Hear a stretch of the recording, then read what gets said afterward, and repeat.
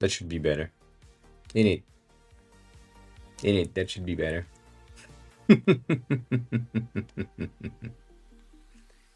Ah, God damn it. Thank you, Tony. Appreciate it. Can you hear the music at least? I was saying a lot of things, but also maybe you were not hearing things. It's goddamn, I hate it.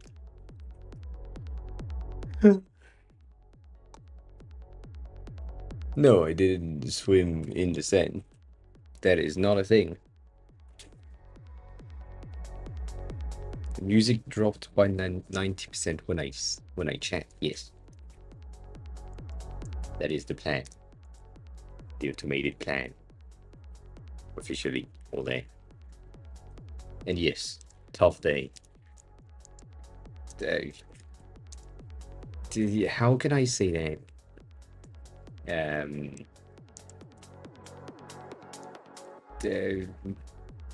I forgot the word. You know what it is. The whatever paralysis, whatever, I forgot. You know, whole thing. It's alright, huh? Not funny. When you're supposed to do some work and you can't sit. Hi, what funny. Same thing. We are on all platforms at the same time as always, and now it should go on like on YouTube Shorts and YouTube Normal at the same time. I don't know which one of the chat is monitoring on StreamerBot, so we'll see. Not a new necklace. This one is old. This one is from March last year. Yeah, March 2023. Technically February, but March.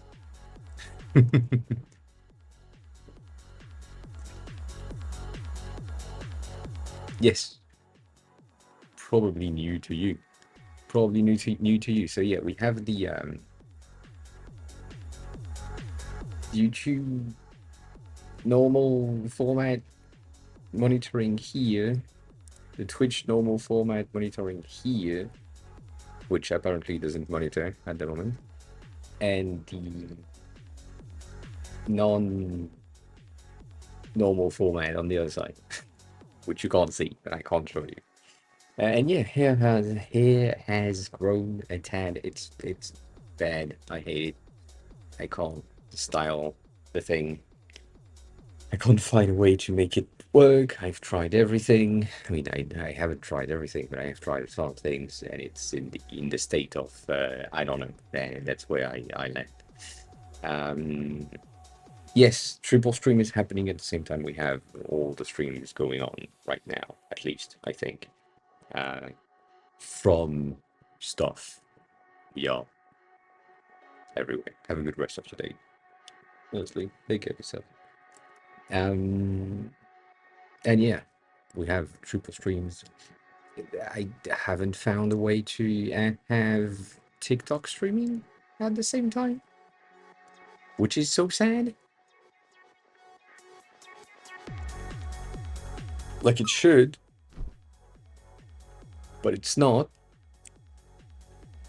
So, I don't know. I don't know. Anywho, things happened. Today has been oh so close. Today has been kind of weird. It's sad because on YouTube Shorts you don't have the drop game visible because the zone is on the entire thing. So you see like I mean, I see where you landed on Shorts, but I don't see the game itself. So people can't really drop, so it's kind of sad, but also no one's there, so I'm good with that. Anywho, a lot of the inability to do anything today, which was one of the reasons why I'm tired. Also the fact that I went to the gym after going to the gym on the previous day is a thing that made me tired today. Cat, that's also one of the reasons why you shouldn't go to the gym again today. Just go on a walk, that would be enough. Um, and yeah, it's been kind of complicated. I also have been fighting with Xcode, GitHub, and Swift today, which you can't see if I open the screen, right? You can't see that because it's at the bottom. It's cropped, but it's like right there. I have both of these, the simulator and Xcode beta, because I'm on the beta software on macOS and I cannot use the regular one. So I'm limited and forced to get the beta version, which is kind of sad.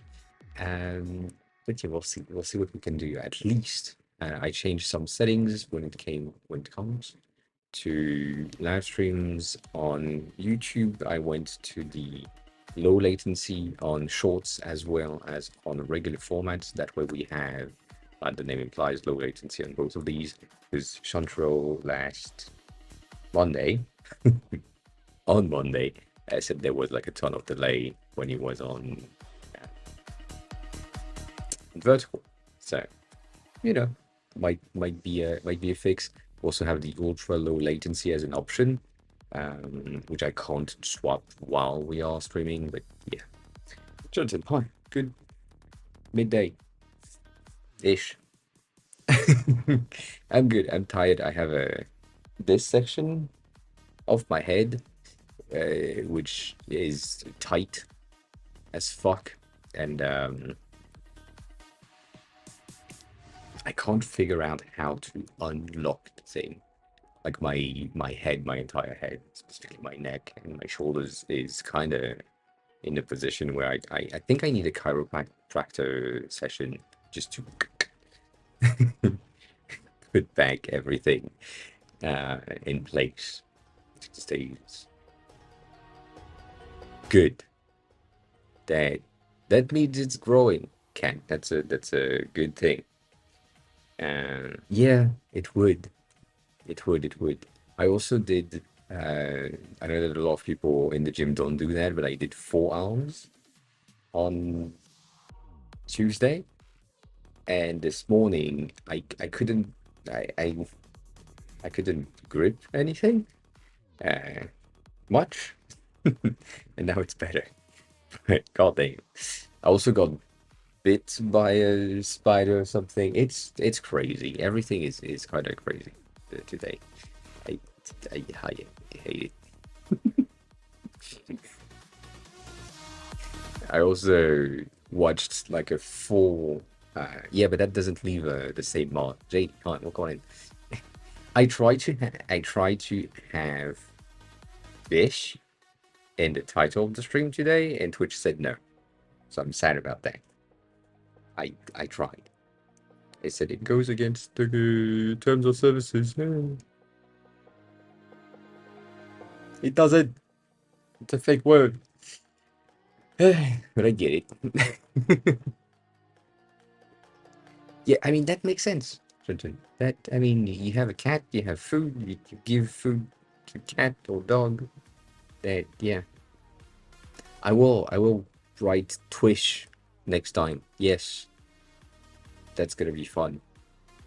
That is gonna be fun. I also tried, and Stony, you're gonna say the same thing as usual, but I also tried to subscribe to a new service today, and it didn't let me pay them. Makes no sense. I was trying hard to send money to the screen, and they didn't want my money. I don't understand. I tried 3 different cards, 2 different VPNs. They said no. I don't get it. I could subscribe through my iPhone, but then there is the 30% upcharge because Apple, which is sad. And also, it's if I subscribe through my iPhone, it's going to take money from my Japanese account, and I don't want to touch that just yet. So we'll see. Um, we'll see. We'll see. I have a meeting with a counselor. That sounds weird. It was a counseling person thingy in France for jobs and the fact that I'm receiving some government help, financial help right now because I don't have a job. But yeah, that's next week. No, my Japanese account is just my Japanese credit card. I mean, technically not credit card, just debit card that I have, which contains only yen and can only receive yen. And it has something along the line of 200 euros on it. So I don't want to like it's basically some sort. It's not the threshold of closing the account, but it's kind of the threshold that I need to have like a bit of money in there to just go through. Um, and it just pays for my utilities and this thing that I have still in Japan that needs to be paid for. But yeah, it's not really tax evasion. I am friends now, sadly. Yeah, all that.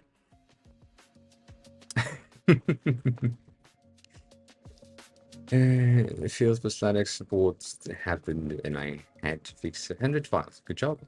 If it's fixed now, that's good, right? Um, yeah, okay. That because you are technically fired, that you are gonna receive an employment. Whereas me, because I quitted. I never know. I wasn't fired. I can't get money from the government more than 400 bucks per month, which is nothing. Which basically covers me subbing to people on Twitch every month. Nice. Yeah, it's JD. We have safety nets, which makes more sense.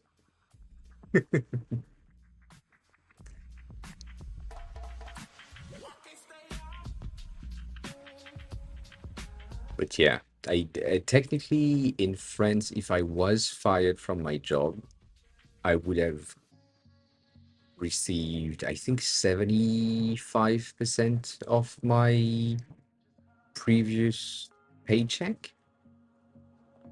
And I should have pushed my company to fire me.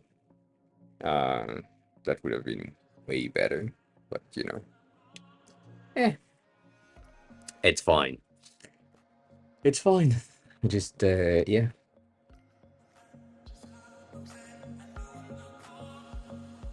My Twitch covers gifted subs per week and one smoothie.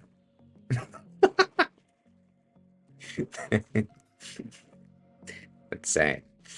But yeah, that's about it. That's about it.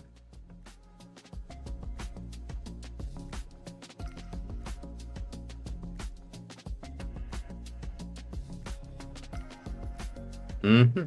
Interesting.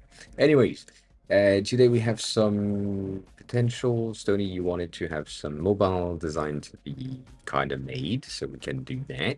I don't really have news. There is nothing in the design world that has happened that is worth talking. But Stony, hi, what's going on? You so tired too? You need to go to sleep. I was seeing this, which was kind of fun. Ogres did that. He also like shared this image a long time ago, and for me a long time ago, and at the same time this morning, Mehdi shared this one, which I thought was kind of similar. So I kept them in my likes, just to showcase. Not saying that they are the same, but it's just like again some sort of a trend when you are looking at all the designs of people, things comes up and there is like patterns, and right now purple and glowy things and and vertical lines are coming back up. So maybe that's a trend. I don't know. I don't know why we have like lightnings and clouds in the background, but that's the thing that we have. So you know, all that, all that. Um, Other than that, not much news in the design world. As I said, there is like these new things that are kind of good, as in Play for me, which is thinking about building like an iOS-based app. Play Studio could be a really good thing, but also not as good as I thought it could be. I know that sounds kind of weird, but it is limited. So we'll see if I use that at some point. I doubt it. Um, and then this person, which is working at Rive, did these kind of bendy-ish toggles or faders, which is fun because I did the bendy faders last week.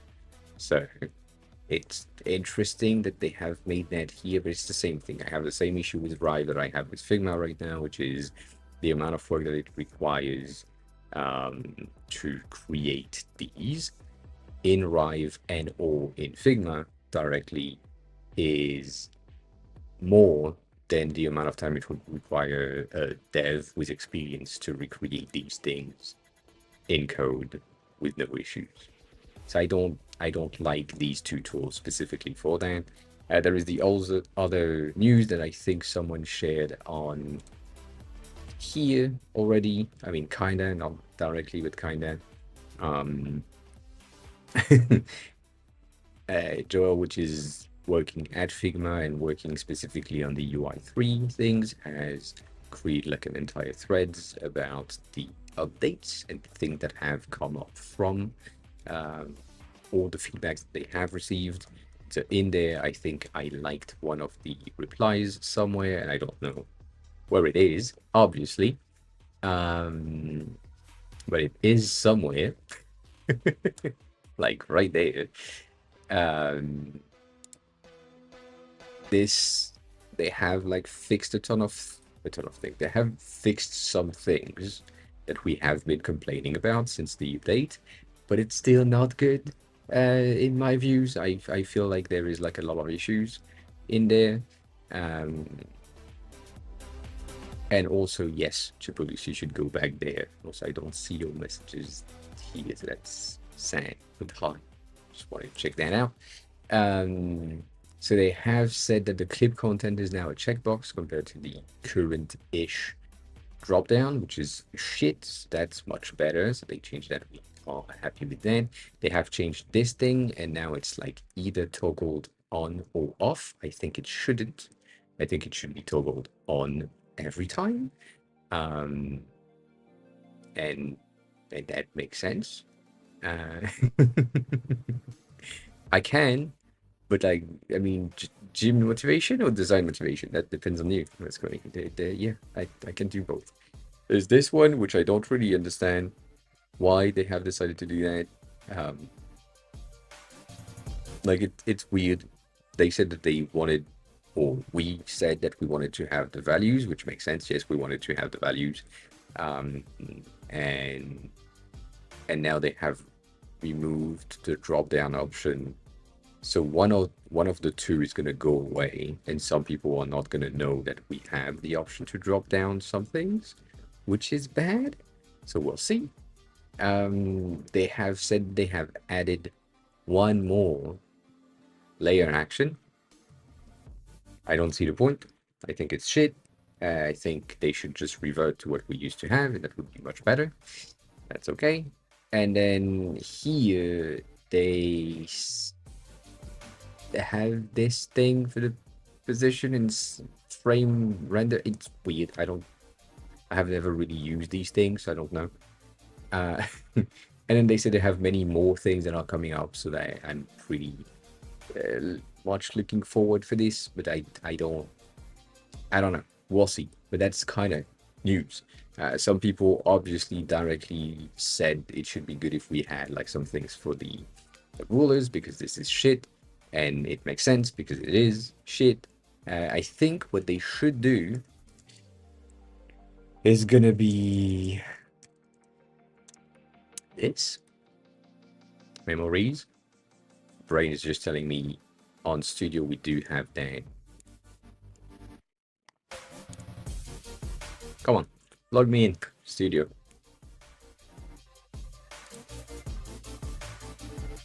And yes, Berlusconi, you should skip the gym today and go tomorrow. That's usually what we do. Is my memory right, and did they keep what they had done? I doubt it.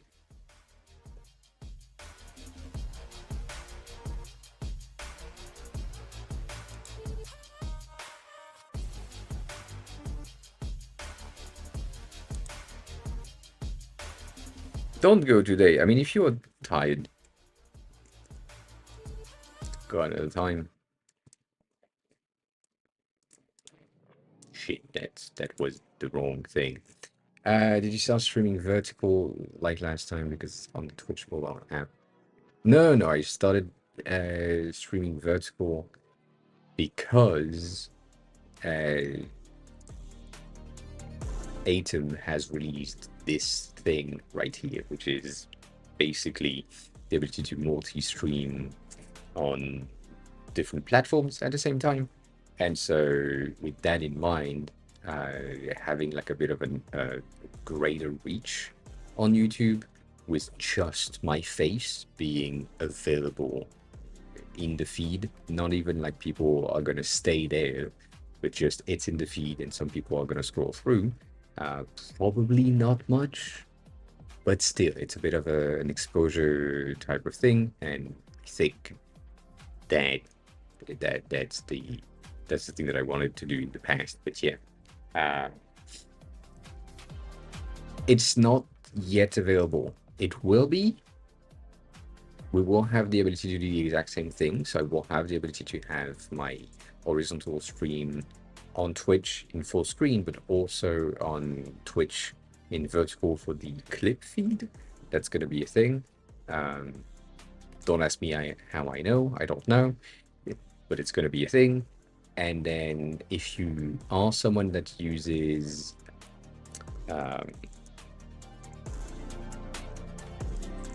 TikTok, god damn it, I forgot 1K. TikTok live studio or live things or whatever. Not that. That's a French person. Oh, hi. Then I think live studio gives you the ability to, as far as I remember, stream in both sides at the same time. And I don't know if they have a preview right there. I don't think they do, sadly. But basically, when you're on TikTok and you have someone that streams in regular 16:9 aspect ratio, on your feed it looks like shit, but you can hit a specific button and it goes into 16:9. You can rotate your phone and have the regular experience. But also they give you the ability to have like one specific layout like this, and then that's what you see on the stream, and you have a button in the middle of the screen that says go immersive, and that's switched to that format, which would means if you are on the feed you don't really see what the fuck I'm saying or doing in the center of the screen right there. That makes no sense, it's too tiny. But then if you clicked on like that works. No, basically the thing that is good with Atom vertical right now is when you have a scene, let me check, when I have my vertical scenes right there, I can link the scene to another sub scene. Have a good meeting.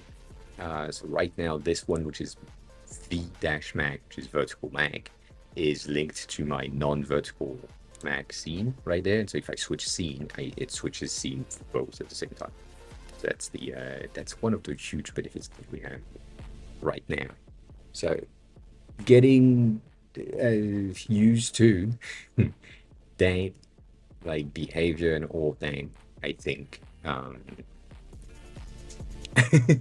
yeah, it's really useful because you can just have all of your scene pre-made with the exact same layout or the exact same structure.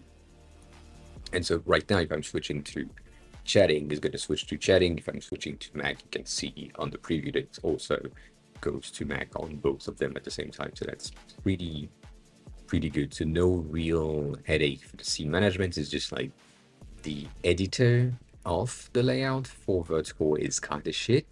It's better than nothing, but there is like a ton of base OBS stuff that don't really work because it's a sub or third-party plugins, so it's not gonna entirely work. So all the Command E, Command D to center and element on the Canva, all of that doesn't work. I can't really right-click and then go into like transform, edit transform or copy transform to paste something else, or copy and paste a layer from one scene to another. On vertical, that's not a thing, which is kind of sad. And also I can't have them splitted into two different monitors, because if I don't have OBS focus or in focus, then these docks are removed and I can't access them unless I have OBS focus. So I wouldn't be able to be on Figma with the docks on a secondary screen. That's not a thing. So it's kind of sad. I kind of don't like that. And yeah.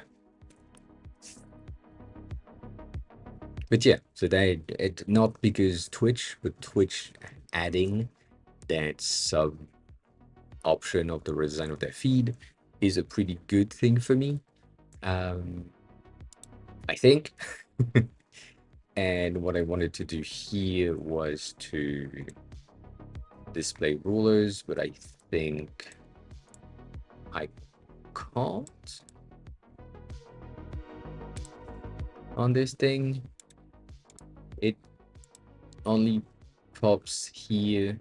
It doesn't pops vertically because it's not a mobile version. Nonetheless, that's what I was pointing out for what they could do or should do for the overall rulers. But it's not what I had in mind exactly. Not entirely, at least. Anyways.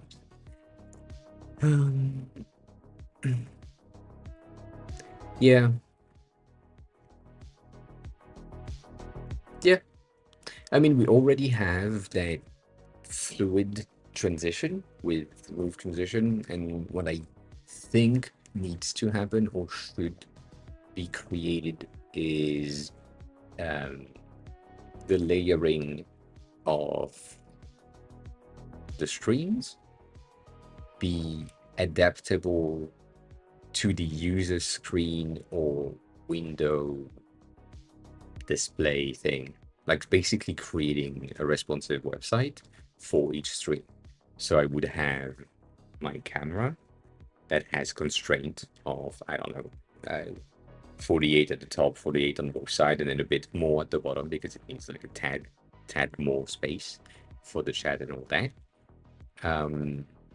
So that would mean that if you as a viewer has an ultra wide screen, maybe my camera is going to be like wider with the same constraint on both sides and at the top and bottom.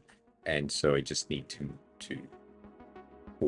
I would need to define the central point of focus so that people can still have my face, because if it's stretched too wide, maybe the face is outside the viewport. I don't know. But same thing for this thing. This thing could just float and move around if you resize the screen or that. So that later.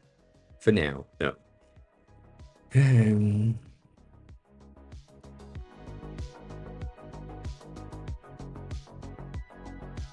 Forgot the Italian complaint. That makes sense. Yes.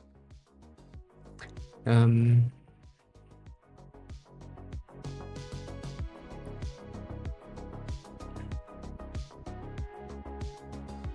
reading chat. It takes way too long for me to read chat. My bad.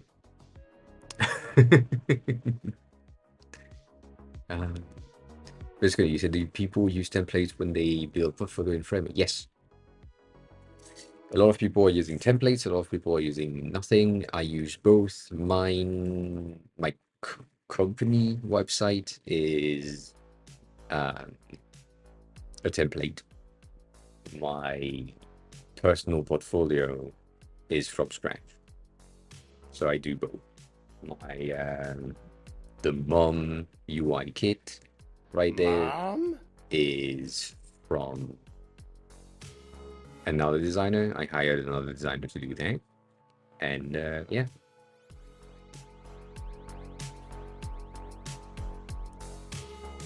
Um,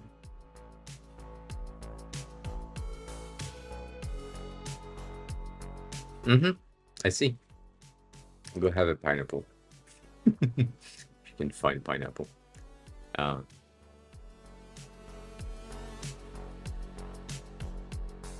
but yeah, basically we use templates and other like pre-made things. Makes a lot of sense to use that. Makes a lot of sense to use that. Did I miss anything else in chat? I don't think so.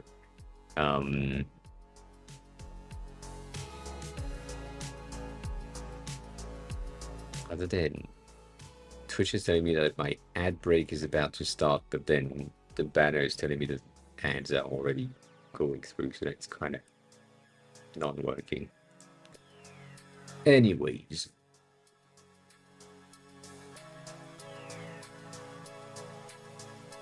Yeah. But yeah, no, JP's not really a Twitch thing from what we know and from the teasers from Atom Multistream. They have a version of Twitch vertical in the vertical format of the plugin. So because they have like direct connection direct through or in Twitch teams, they have the knowledge of things could happen. So that might be a thing, and that's also why I kind of pushed that right now. The main issue that I see with these multi-streaming is that right now it is a multi-endpoint and start point streaming format, meaning that I am sending 6K or 6 megabytes per second to Twitch, to YouTube, and to YouTube a second time. So I need to have a connection that is kind of good. It's not bad, but it needs to be kind of good in order to be able to like push all that. It's not really inefficient. It's specific to the platform, so that's why it could be really good. As in, again, right now it's not the case, but if I wanted to, it's not the case just yet, but it could be. But if I wanted to, I could have an entirely different stream on vertical. And instead of having what you can see here, which is the background is the same color, if for some reason someone redeemed like purple or something, the background changed on both sides. So the experience for most people is going to be the same, and we're going to be good with that. But I could, which is what I currently have in my scene collection, I have an overlay for Kick, I have an overlay for Twitch, I have an overlay for YouTube that are specific with specific color scheme, specific placements, specific alerts based on each platforms. And so these things could be sent at the same time through and to all of the platforms differently, and like without me really having to check that. So that's why it's superior. In a way, it's not, but it kind of is.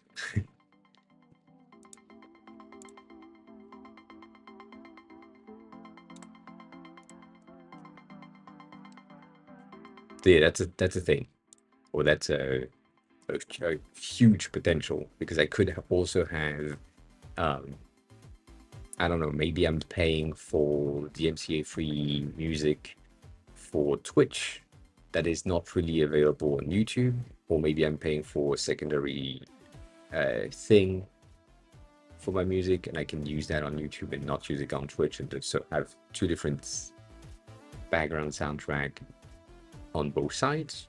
That could be a thing.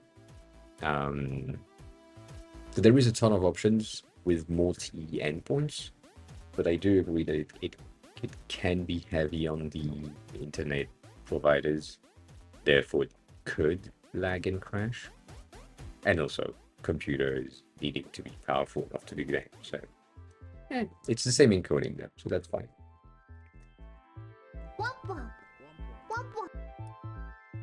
Chris, hi.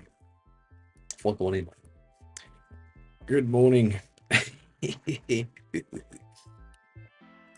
All that.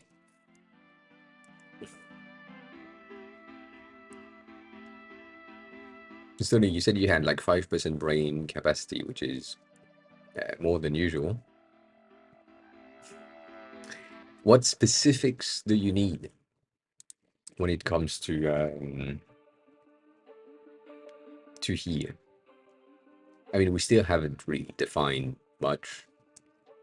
I have a feeling that the last thing that you are missing is the player, but it's just going to be a full screen player, so I don't think, oh, technically I don't really want to build a player, so you can just use the system player. It's good enough. So yeah, I don't know where we stand on the mobile version. Right there.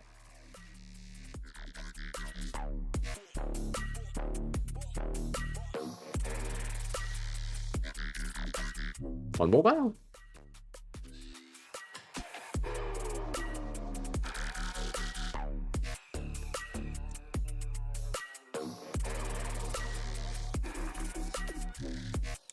Get the medias on mobile?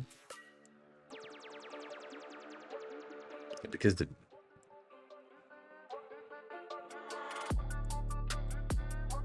yeah, that will never happen.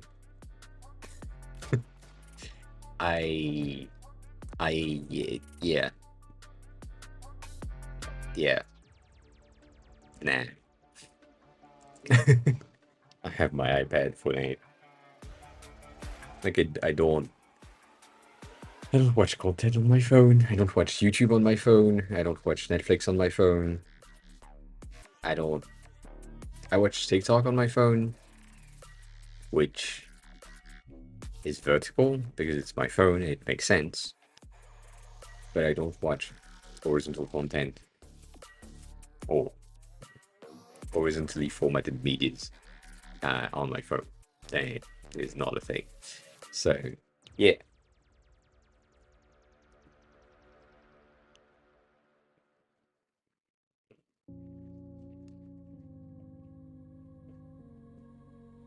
Yeah. I don't know.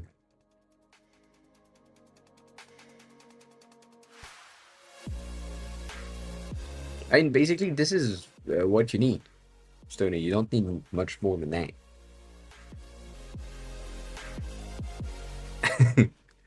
You have your homepage and your categories and a search bar somewhere, and that's about it. That's all you need. Like if you click on the section category, you go into a gallery of maybe 3x3 or 2x2 with all the available things. That's gonna be it. Which I thought we made one, but we didn't apparently. But it's basically that without these.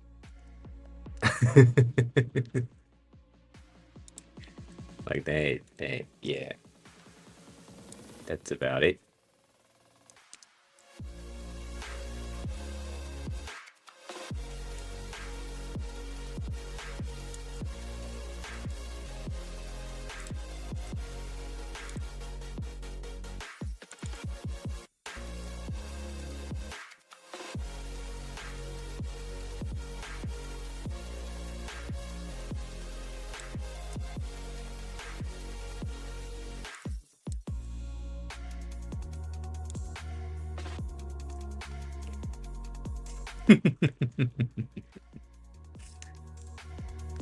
It's not gonna be extremely complex to get.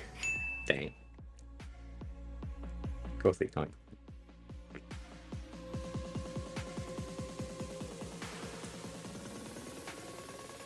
Oh, what?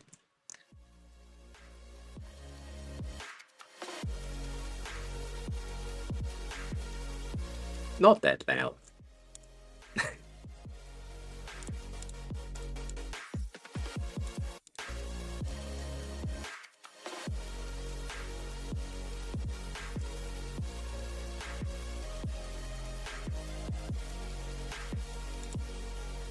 Shit. Ah, fuck.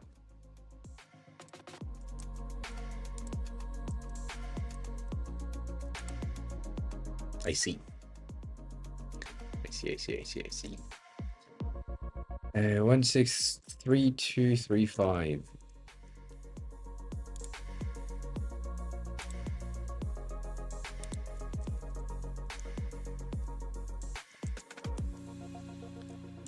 Much better.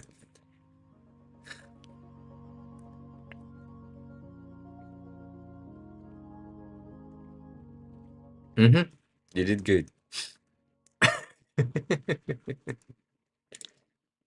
I feel like that's gonna be it. Certainly in the category section thing. The main difference for me is gonna be this. There is a need for a button somewhere so that you can just go back. And yeah. Other than that,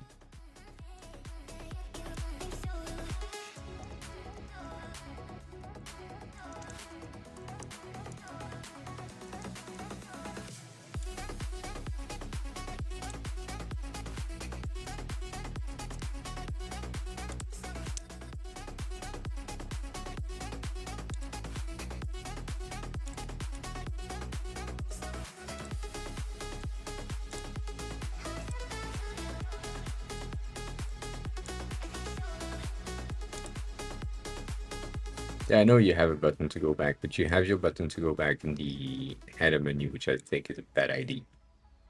But you know.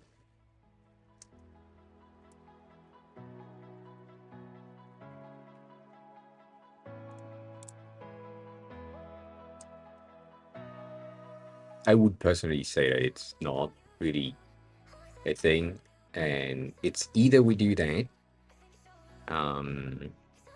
or I don't think it should be at the bottom of the screen, because that doesn't exist. I'm on Android. I don't have a back button physically at the bottom of my screen, so you can't take that into consideration because that doesn't exist on Android 100% of the time. It exists on some other of my phones, but not on this one, which is also on Android. And you need to take into consideration the fact that some clients don't have that type of screens, you know. So this Android specifically doesn't have it. This iPhone doesn't have it. Not that you care about these ones, but you know, did you Batman Cape Crusader on Prime? Interesting. I have not heard of that. So you do that. The other option, yeah, I know. The other option and the thing that I wanted to do in the first place, which we haven't really talked about, is the addition of an Android first behavior for that page. I don't know if it's a good idea. I think it's a bad idea, but it could work.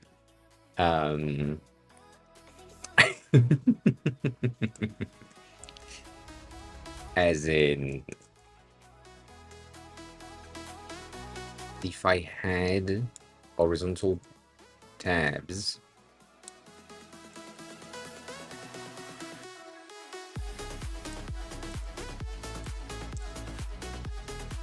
shit.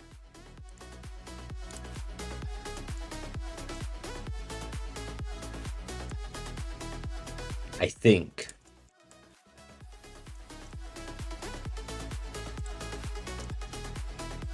that could be an option.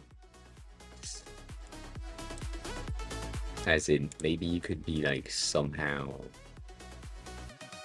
a line center or something. I don't know. Um,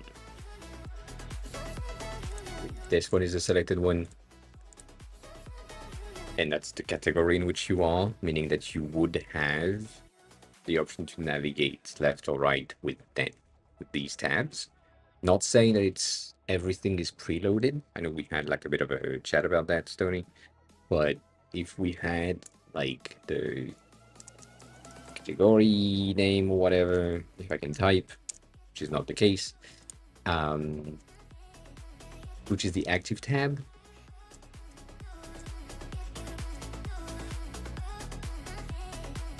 Yeah. Gothic, I used to be like you. I mean, I'm still kind of like you. It depends on the use cases. I see the benefits of both. Like, I highly see the benefits of both. Um, as in, my iPhone is much better at communicating with my Mac and my iPad. And my Android is much better at communicating with other apps and platforms. So most of my IoT is on my Android, and everything that is on my work-related stuff is on my Mac and my iPhones. It makes much more sense. The technical benefits are Android has better specs, but they are not utilized by app makers because app makers and devs in general are lazy. Said it, you could click that. Uh, and don't want to go in deep. iPhone don't have great cameras. That's not true.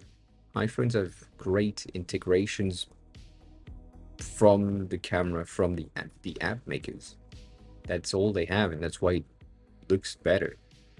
But if you take a video from, if I take a video from my now 6 years old Android phone and I share it on TikTok or YouTube Shorts directly from there, like from a recording outside of the app, it's the exact same quality that I have as my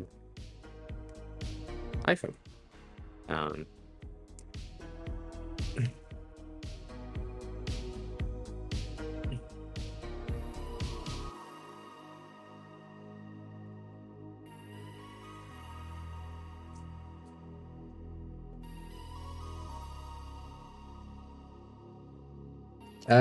Samsung, when it comes to the ecosystem and all of that, Samsung ecosystem is the same as the iPhone one.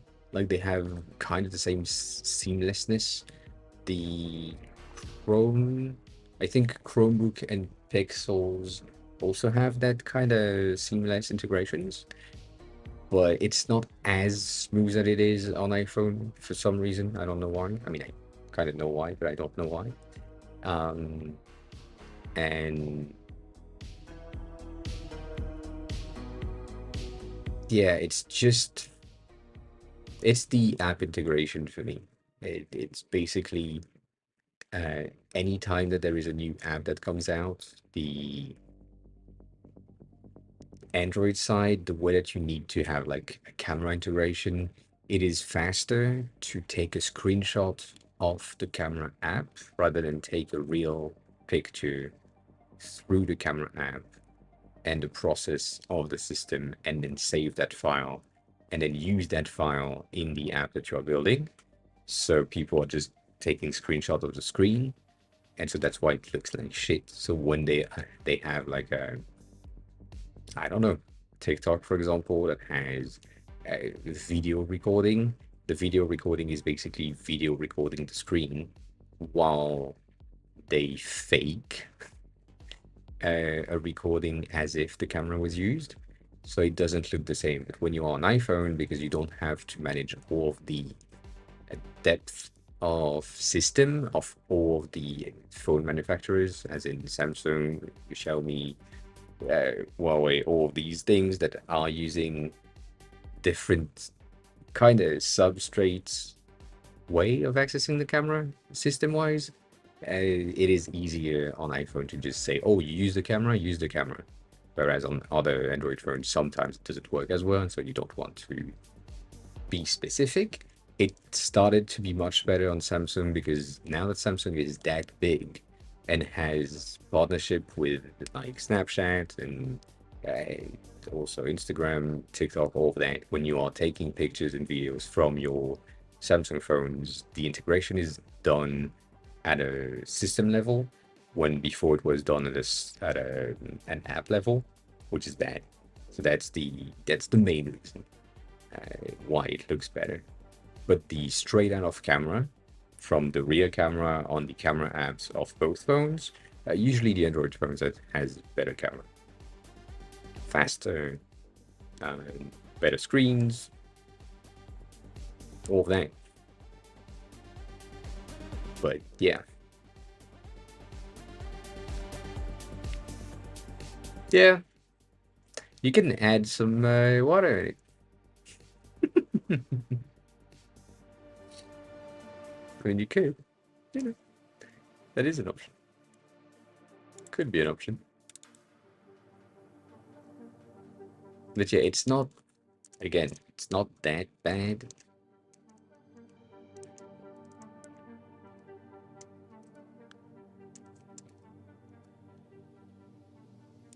Just that I would take an iPhone over an Android any day just because of integration. And also because I have everything. Like now that we have um, things that have been added and basically integrated through all the devices that you have in without really asking. So password managers that I use, for example, like NordPass, that is right there that you can't see, um, is something that I'm paying for.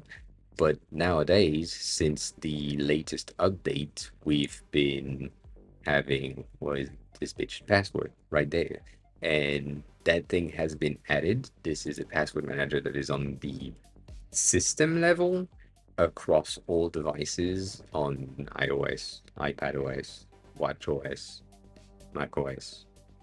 I think Apple TV also has them for some reason because you can browse the web. And basically, it's linked to your Apple ID, which is encrypted with your Face ID or your Touch ID, so it's like safer-ish than most of the other options. And yeah, like these things that they are adding, like slowly, but they're adding things, makes it easier and easier to just stay on one platform, which for me makes more sense. But then again, it makes it easier for everyone to just say it's more expensive to more expensive. So yeah, it's kind of bad.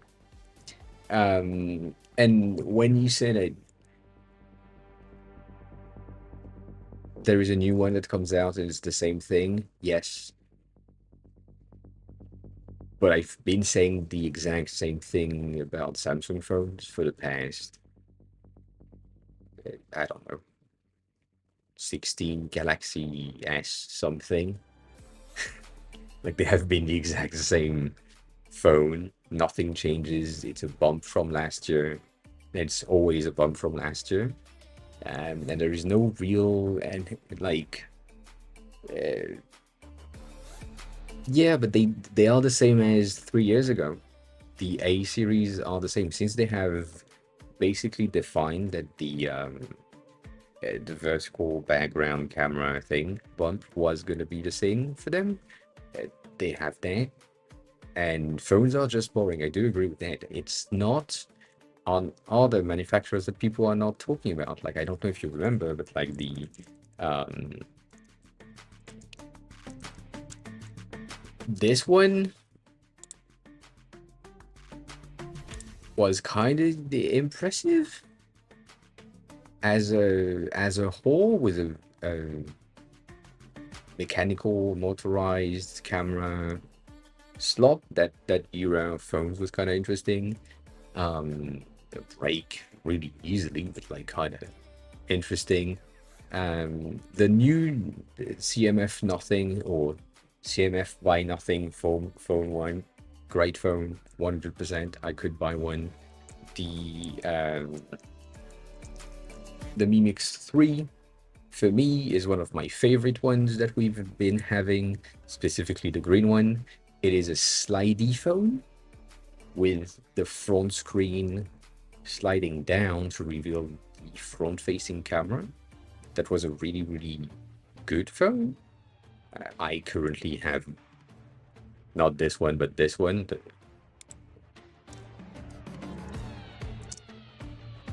I have this one.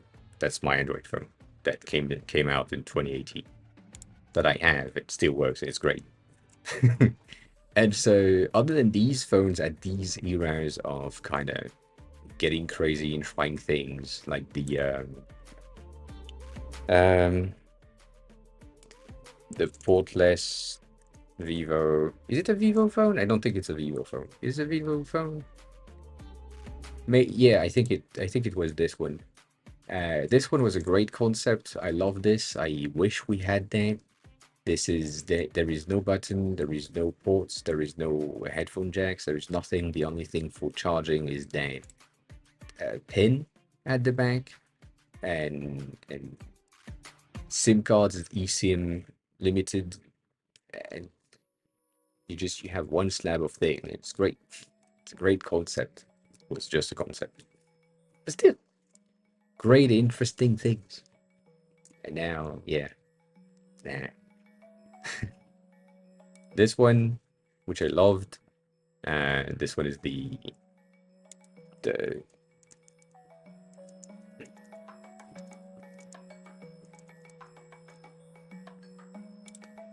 Xiaomi Mi Mix Ultra,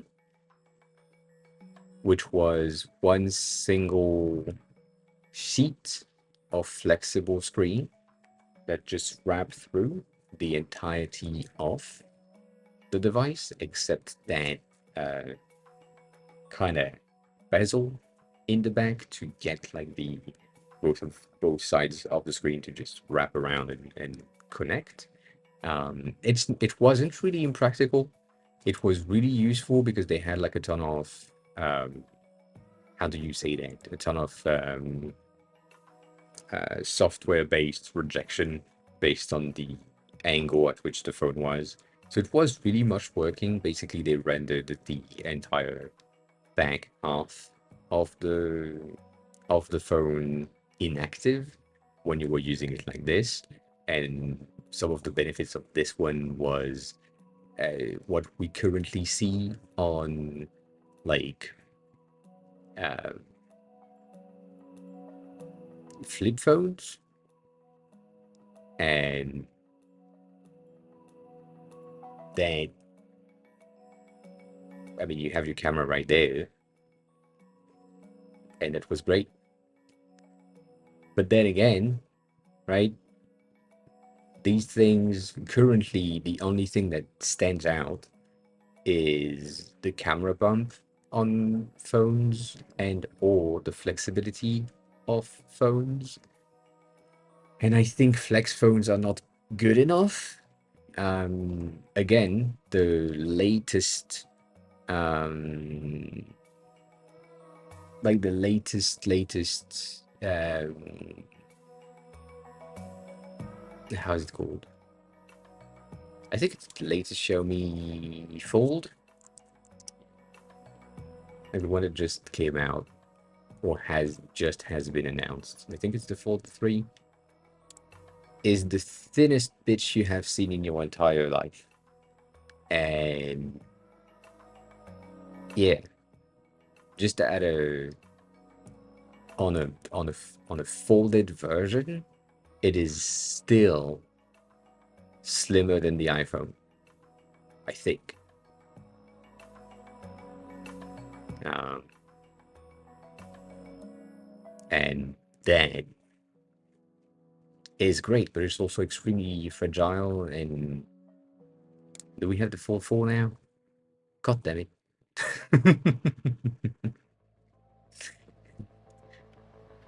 Everything goes um, way too fast.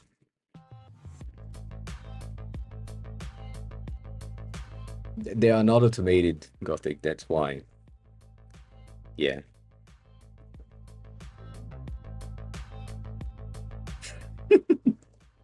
Did you send it to me? I haven't seen anything from you.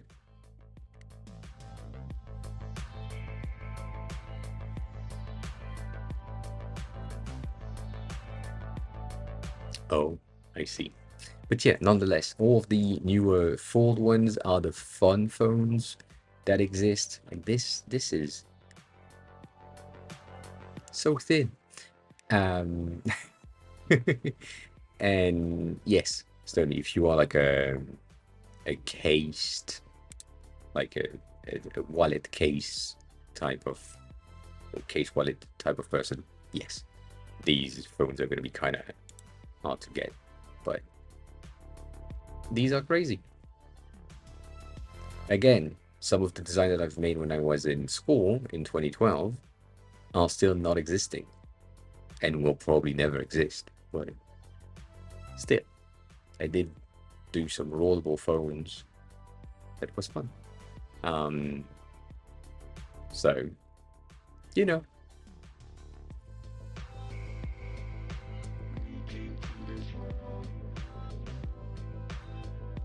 Mm-hmm. See, that's what happened. That might be the reason why I'm not using the script, because when you try the script in chat, you float the script in chat.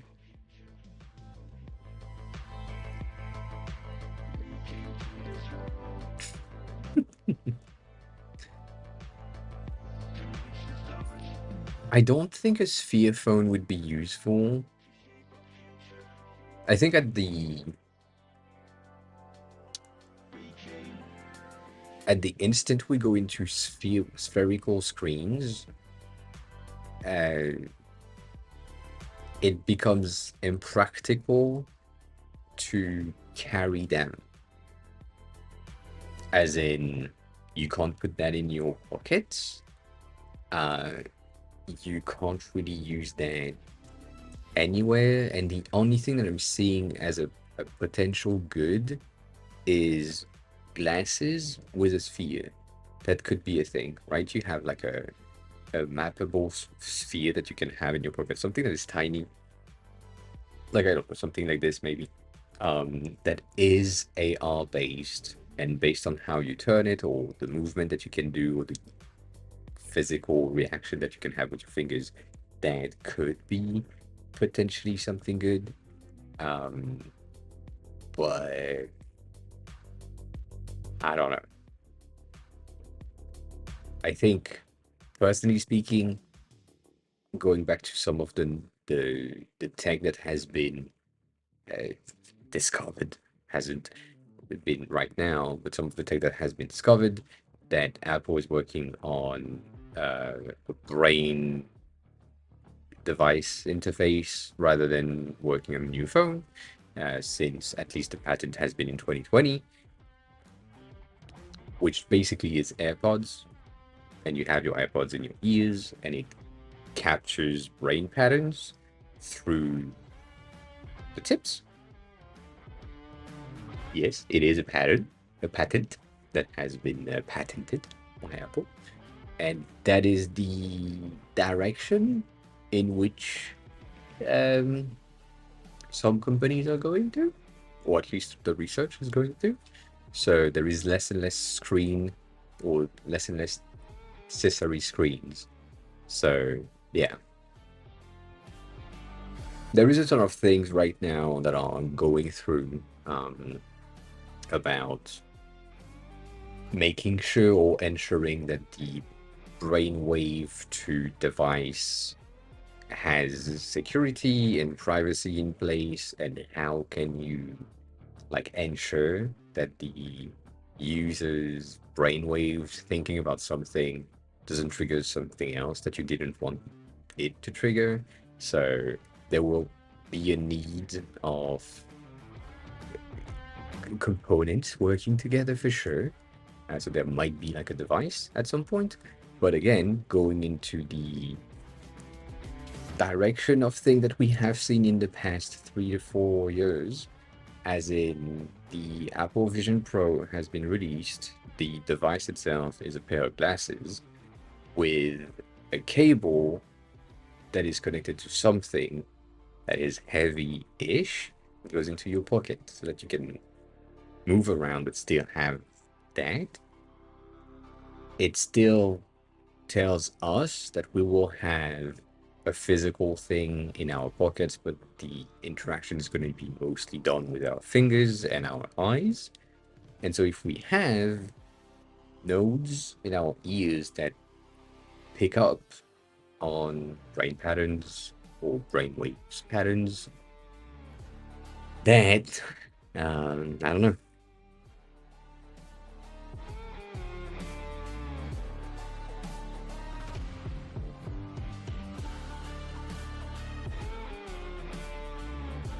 Yeah, I mean, typically it's the same thing with the Neuralink from Elon Musk or that Tesla things, where they now have that there is that guy that now has the implant and can play video games and do things on the computers. And has he said himself, the guy that has the implant, that currently the chip has been learning faster than he thought it would, which is weird. And so sometimes the computer is doing things that he wanted to do before the thought reaches his brain. So it's basically the he wants to do something and the computer does it before he realizes that he wants to do something, which is really impressive in terms of understanding brain wave patterns and translating that into actionable actions on a computer. But it's still kind of crazy. And again, right now it is only going outwards, but at some point it will probably go inward. Therefore, brain death is going to be to the click of a button. If you have an EMP around your house, then your brain is fried, which is really cool. All that. So yeah.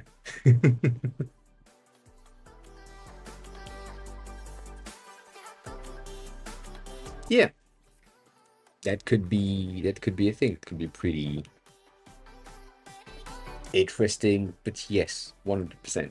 There is no 100% safe uh, direct brain interface. I mean, there is no 100% safe interfaces in any ways. Everyone is trying to hack everything. Every hacker and devs and all the things are trying to access things that they're not supposed to access every time to like challenge themselves. So I get it. But, you know, it seems to be some sort of a direction. I don't know how we could design some sort of unhackable things.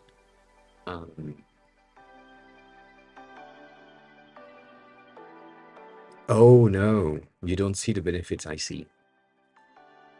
Um, right now, how much time do you spend looking for something and you need to be on your phone or with your phone, and sometimes you don't see something that you wanted to look for, or it takes more time than expected, and then when you found the thing that you were looking for, you go into social media or you go into something different and you doom scroll, waste some times there. These kind of lower the amount of time that you spend on your phone and technically push you most of the time into IRL life and interactions. So if you have some sort of a, how can I say that, a folding phone, a lot of people that have folding phone right now, specifically the flippy one, are saying that their screen time has drastically reduced since they have had that. Me, for example, I've had this screen. I mean, technically I should go through it, whatever. This like app themes, which is basically making each of my app icons black and white. And with that in mind, I'm spending way less time on my phone than I used to, and I'm opening way less apps often than I used to because it's not as attracting as it used to be. For example, going into Instagram is mostly happening when Kat is sending me a message or when I have posted something on TikTok and I need to close the app to trick the algorithm thinking that they are losing an active user. So I'm posting a thing, clear the app, go into Instagram. But that's the only time that I'm doing that. So yeah. Like there is also a lot of things when it comes to designer, for example. Like if we think that there is no risk and if we obliterate the idea of risk, Stony, I know that that's not really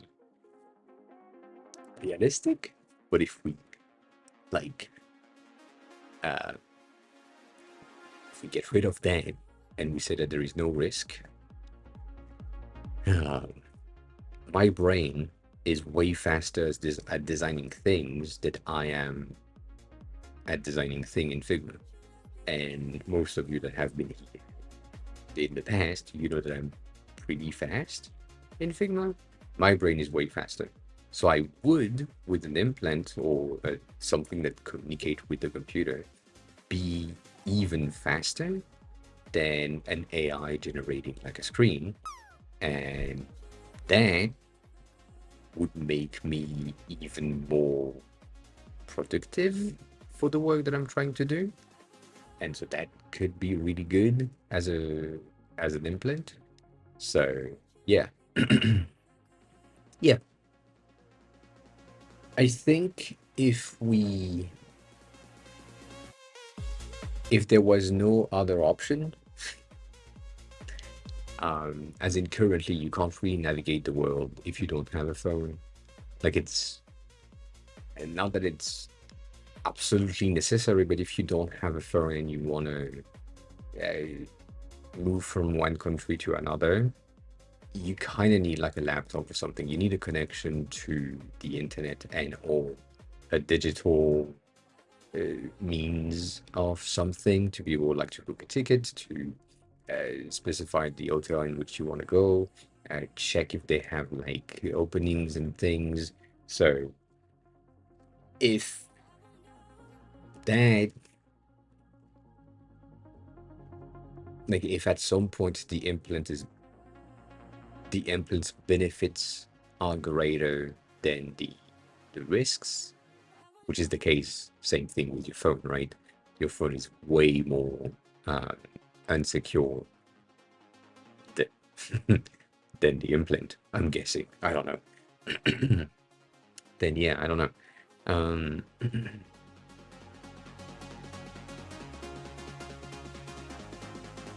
I don't think it's a work hour thing, typically. I think it's more of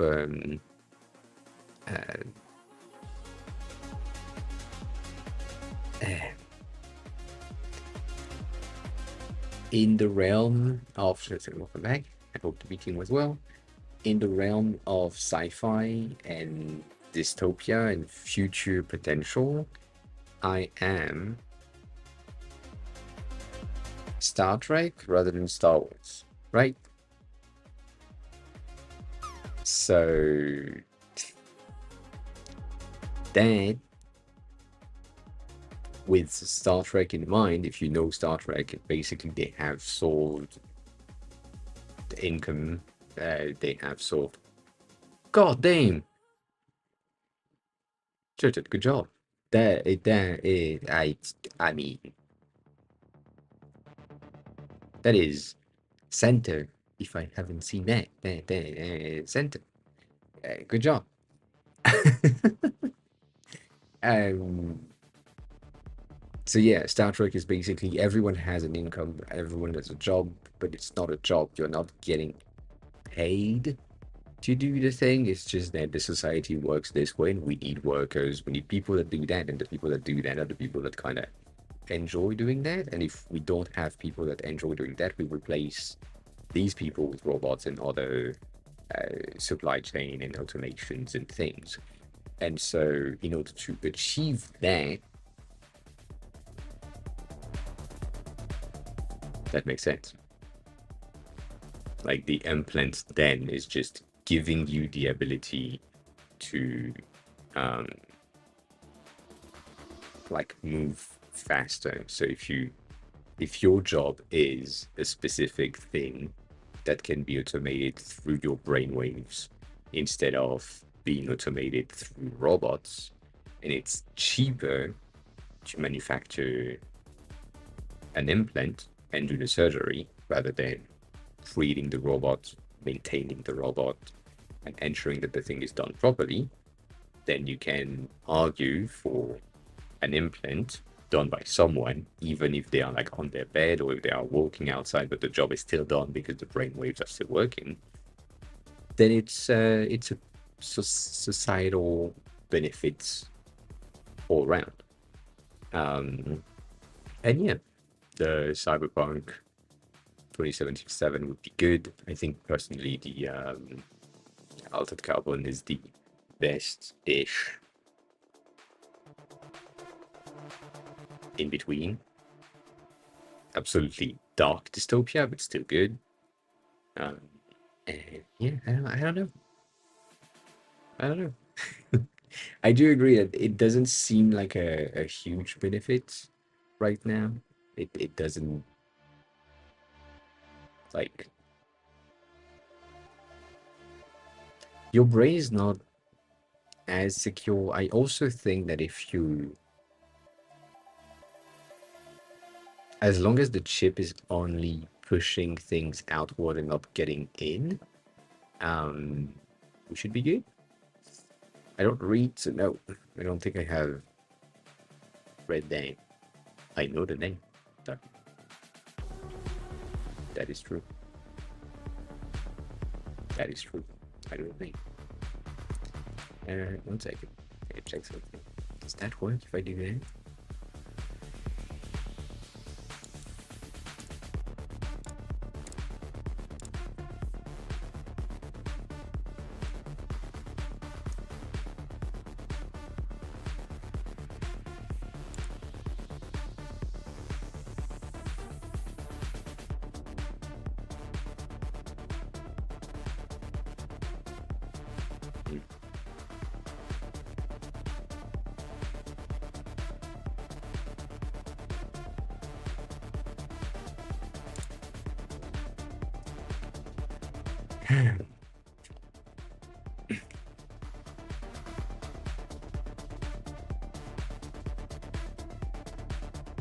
Yeah.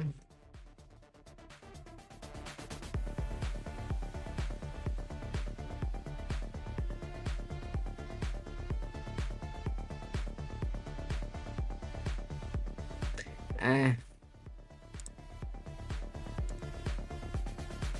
1 second.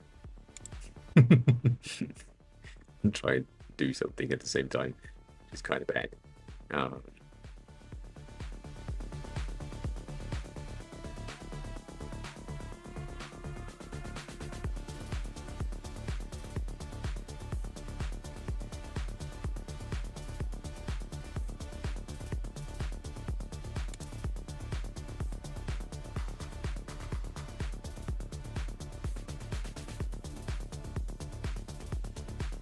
Mm. Mm.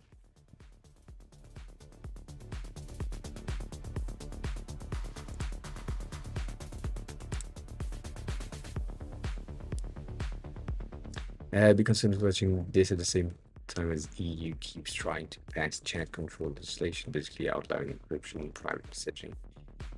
I don't know enough, to be honest, to talk about what the EU is doing.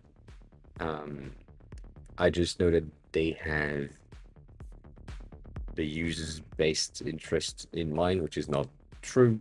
They have the state best interest in mind most of the time. They are government at the end of the day.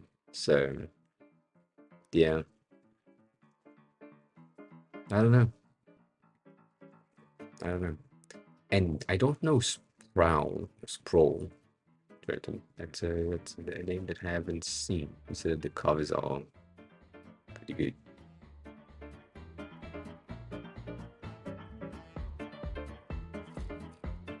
Yeah, I don't know.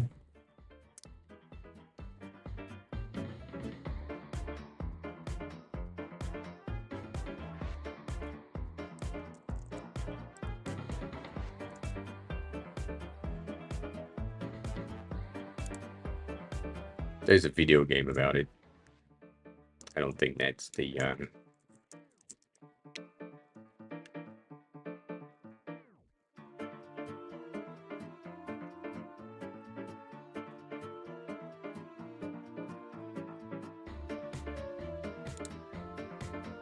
I guess it's that.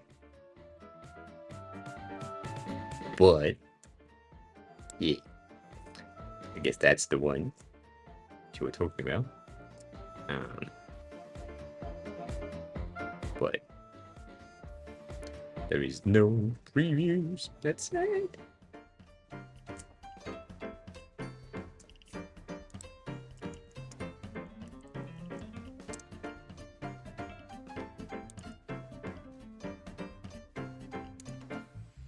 Oh, it's these ones.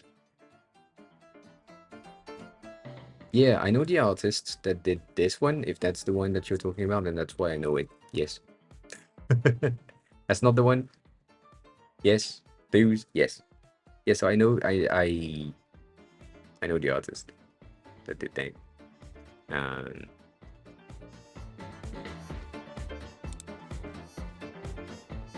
Yeah.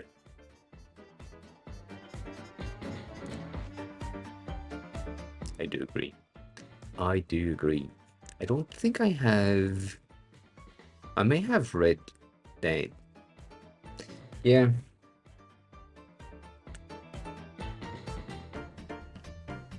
Then again, I don't know. I don't read much, so it's kind of hard.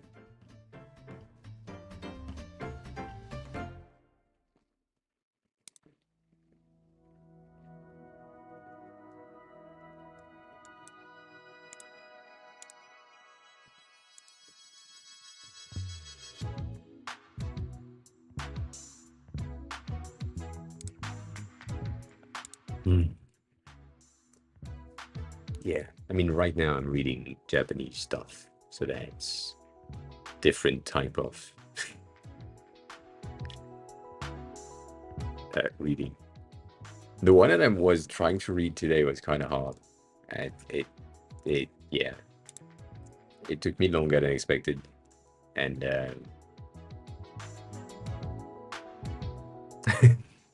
I'm reading to learn, which is different. Like I was reading this, um, and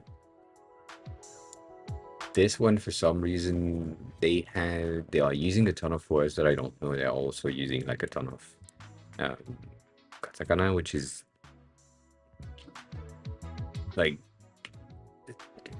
harder for me for some reason than the rest of the characters. Like the rest of the character is good. Like this is America, which is fine. That's a word that we see often. But this word right here, if I'm reading my charts, that first character is one that I forget all the time. I think this is K, but I'm not sure. It is K. So that's けいとり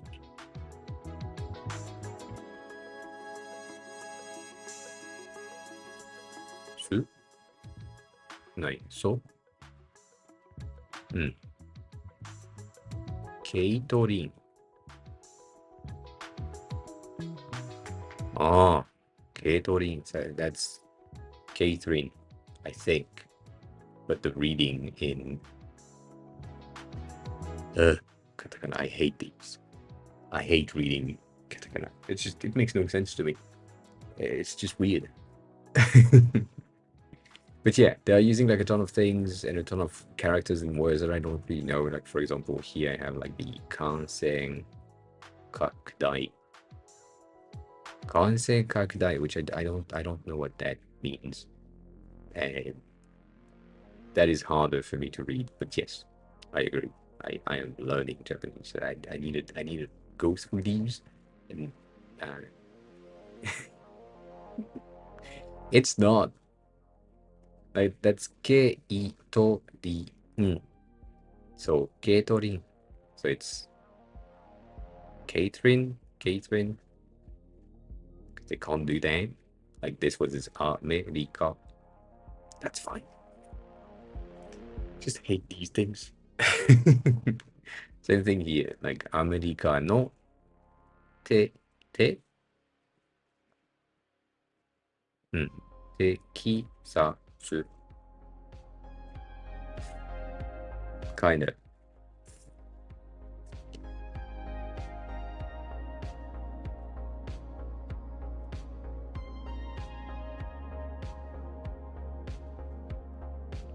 So this one is like Texas, which means Texas.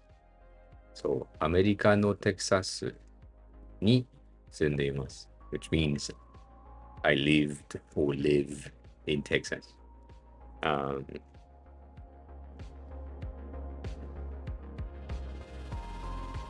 anyways, this one I couldn't go past the first like that page. The brain was too tired to go through, which is sad. So I need to go back into the other ones, like this one, for example, which is one of the first one that I've read. I need to go back through that and make sure that I understand most of the word that I haven't understood in the first pass. But again, that's one of the things that I talked about with my teacher. Because this one is a level 2, which is lower than where I am. When I'm reading at level 3. Um, One of the issues that I have with level 2 is that they are doing things which are mainly for kids that are repeating elements of the sentences that are going out. So, for example, 私の彼氏は油は油揚げが好き。私の means my. Watashi is me, and no is the particle of possessive particle. So watashi no is mine, and kareshi means boyfriend. And so that in a regular speech or in a regular book, you wouldn't have the watashi no section because it makes no sense. I do my best. And in these books, again, from the Karara Kororo that Stony clipped last week or on Monday, it is the same thing. They have like a ton of repetition and a ton of things that are here for the story's sake, but it's also making not a lot of sense. As in, like, あるところに小さい町があります。This is あるところに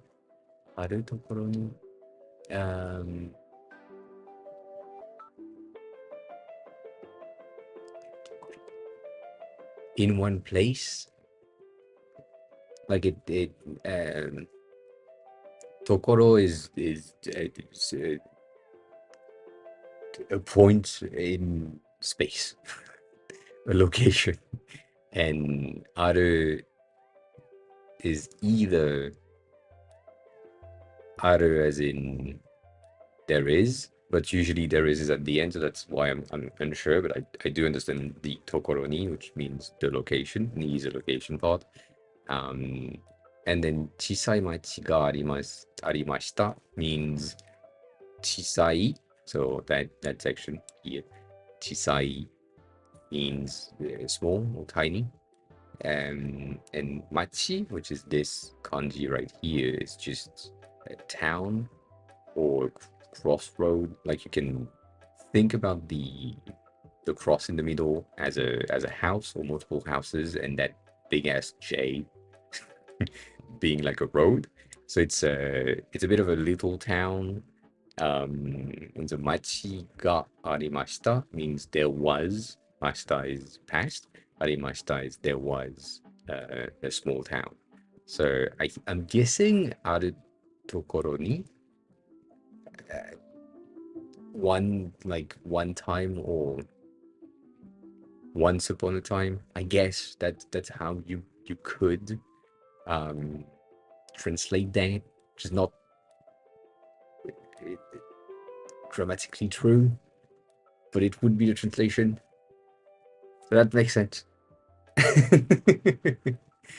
And then again, right, from what I was saying just before, you are chisai machi ga arimashita, and then the next sentence is kono machi ni wa, which is not necessary because this is a repetition of the subject of the sentence, which you just define the subject of that kind of paragraph that you have right there. You just said there is or there was a small town, and then you're like, that small town was something else. We stuck in ads forever. Nah, it's just it's delayed between chat messages and things because one of them has a 30 seconds delay and the other one doesn't, which is weird. Hi, welcome on in. So that is weird, which I don't really like. And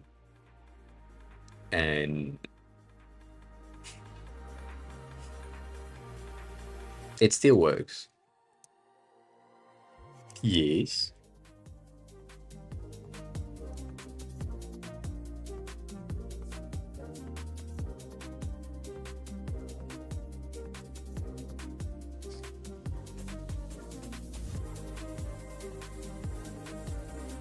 I do.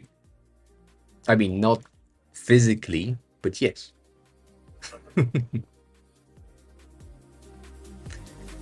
um,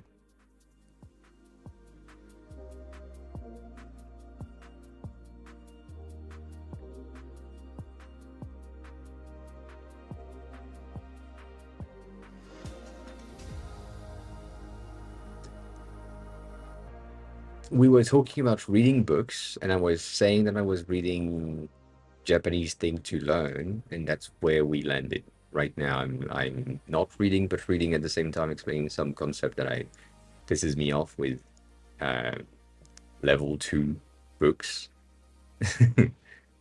in Japanese, and level 3 books are okay, and I get it, and it's easy-ish. It's also like kind of this one specifically is a bit different because it is like the regular or regular the traditional reading or writing system, which is a vertical writing system. So you need to read that. Yeah, you can too. There is both reading. So this one is the traditional, and the other one is the current kind of working as well. So you have both. The thing that I don't like about the thing that I don't like about like the traditional reading is that sometimes they cut the sentence here, and so that makes sense. Like this is one sentence, and so that you have the beginning here, and you have the period at the end. That makes sense. And sometimes they don't, and because it's Japanese, you don't really care where you cut words because there is no spaces. It's just like there is the flow of knowing the words, and so therefore there is the thing would be read properly anyways. It's the same thing on both sides, right? In the second one that I was on a second ago, it's the exact same issue where, god damn it, where here, like that that one ends. The tekuru is kind of the end of that first section of the sentence, and then you go into fushi, which are secondary words. But sometimes, um, like here, the teki means nothing because it's tekimashita, and that's the word that's supposed to be together. And that pisses me off as a non-Japanese reader, because if you had put the teki at the next line, it makes more sense. Dabshi, hi, what morning. So both of these are really simple. This one is at level 2 again, so that's easier than the other one that I have right there. But it's the same thing. Like right now on this specific story, which is Kurokumori to Shirokumori. Kumori is a bat, kinda, but it's a personified story kind of thing. And it's the story of the Kurokumori that is encountering the Shirokumori for the first time, and all of that happened. Whatever, there is actions, but if you read that, you can see the like arumori ni kumori no arumori ni kumori no muragata.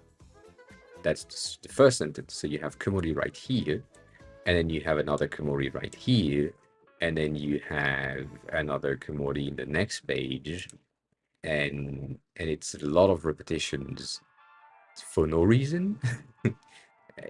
And there is no need for all these repetitions most of the times.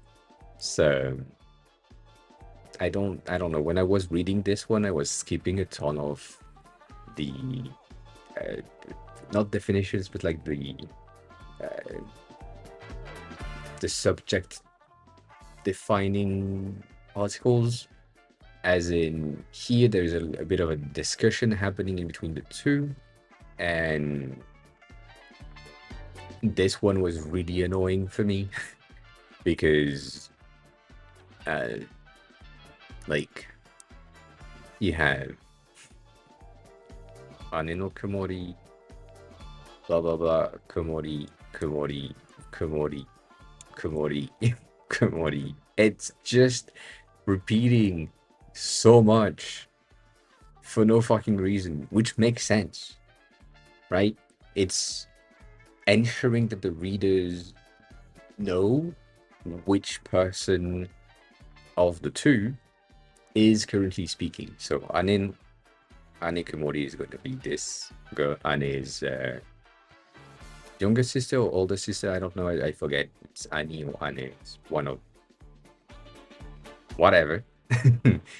But it's so much repetitions for no fucking, like, there is no need, and that is annoying. There is in one of the other books that I have, I forgot which one it is. I think it's this one, but I'm not sure. Let me check. I think. Absolutely unsure. It's one of these two, probably, maybe. I think.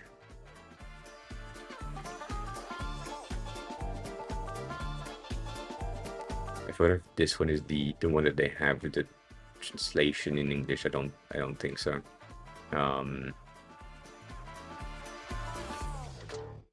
but they have made, or one of the book has made the choices to showcase the sentences with the omittable elements of each sentences in parentheses or brackets, and so that helps a lot.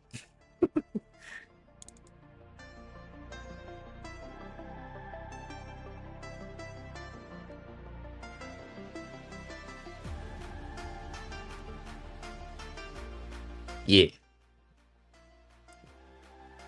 like these, and this one, this scan is kind of bad. Couldn't find a better one. But they have like specific characters or subject that kind of um, non-necessary to understand the sentence that are going to be encapsulated on parentheses and all of that. So that's a pretty good system, at least for me, to understand and to get something that is more of a natural speaking pattern or reading pattern. But then again, this is complicated. So yeah, that's where we were, and technically, I did. What we're supposed to be doing today is mobile thing, and Stoney said something earlier before we derailed into phones and others activities, um, which I disagree with or disagreed with, but didn't say anything because we were in another discussion. So again, going back and circling back to the mobile version of the design, Stoney, I think there is no libraries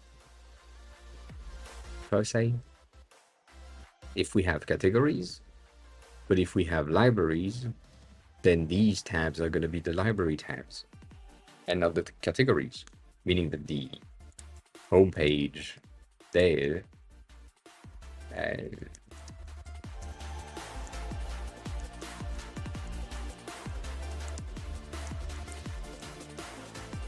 library title is going to be better than category title. Yeah, I think that's a bad idea then.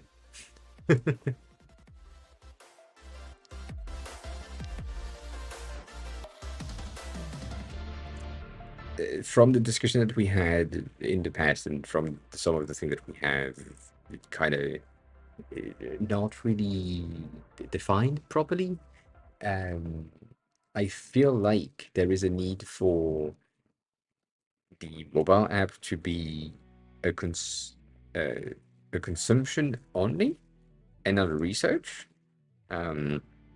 So it's just you have access to your server and that's it. It can be sorted in any way you want, but like it would be better for me as a user to say, okay, I'm looking to watch a TV show, I'm looking to watch like a movie, I'm looking to watch or listen to music, and that's it. Music that I have and own on my server. And I'm not looking for specific genre and what is available in that genre and all that. I'm going into the assumption of what should be, which is it is my server. I am the owner of the server, or I am part of the household that has the server. I should be aware of the content that is on my server.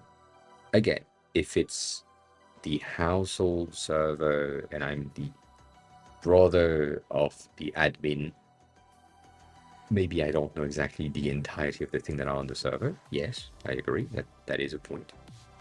But I feel like it would be better if we just had either library based on the server, which is the exact same behavior that we have on the web so that everyone recognize the kind of base. So instead of category here, it would be like library title or something. I don't know, like manga or anime or things. Or we go into genre, and that would be the same thing. That makes more sense. I'm saying I'm going app by default. I don't remember if you have like a more up to date, if it's view that is more up to date, or if it's another one. Oh, I see. Is it view that is better, or is everything died? Because you're doing this thing with the other things.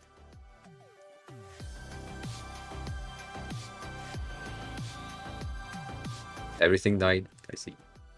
Well, I'm gonna go here then. I see. Nah, don't worry about it. I don't care about that. What I'm saying is that right now, the home page is containing genre because it's better on desktop to go straight through that. And then if you go into libraries, you are getting your anime, your films, your series, your whatever folders that you have defined as a user. What I'm saying is, on mobile, I would rather have a navigation on the home that contain these folders rather than genre. So here I would have on my home, I would have in the same order anime followed by, I don't know, movies or TV shows. I forgot what order it is. And so on and so forth until, because that's my libraries, basically my home is my library, it's the same thing. And then if I'm on more, it slides to this one. And right now I clicked on, I don't know, movies. So movies is selected, and I have, technically it's not, but I would have like anime here. Here, a TV show there. And something else, but I forgot what we have right there. Collections. Maybe. I don't know if collections is a thing, but collections. Right there as a slider in your library section. And you just display the content, and that's it. And we don't, I mean, we could have the letters on the side. That is a debate. I don't know if it's really useful. I think it is, but I don't know how exactly that needs to happen. That's a potential. And yeah. No, I said I would love to have the sliding things if you can slide through the page, and we talked about that on Discord, and you said it would be complicated to kind of preload each of the library's content to have the official scroll thing. Yeah, the carousels here on the homepage is limited to like 12 elements. And it's just like the 12 random things. And then you click on see more when you arrive here with the entirety of the thing, which is basically the same thing as clicking on libraries, which to me makes no sense. For the carousel, you can have random. For the gallery, I think it should be ordered alphabetically, because you need to have like a some sort of a pattern so that the user know how much they need to scroll if they, I don't know, they are looking for Iron Man 2. Been talking about that for a while. they know that it's in the eye and it's somewhere down in the middle of the page or something. That makes more sense. But on the home page, it's not necessary. Um, like these section could be some sort of a recently added in anime, in movies, in TV shows, in collections.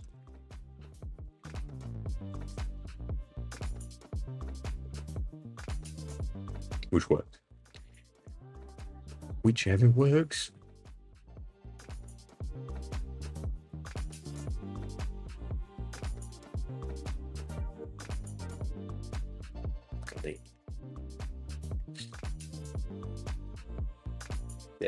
That's basically where I'm at.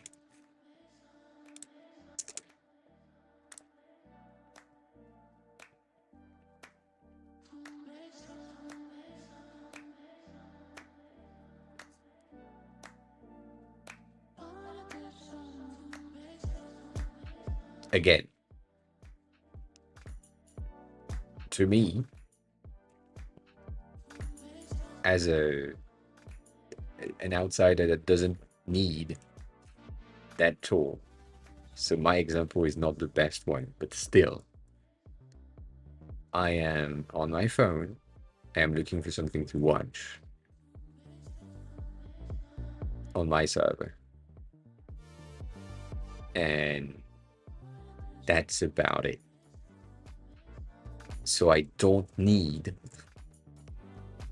the home, or my home should be my libraries, and my music is the other option, and then I have search in the middle. So I should have like my home is libraries, search in the center, and music, because that's the two different type of media that we have, and home doesn't exist.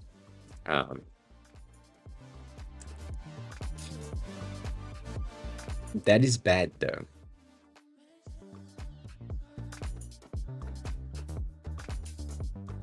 Because the amount of movies and TV shows that start with like a a number, or the amount of movies that start with the exact same letter is greater than 12. And carousels are limited to 12.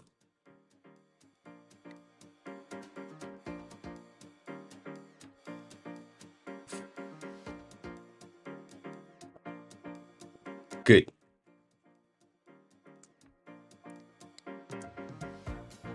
So that's why I still don't, I'm still unsure about that navbar situation, Sterling, and really not like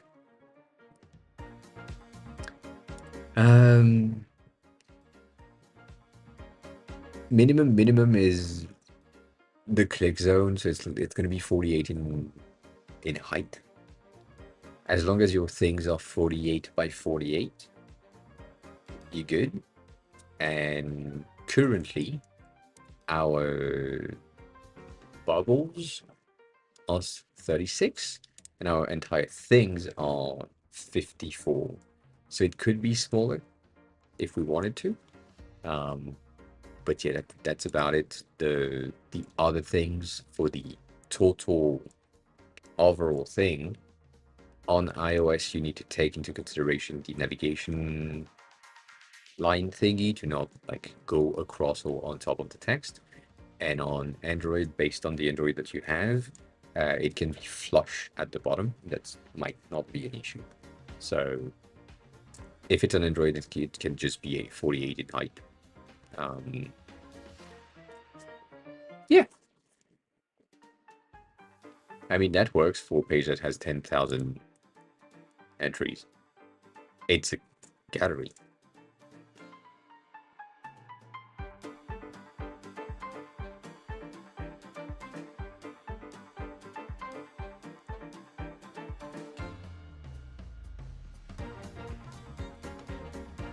Also, Kat, I have a question for you. The thing that you shared with me, is it a thing that I can showcase on stream? Or that?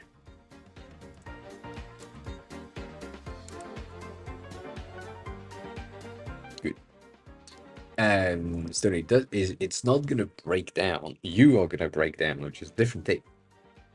Which I don't care. The app itself,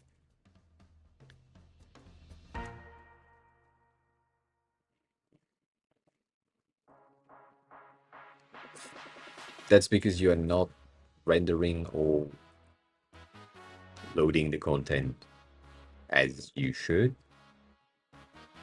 I mean,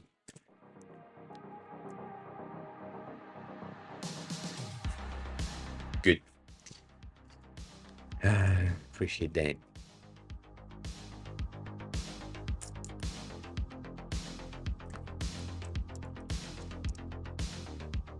I don't know if Netflix allows me to do that. I don't think so.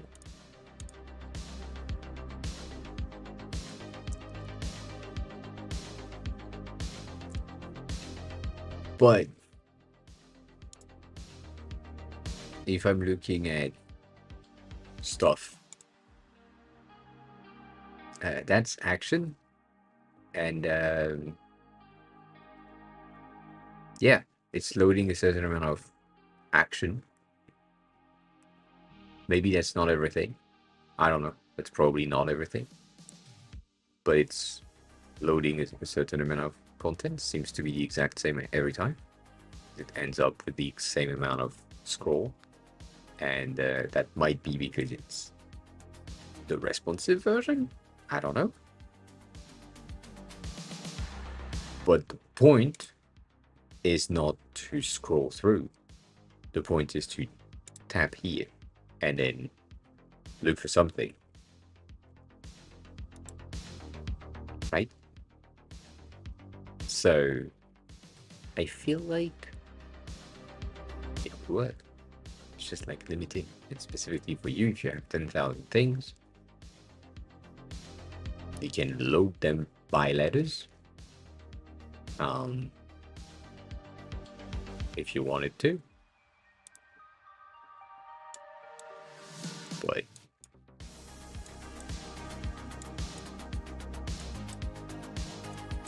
that's way too much. That is way too much horizontal scroll. Way too much.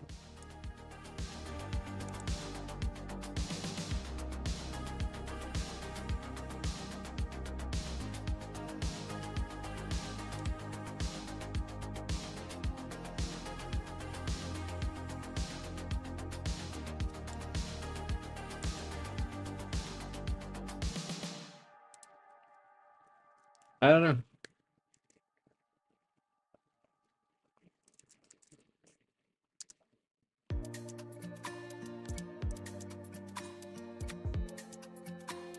I mean, technically, no. And that's what I'm saying. Story. That's basically what I'm saying. You have the tabs for the categories of things that you have, which is your libraries. Either you do that with genre, which is what you currently said you had, or that. But I feel like this is pretty okay as a concept, as a thing to work here on the homepage. Yeah, probably the Netflix app. I don't have the Netflix app on my phone. I have it on my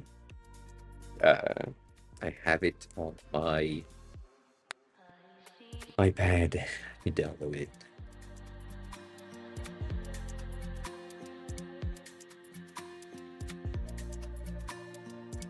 That's sad. I see. Well,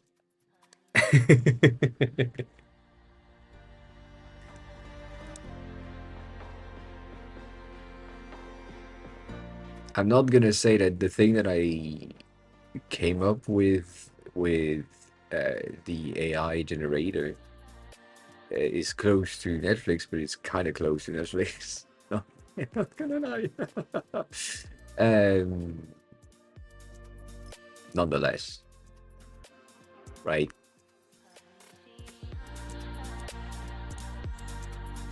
I can't really scroll horizontally on this. I mean, I kind of can, but it's also not great. I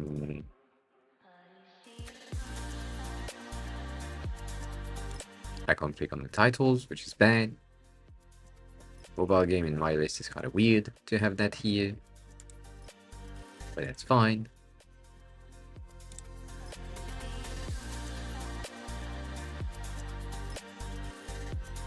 Yeah, I hate that. As a user, I hate that.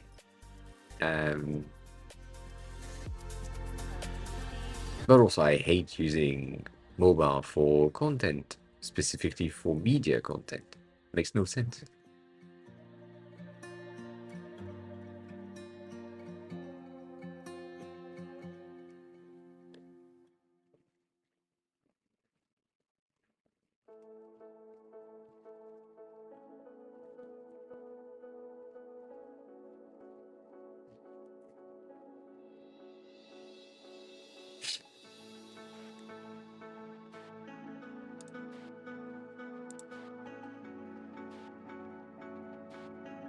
Yeah, this is really bad.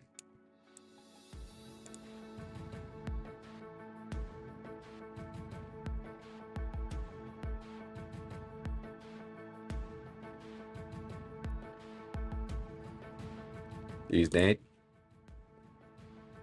Yeah.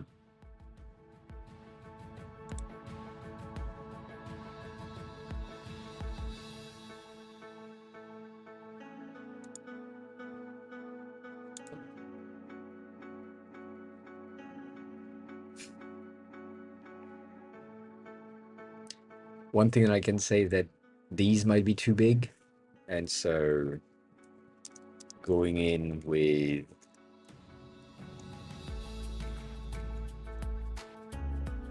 that.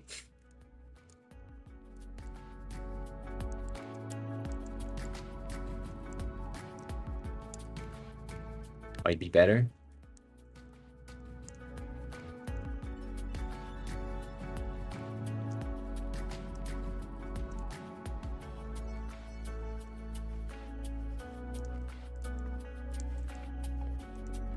I don't have the ratio right now.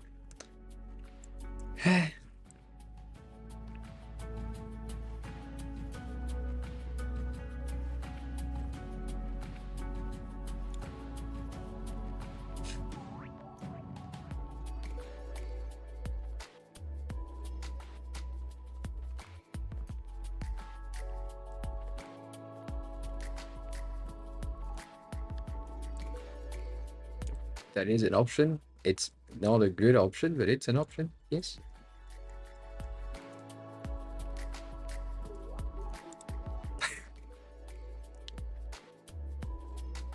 That's an option to see more stuff. I'm not entirely happy with it, mainly because it's tiny, and also because of the space that we have on both sides and the space that we have in between them, which I don't like. So I'm gonna do 8 instead of 12, and that way I can potentially just make them kind of bigger-ish.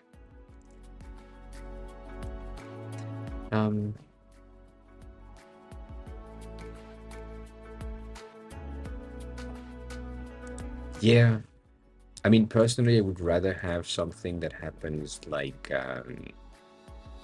you tap on something and it does somehow that. Whichever I tapped on, it just expands something underneath, as in, well, that's the movie that you had selected, and that thing contains like the title, the subtitle, the episode, and something, and it takes the available space. It pushes the elements up, and you can close it. It brings back the rest of the content. I know that models are going to be easier to create, but I mean, again, I'm going to repeat myself, and I feel like I'm saying that every fucking time. But this is an app where you have your own server with your own media that you have personally placed there as a human. So having the information on a TV show, a movie, an album is kind of useless because it is supposed to be your own content. And again, because it is your own legally acquired content, the only type of content that you are supposed to be able to legally have on your own server is the thing for which you have a legal license or an acquisition methods that is either physical or digital, but you have the content and you own the content. Therefore, what you have is things that you know you have and or things that you know about. So the details and all of that is non-necessary. I am not your target audience, no, but I am the person that is designing the thing, and I'm the person that has the knowledge of how to do stuff. So, depends on you if you want me to continue designing the thing or if you want me to stop. Because I'm just giving you advice on how and what things should be.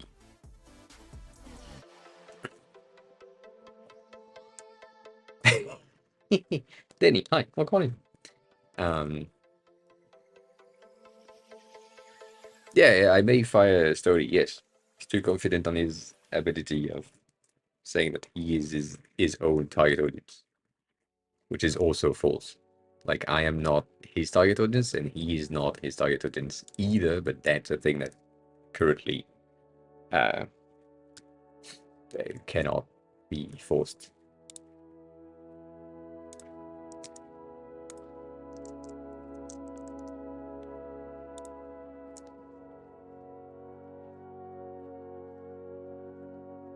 The goal is to have something out, and right now there is nothing out.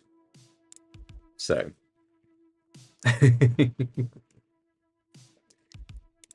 goal is to replace Plex. That's stage 1.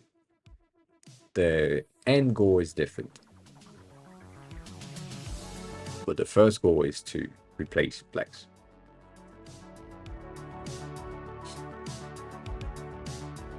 Yes, please share links or things or whatever. Though I would love to be able to share that on stream. And I know it's usually sometimes with you, there are things that I can't really share on stream.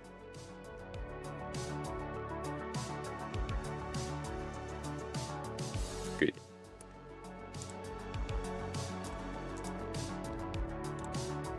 I tried porn. Porn is not great. Licensing is hard, and it's the same issues. Either you have the legally acquired content and you're good, or you are doing the illegally acquired content, therefore you're not good, and the site is broken down. But you know.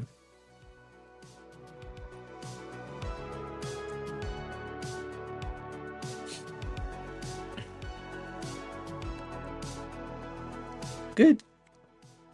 I mean, that makes sense.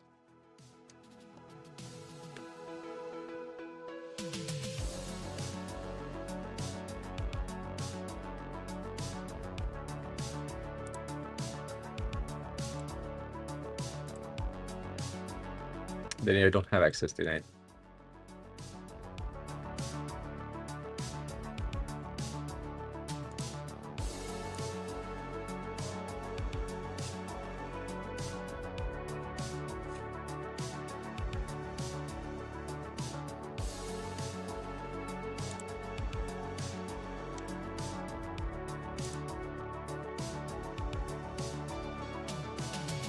do now.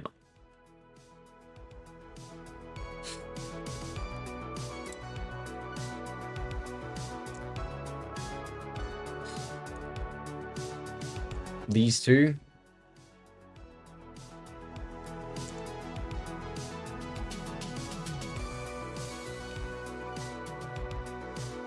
Yeah. You know I hate these. But it works. Let me check the differences in the header. I think these ones are colorful with the blue accent, and these ones are mostly gray. The tabs are the same. The button here is black. The button here is blue. Right? That's the main thing. And then the rest of the content is the same, except the button. So, dang.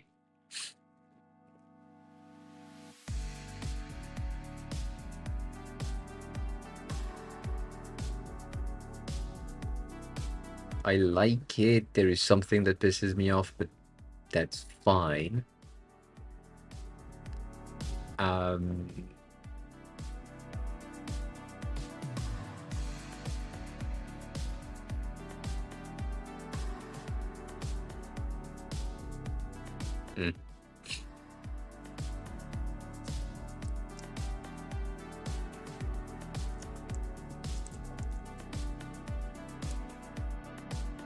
Ah, shit, I should have selected something.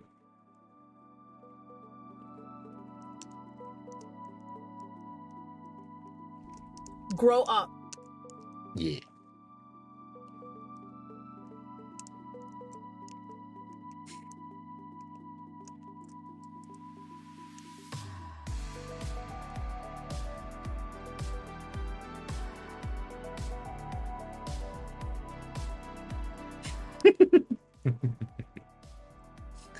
That's the point.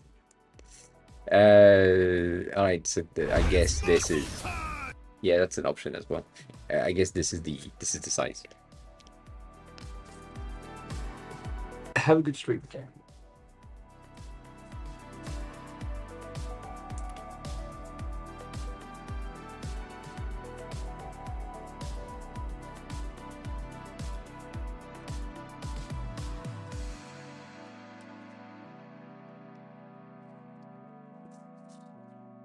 All right. Right.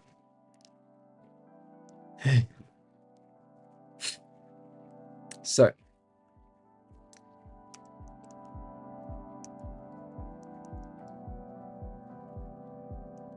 I think the blue one for the button right here is better, and this one is better for the header. So, different choices. I'm gonna stay on the monochromatic version just for now as a test stuff. For me, the achieving one at a time is almost at the midpoint of I can't read it and I can read it. So it's too light and not light enough at the same time. So I feel like it could be beneficial for you if you bumped the darkness and lowered the font weight.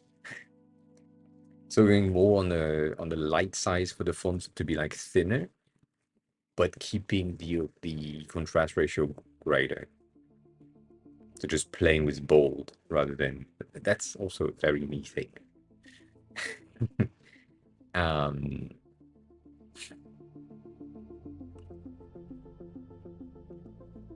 Yeah, me neither.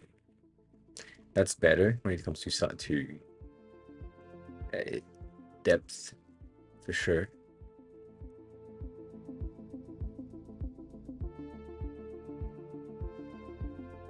in terms of color. That's better.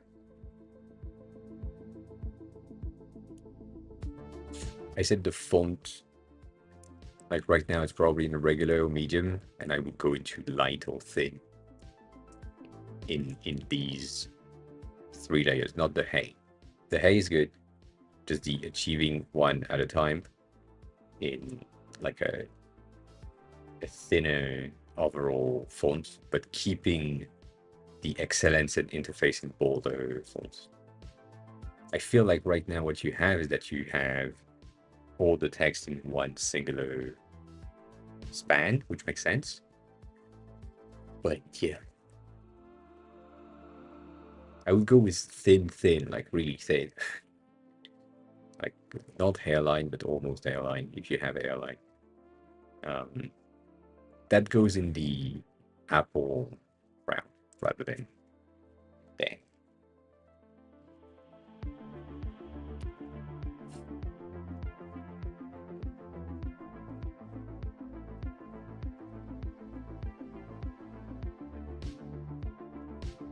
Mm.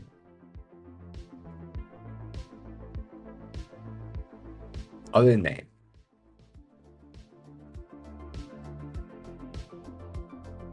I would go thin for anything gray and medium or semi-bold for the black one. Like the thinnest option on these 3 things. Yeah. Then your added time is not the same color as your 1. That's a different thing. The hay could stay in the regular things.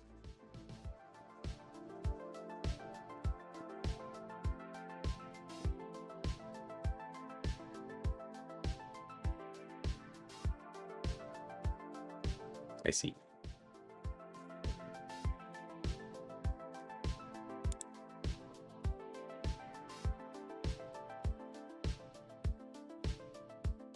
It is indeed. It is indeed. But yeah, I would have that. I feel like that's kind of better. The idea is to have like roughly the size of this font being closer to the size of this font. So this one is taking like 2 pixels in width, and this one is taking like 2 pixels in width as well. So visually speaking, both of them are the same impact. And so the user will then focus on daily excellence interface. Yeah, this is regular. It's just visual weights, not regular technical weight. Nonetheless, it's interesting.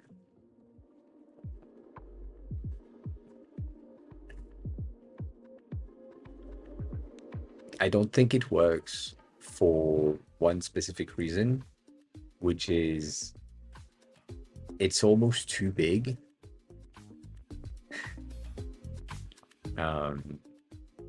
When it comes to the user experience. So if I go back here, like, and I'm there, and I load your website for the first time, what I'm gonna see is this, and then a bit of a hint of projects, and then underneath I have your projects. But I feel like you could bump everything up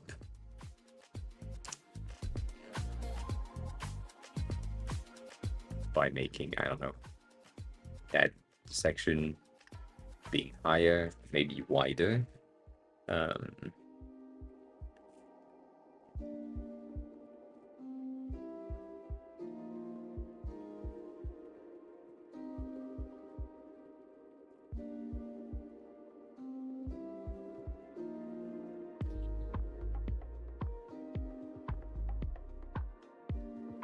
I don't think that works, Lepsy.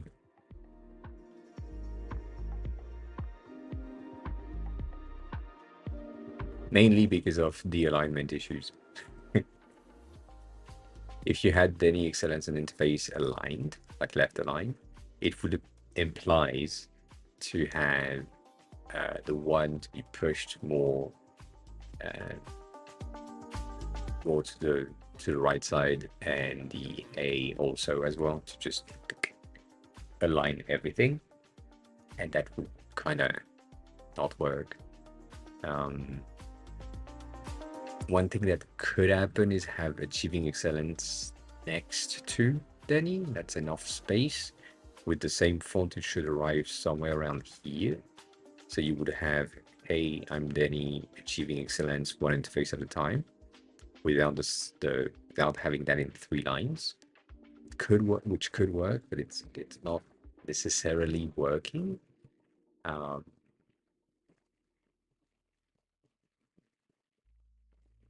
yeah, about there. Um, which condense the whole thing, I think it would be a comma and a dot. And now the issue that I have is the dual images, because that is kind of distracting, them being basically in the exact same location. So I don't know.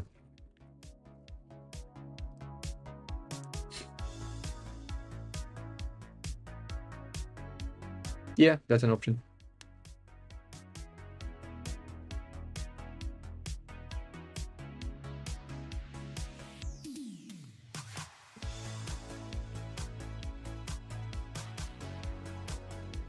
And then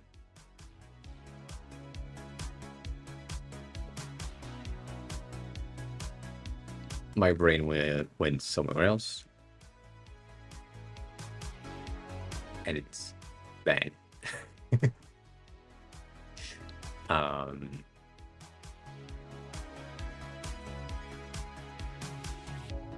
I get the tagline, but it will not work in a work environment, because what my brain went to right there is, hey, I'm Danny, I can achieve excellence one thing at a time. I cannot multitask. So if you hire me, you can put me on one project and that's it. And I can't do multiple projects at the same time.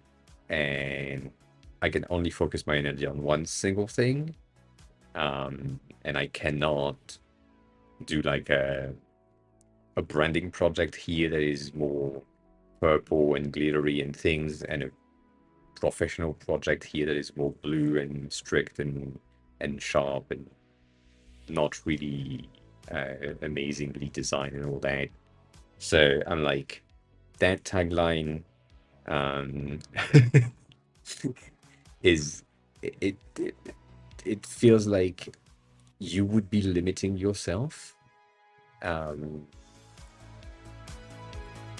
Again, if this is for the agency, I'm good with it. If it's for your portfolio that you will try to be hired in a company for, I'm not good with it. So if it's for a company, that's great, because that means, oh, they take just one project at a time. Therefore, I'm going to be their priority for the entirety of our endeavors as a client freelancer uh, journey. Therefore, this tagline, great for freelancer, not great for hiring. So it depends on where you want to go and what you want to do with it. And again, not saying that it's bad, it's just uh, it has different meanings for different approach. So if that is for the freelancer, then yeah. If it's for not the freelancer, it's for hiring, maybe not. Pushing your limits, crafting, studying, and human interface. No. um, yeah, I was about to say exactly the same thing as Jonathan right there. It's like it sounds like Yeah, this is the BS that you need to have. I think, shit, I'm already on the right thing. I think Fonts said that some days ago. Um,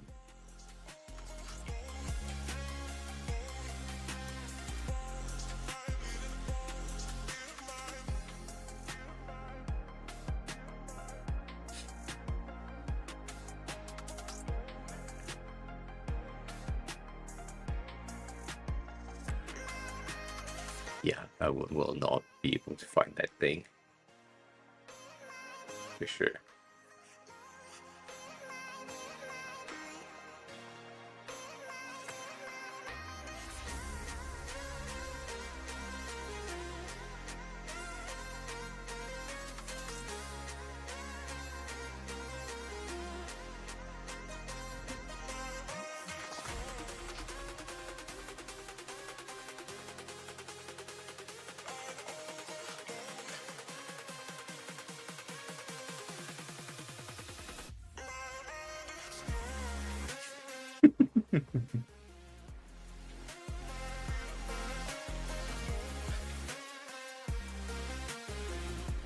I mean,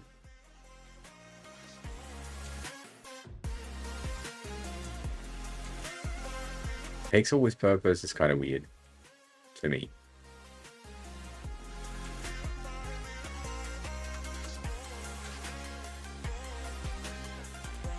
Um,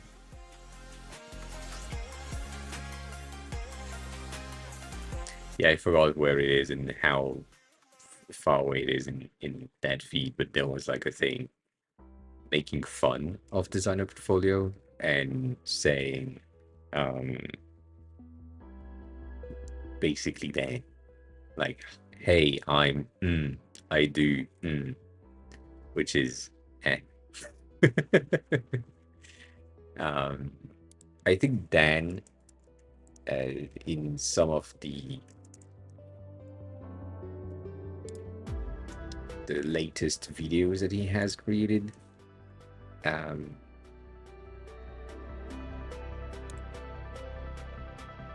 I think it's this one. Nah, not this one. Uh, the other one, maybe one of these, wherever. He made one about portfolios and links and all that. And so this could be useful for you as well in terms of content. But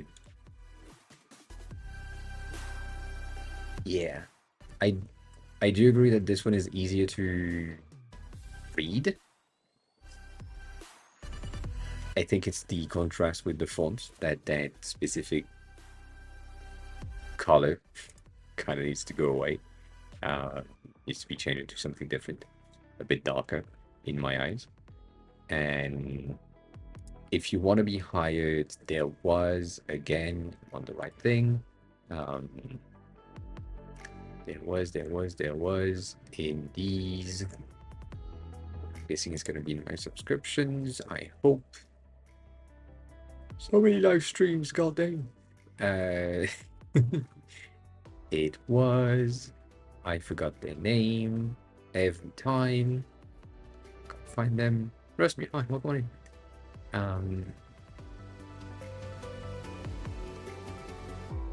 Also, Chris. There is a lot of future in my feed for reasons.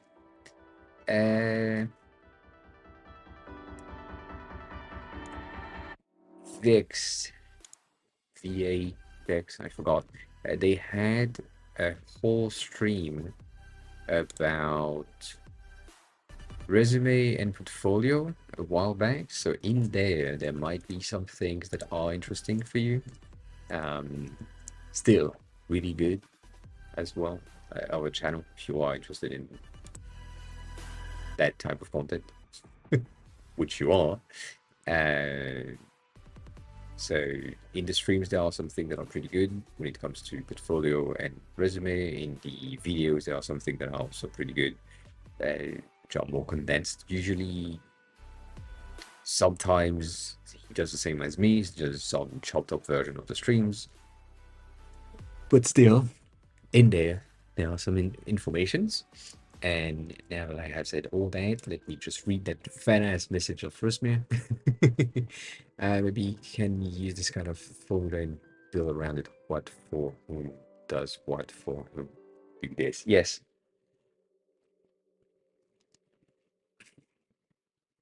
I don't think Denny is specified focused enough yet to be able to say that. Like,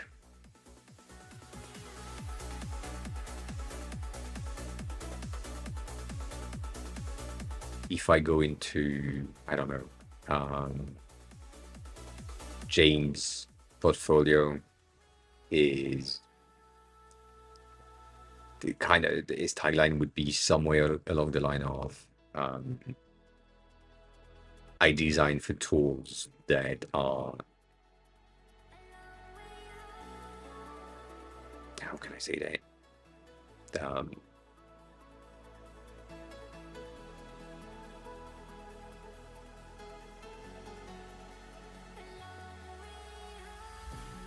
Nah, need to stand out.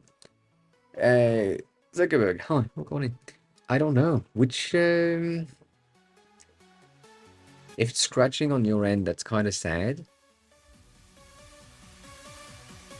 It's not supposed to.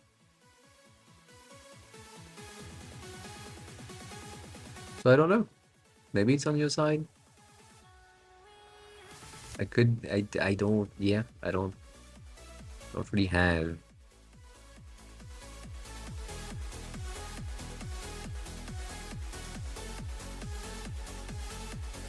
Yeah, that's kind of weird. I mean, for me, it's not gonna. I don't hear scratching when I'm getting the feedbacks. So I don't know. Interesting.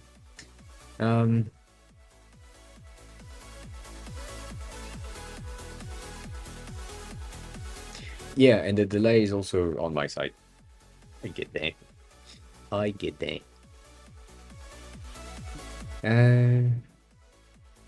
So yeah, Lenny, I don't know. I don't know exactly.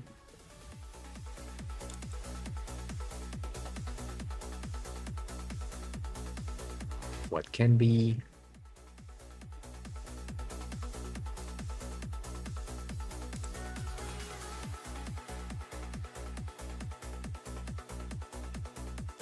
I personally I like that a lot because it's like simpler and condensed, but also again, I do see the direction in which you go. Though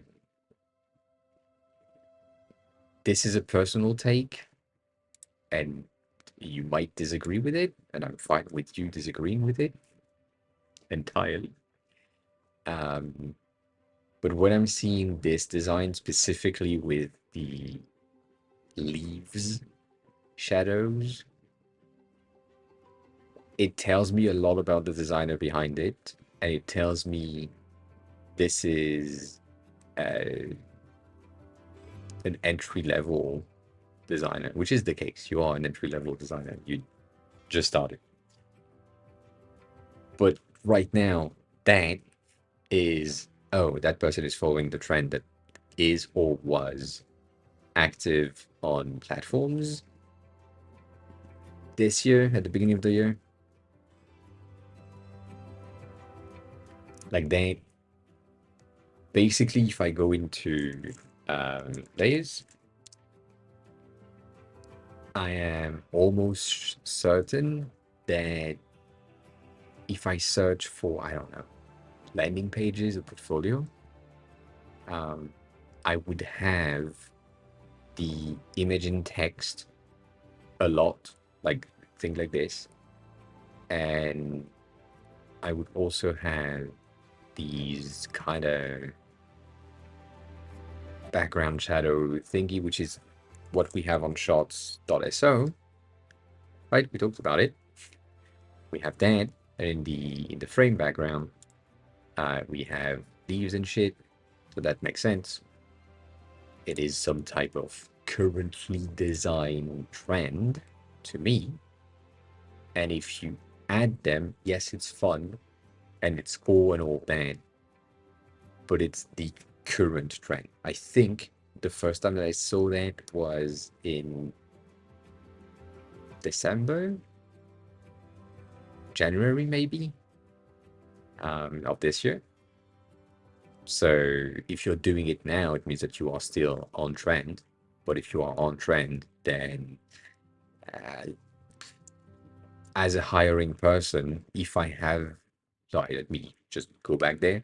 As a designer, hiring designer, my thought is, oh, that person is not going to stand out. So they're going to be good for pushing pixel. Cool. Good. Cheap labor. Fine. I'm going to go there, right? Um, Same thing here, right? Images and text is kind of the trend-ish thing. Um, how do you define this trend? The the shadow, it's the vacation designers.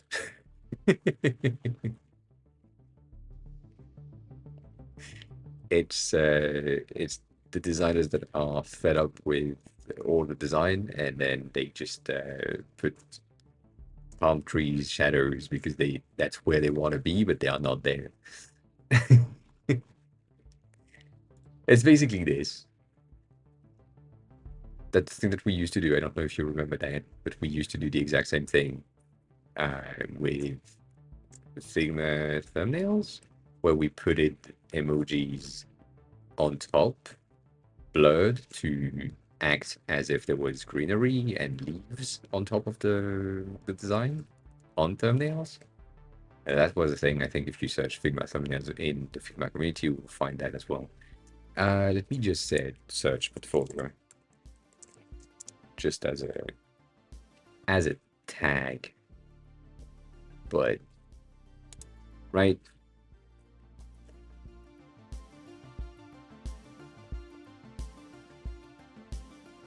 And yes, Jonathan, 100%, I would hire Denny in a second if I knew exactly that I had a client that needed like a website, like a landing page or something. 100%. But that's because I know. And I see and saw in the past how Denny works and how the outcome and the output is. But if I have never, and the only thing that I see is this, and I am a designer hiring another designer, I might not. But I would in an instant because I know the rest. If you haven't seen the rest, that kind of looks like a generic-ish thing. Um,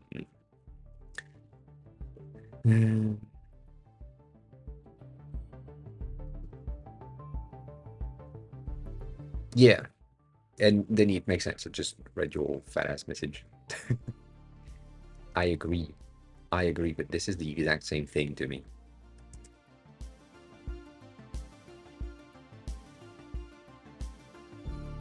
Again, this is not.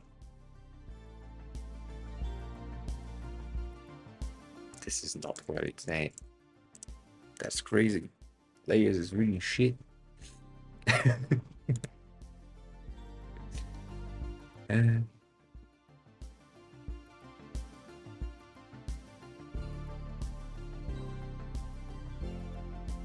right? Similar things.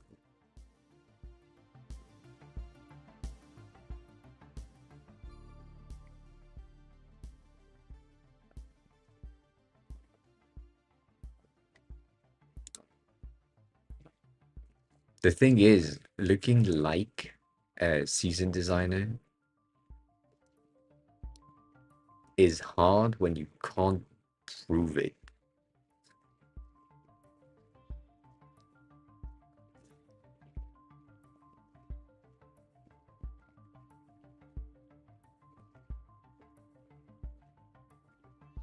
Yes, that Denny is our Denny. Yes, yes, yes, yes.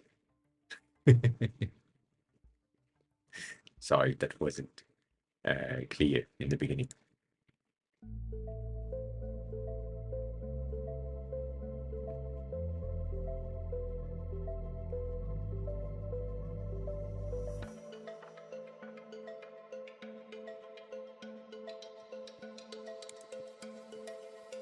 It's not the same, but it feels the same.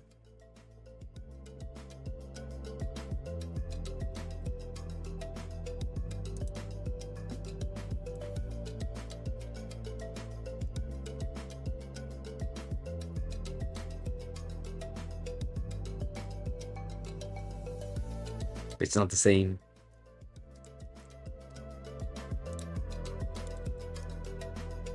Fuck.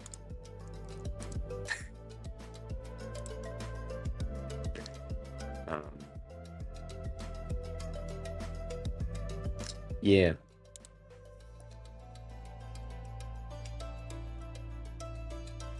Like the format that Rosemary was saying earlier is basically that helping digital founders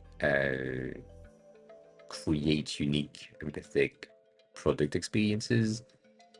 That's the formula that a lot of people have said to use as a tagline, which is okay.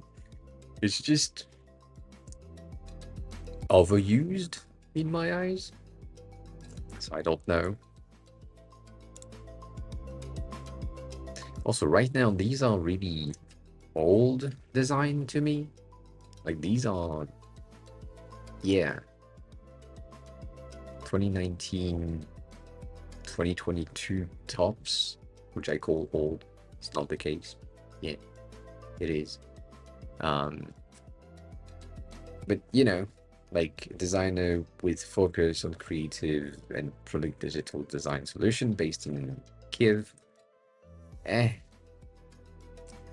I do like what PG has done. I forgot what is it ck.ca? It's not. God damn it. You bitch. What's his he doesn't have a thing? This bitch.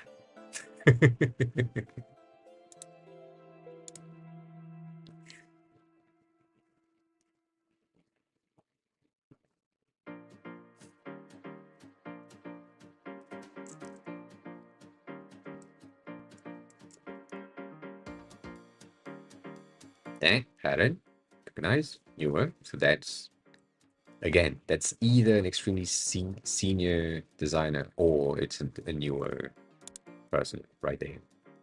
Dang.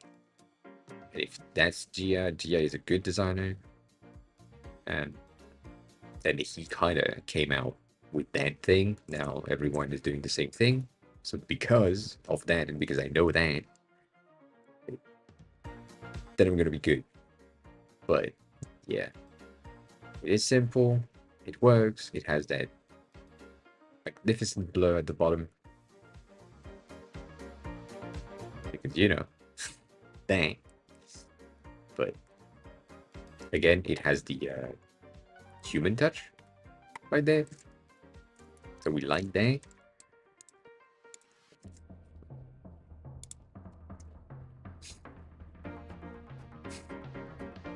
Yeah, that's old.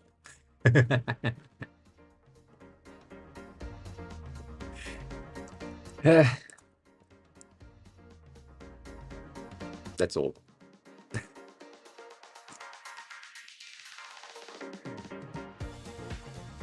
It's really interesting to me how much I can scan and recognize um like the overall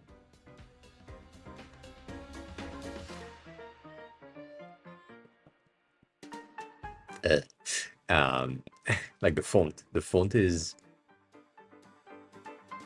2021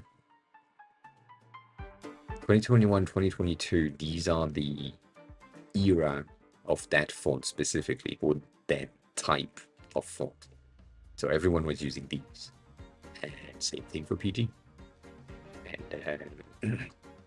And now because there hasn't been a lot of updates there, makes sense.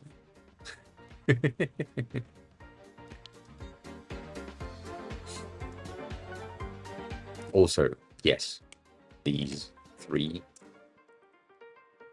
are good. It's the same thing. Landbook is the same thing as Lapin, and they have like some sort of a kind of dated pages.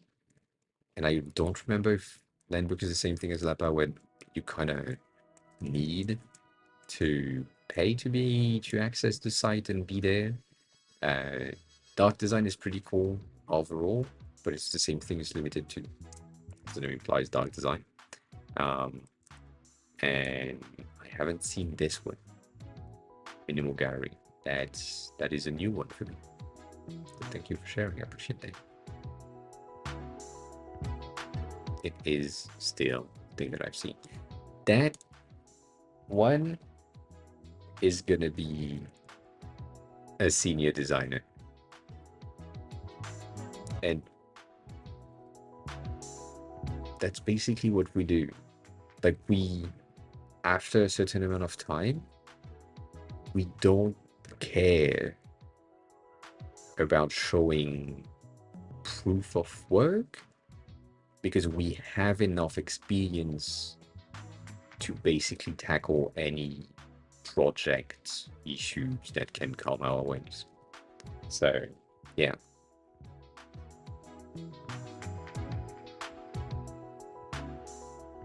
Flora, you just reduce the radius the more you go down.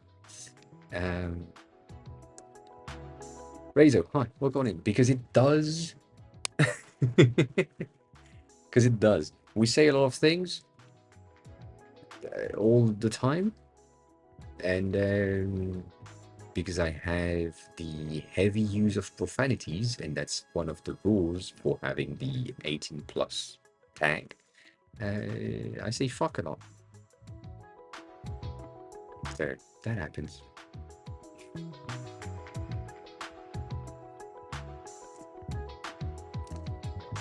What is 4?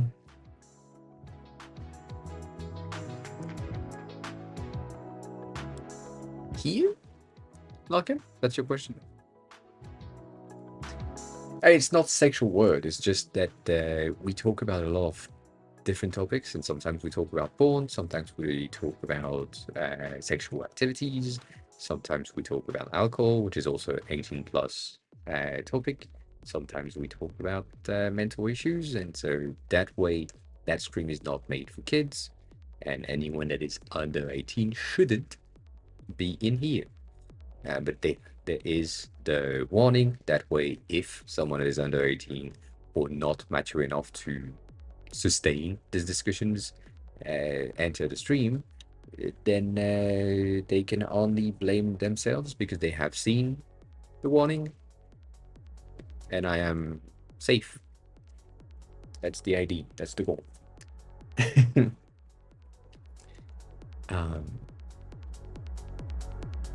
So that 4, I don't know why it is emphasized. I think it's just the reason, like, who we are targeting. It's emphasizing the target. So for startups and large organization, which basically means nothing. Startups and large organization just means everyone. So I feel like product design and leadership for everyone would be much better. But because like startup owners and CEOs of large organizations don't recognize themselves in everyone, they need to be more specific. But yeah, same thing as I said, like basically the projects are going to be not limited, but kind of like you just have that in the beginning, and then you have the presentation there. Trenton, have a good rest of your day. I see what I'm about to do. Have a feeling. I have a feeling. I mean, yeah, that's also a thing. But also, Razor, how are you? Who are you? How did you find the stream? That is the question. That is the question. So, the main difference in between an entry level and a non-entry level, a senior, like medium, mid-level things, I would say, Benny, it's the ease of communication with the rest of the C-suite executive. That's what I said last week. And it's just your ability to convey an ID through words, email, or chats to someone that doesn't have the skills nor the understanding of what you do. And then convincing them, so sales, that your ID or kind of the idea of design in general is where they need to go. I know you look at a larger portfolio, people know, but there's the comps portfolio. If you want to take a look, yeah, I kind of want to take a look at that for sure. Oh yeah, Mountain Piver is now following. yeah. Mountain? I don't know if it's mountain, but Mount Heaver, Haiva. I don't know how to pronounce the name. Hi, welcome on in. How are you? Who are you? How did you find the stream? Thanks a lot for the follow. I appreciate that.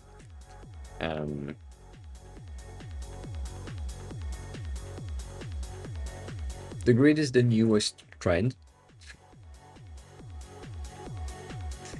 If you remember GK's website, exposed grid is what we kind of went for.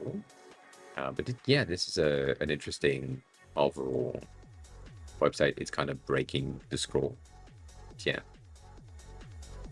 Marcelo Paiva, or Pavia, or Pavia.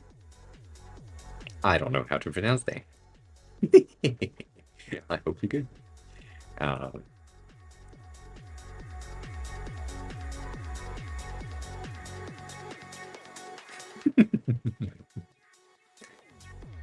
You're from India, you're done cosplay as a DevOps guy. Please spend his time on Neobit. Interesting. I haven't spent any second on Neobit because I'm not a dev. I'm a designer. So yeah. And that makes sense, Laura. That is what your portfolio needs to be. It needs to be an enhanced-ish resume. So yeah. Anywho, dating. Main difference is going to be communication skills and ability to convey ideas. I don't know about that. I appreciate it, but I don't know about that. So if you have communication skills, you're going to be good. As GK said multiple times, sales is also going to be really, really, really important. Specifically now. So you need to be able to sell stuff, which is the case. You need to be able to sell your IDs as a designer to your clients. And some people see sales as convincing. It's not really the case. Sales is more ensuring that you like guide the person that you're talking to into the reasoning that makes them take the best decision for themselves. So that is why when we are talking with Stony about the project and all that, I'm always bringing up stuff that is not necessarily things that we have talked about in the past and or things that we have thought about in the past, because the goal for me is to ensure that the product at the end of the day is the most appealing project and product for as many people as possible, not just Stony or not just me, it's just like the entirety of the potential user base that you could have as a client. I need to make sure that that matches for everyone. So I'm pushing for things that we haven't talked about in the past and ensuring that we take the best decision at the end of the day. So these communications and these chats are really important to ensure that the outcome is good on both sides. That what I'm creating is what I like to do, and that what I'm getting as feedbacks and or as directions is aligned with the outcome and the goal of the product. So that's the thing. Sometimes I push back because there are things that makes no sense. Sometimes I don't because it was, all that. Nonetheless, I need to take a look at that for cat as well. But going back here, I do like this. I think it's fun. I think it's half dated. Like it has this exposed grid feel that I feel like is pretty good. What pisses me off the most about the exposed grid is what most people with grids are doing. They don't align to the grid. That makes no sense to me. If you have a grid, you don't go past the grid. But this one is mostly a column, so I'm not really against it because just we have two guidelines and then the content is going to be inside of these central columns. That makes sense. But then again, I know that you haven't dived into the details underneath, but if that section is going to have somehow like a 24/24 on both sides, I'm expecting that section to also have somehow 24/24 so that everything is kind of aligned, and it's not really the case. So, that's kind of why this one was better in my views, because this is closer to the boulders, but also it's not that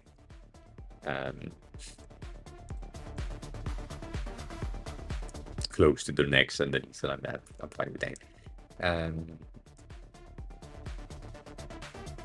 The rest of the page is pretty good. I like it. I like the non-colored version more. And I feel like you could benefit from an eggshell background rather than a pure white. So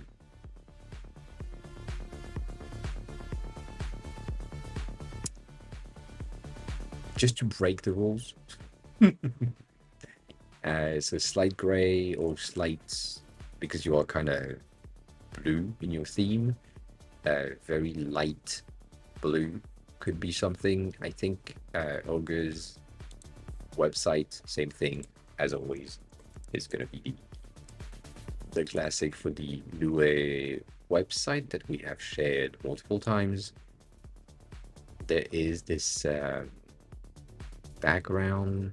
I don't know if he has that. He doesn't. Does he? He does. Right there. There is no images. God damn it. God damn it.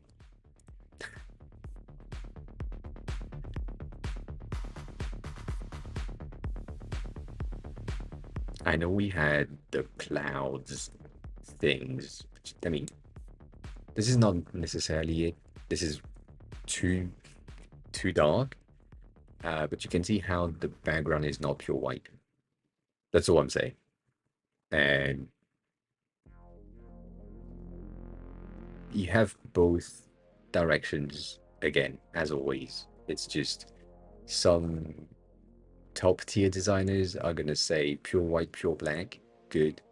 Some entry level designers are gonna say pure black, pure white. And then the entirety in the middle are gonna say, oh, don't use pure white and pure black. So it really depends. The one that we were on, this one, as you can see, is not entirely pure white. I think I'm not sure at this point. It is white. God damn it! It's my glasses.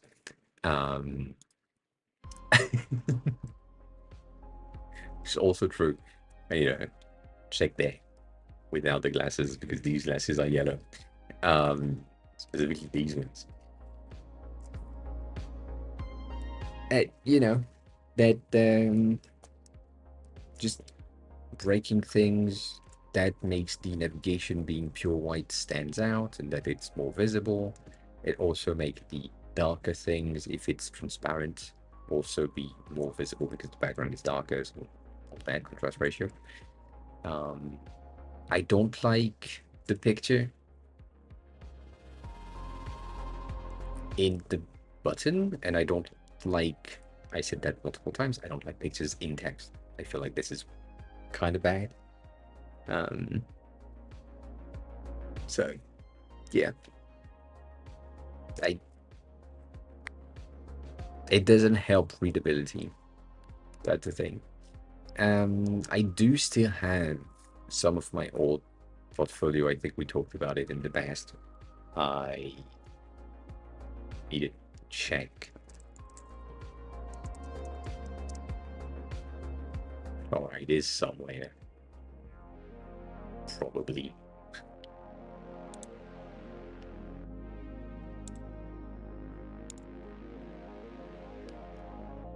I don't think.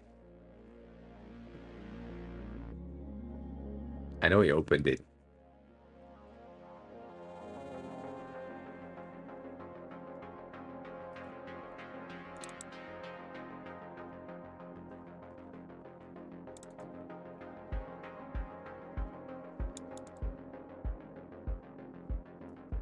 These are old, but these are not.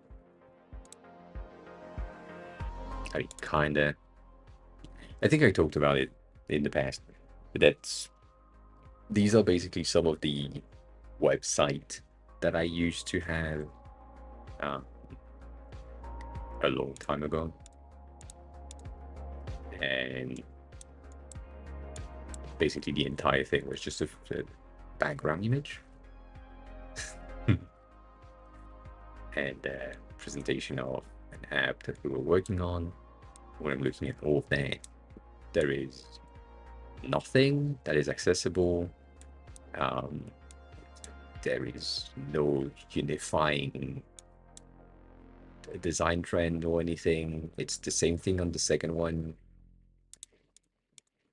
Like it's the same ID. It's not good. And this is 2013, 2013, 2014, something like this. It's been 10 years since I started doing like some really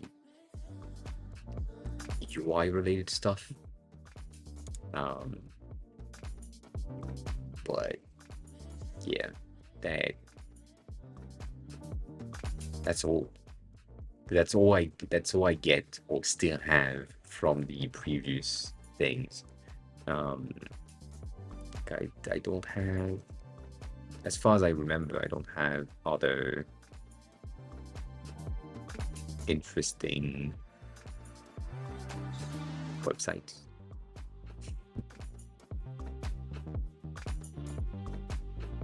It's late 2014.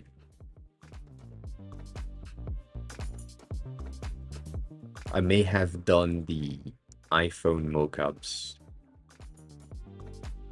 after. So I may have done I probably have done that thing in 2014, 2015, but the design is like from before that. Anyways, I don't have more than that from past works, sadly. Again, I'm just gonna send you that. I think I sent it before, but just send it again. By removing the shadow, I feel like it's better. Getting like a slight gray could be like an addition. I don't know if it's good. Again, just gonna look at it like this. it's, I think my main thing for you and for the goal that you have, which is to get hired in a company, you need to have immediate, um, immediate projects. Like,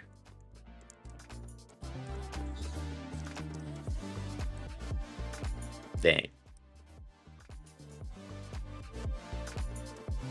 Like, I know this is the company thing,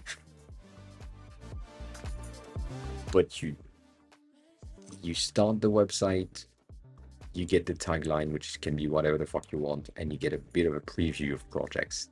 I'm not saying that you have clickable elements that will send you to the case studies, but right there, okay, I'm seeing what they do, and then I'm seeing the companies with whom they have worked. Then I have a bit of bullshit, and then I have case studies, and then I can click on that, um, and then okay, I can deep dive if I want to, if I don't want to, whatever. I can see the rest of the things and the rest of the images, and videos, and all that. But it's like immediate, and I don't need to think much when you go into my other website. It's lower, so you have basically the same thing as you have your tagline and what you do, and then projects, not exactly project, but then projects. So it's lower, it implies a scroll, it implies something. I'm doing that to showcase and highlight the top section because I feel like the design in the top section is interesting. But it's also not loading for anyone or for everyone technically, so it's not that great. And then if I'm going into something else, right, this is totally different, but it's a product. It's not the same. But if you arrive here and you see this, and you see there is like a discount option, and you see that there is a free version and an option to buy, you could say you're good. Like everything is done. There is nothing more here. There is no scroll. That could be a thing. You have all of the information that you need to make a decision and go into the buying funnel, if that's a thing. And just click on there, buy something, or continue scrolling if that's interesting to you, and read things. The rest of the content in there is kind of shit. Not gonna lie, it's kind of I don't know. It's AI generated, most of it, and it's bad. Overall, I don't like the illustration that I've created. I like these ones, but not these ones. And then yeah, I think I made that 88 now. I forgot. No, it's 80 now. Cool. Anywho, right? The goal is to have the most important information at the top, and then if they want to scroll, they scroll. If they don't want to scroll, they don't scroll. For like a portfolio, if you can have your projects and your past project and previews of things that you have done as high as possible, the better. I know that, for example, if I were to go in my stuff right here and I'm typing, I don't know, my link of AOL Studio, and I press enter, if it works, the preview that is here is name of the website and preview of what that person has done in the image, right? So that the user can see the link on embed on a message or on Twitter or somewhere. That's the image that they will see. And when they click on the link, what they see is basically the same thing. When it opens, in foresight, right? That makes sense to me.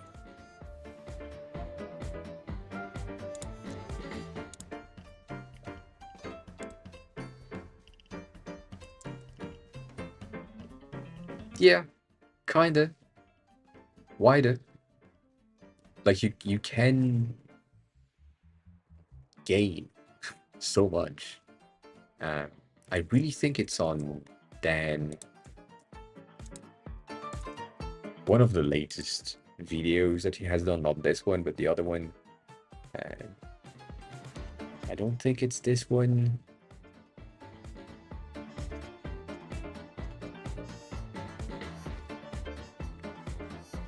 Might be on this one.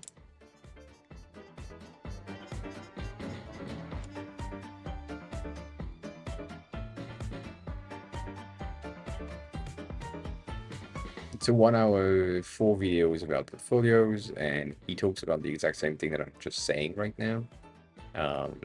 But there is one specific that is doing a bit of a redesign-ish. It might have been this one. No. I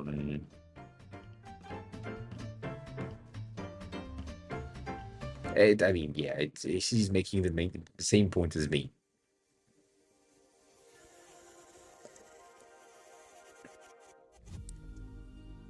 God damn it. God damn it.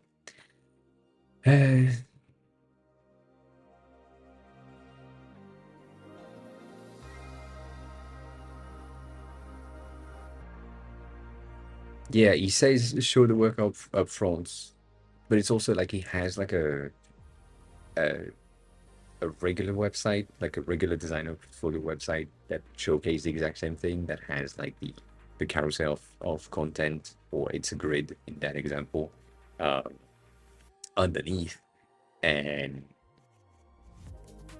basically just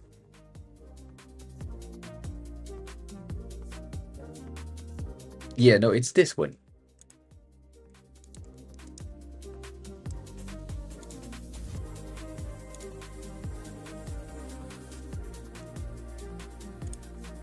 I'm gonna attempt that.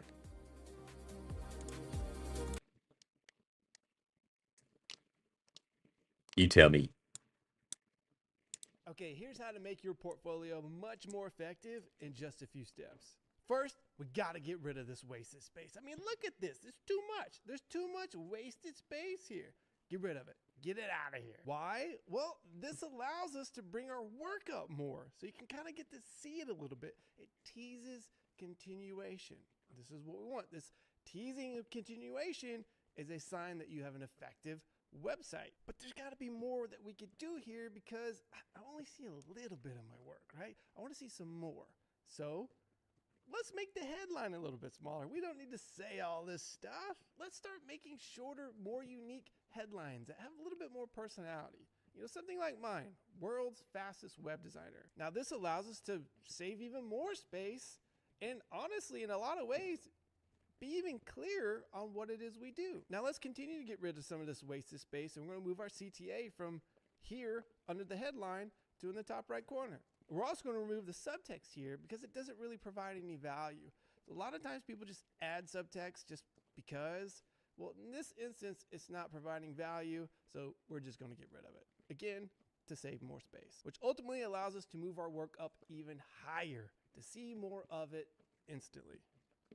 That's what we want. Now, when you look at this, you've got a beautiful, scannable portfolio. Within a glance, someone can instantly see what it is you do and all the work that you've got to show. Right there. They don't have to do anything. And they can immediately start to see it. And if you have a full list of stuff and just all this beautiful work, they'll just sit there and scroll and scroll and scroll and just be lost in all the amazing work that you have to show. Now, if you're somebody like me that doesn't only do websites, but also makes videos and illustration and branding work, well, here's an opportunity to add a filter bar on top. Once you do that, you're basically saying that you do all these other things, but you don't really have to list it all out. You're saying it by not saying it, by just listing it in this filter. Yet again, saving space to keep that work up top, that work up front. And one more thing to top it all off, show off the brands that you've worked for by putting their social image avatar on there and listing out the name right underneath the work. It's just a nice, fun, easy way to do a little bit of name dropping. It's as simple as that. And now that your portfolio is more scannable, guess what? It's more effective. Remember, the goal of your portfolio, if you're looking for work, the goal of your portfolio is to stop hiding your work. Get your work up there as soon as possible. Now, if you're looking for a place to build your portfolio without writing any code, I don't know if you could hear anything in there. I think you could, but I'm unsure um, of what he said. But basically, yes, that's the idea. Just remove the thing that barely shit. Sorry about that. At least I think I shared the link in the chat, so that's a thing. But yeah, basically it's removing the useless, what we call useless stuff. So when we're looking at this, and like maybe that tagline is useless. Same thing. I'm not gonna, like, I'm dunking, not really on you specifically because you shared something, but if I just dunk on my own website right here, I'm losing a lot of space for the physical beauty of the score and the effect and that, but it's not necessary. These button and the human touch that I added right there is, again, not necessary. These buttons could be here at the top, but if they were at the top, they would be represented or recognized as tabs or pages. That's why I didn't do that. And then the tagline, the helping designer is my tagline. That's what I do. And my subline is not necessary, but it helps people understand how much experience I have and why I can call myself the helping designer. And Yoshi, hi, we're going. How are you? How are you? And then if I moved everything up, right, it could work. But that's one of the things that I've done for a long time, which is my name is here. Your name right now is not in the header, not in the navigation, not in... It's in your URL, but that's about it.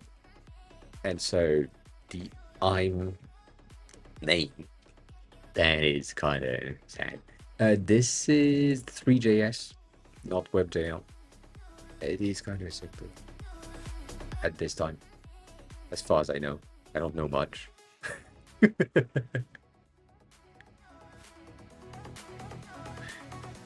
This is Spline, which is a no-code 3D tool, which is pretty good.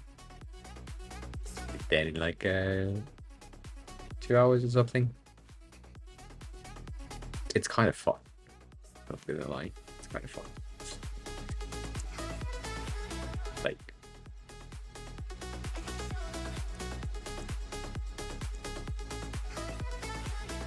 it's kind of fun.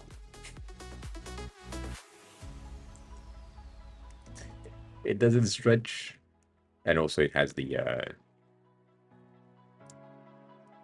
watermark things.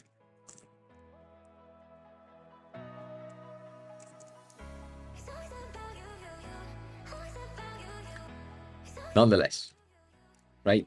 Having my name at the top as my logo, not the case, but still, I don't need to put it back as a I'm name because it's at the top. That makes sense to me.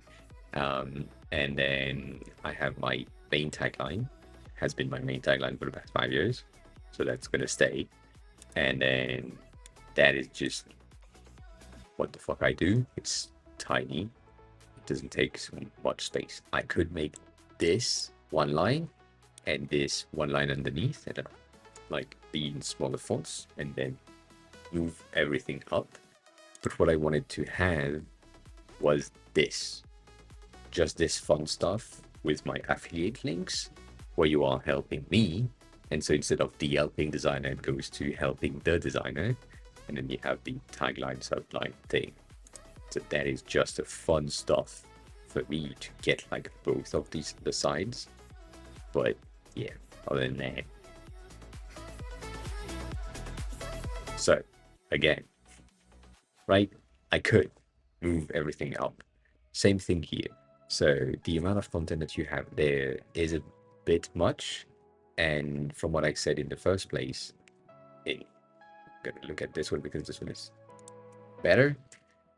Well, technically where we were in the beginning, the past work, even though that could be the past work, it is really down and it could be reduced. You could like condense everything to just have access to your content, because the goal again is to get hired and to showcase what you can do to a potential hiring person. And do you know what we say about resume? Like the people that see your resume, they are reading them for like 5 to 15 seconds. So you need to make an impact and an impression on them as fast as you can. So if the only thing that they see when they load the screen for the first time is this, because technically there is like the search bar and all that might not work. If they need to scroll, they will scroll anyways if they have read your resume and all that, but still, right, there's something that needs to kind of wow them in the first place to say, oh, I need to continue scrolling. How do we go about making a personal brand and a portfolio if my name is so unique? We are less than 5 in the world, and a crazy X is 3. Contact form instead of having direct ways to. Delete. Why are you threatened? That is the first question. And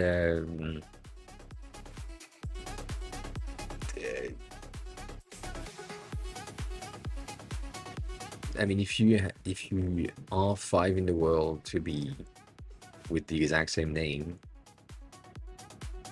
in these 5 in the world, are you doing the exact same thing?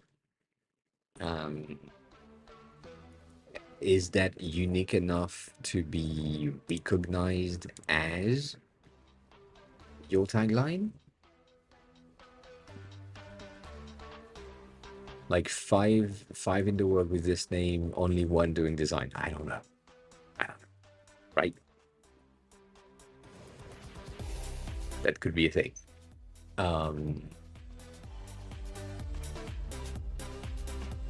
Like that showcase uniqueness. If that's really true.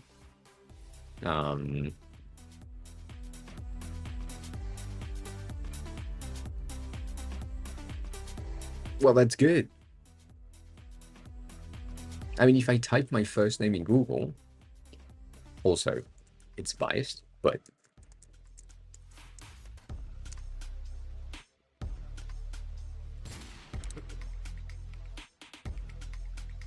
like I'm LinkedIn, Instagram, Dribble, Behance, Read CV, Flame.design, Contra, my face, Google for some reason, Facebook. So if you type your name and the only thing that you see is stuff that is about you, then you're good. Like there is no issues there. Yeah. If I type just that, I don't exist. Like I'm not there. There is too many famous people with that name. So I'm not there. But my last name, in combination with my first name, is enough of distinctive things to be able to like flood the entire first page of Google, which again is why I have accounts on every platform.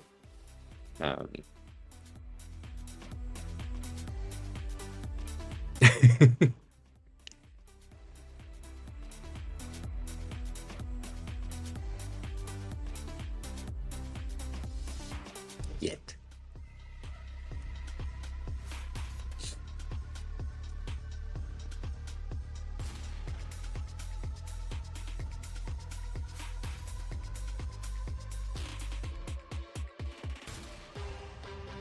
Yeah, that makes sense.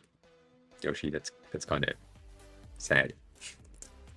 Nonetheless, right? You kind of want to be discoverable. So if your name, if just your first name, not first name, last name, first name, is already enough to access you, then your brand is already built up. The only thing that you need to do is make sure that when you search that name on Google, it links to you and the thing that you want to do as a job. That's about it. Why?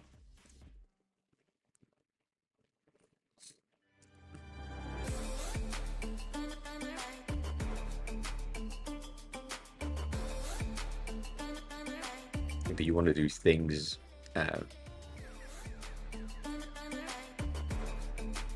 I mean, do you want to go do things IRLs? Is that what you want to do for a living? And you need to have like your location on at all times?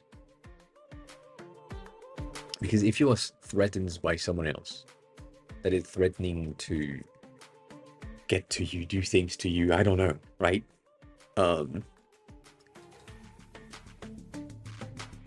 That's on in person. The things that they can do to you online is nothing. So why bother not being present? Like there is one of my ex that the one that tried to have sex with me to be pregnant so that she can baby trap me. Cool. Not the greatest of ex, right? But she popped on stream at some point.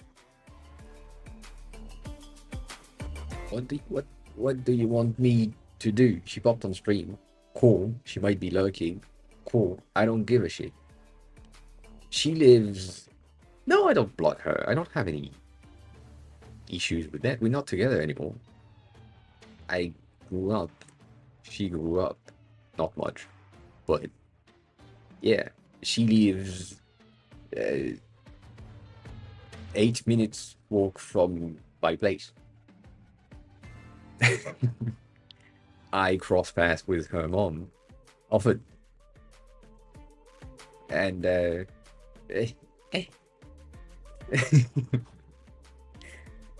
the end of the day, I am in control of what I do. And I'm not in contact with them. And I'm good. I should fix my back, yes, 100%. Before I do that, I didn't know the stuff to fix basically error section to be more condensed and to show more work immediately after loads. Yes, that's the base. Yes.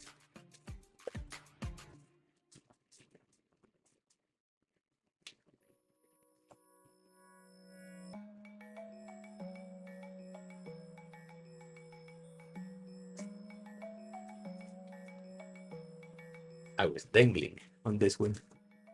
God damn. God damn.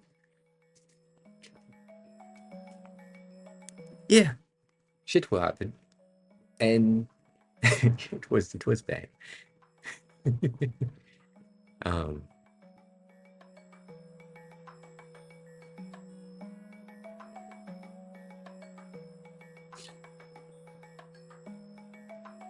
All right. How is that happening? That is the question.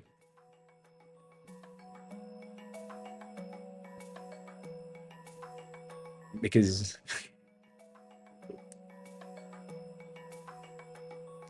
yeah, that's probably something that I don't understand, which is fine. But you can block someone, you can go public, you can show proof, you can um, stop giving a fuck about it. Maybe.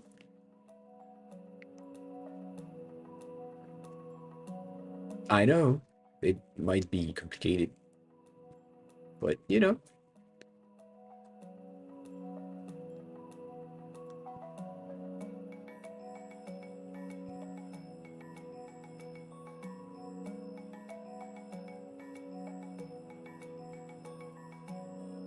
What is linked to you?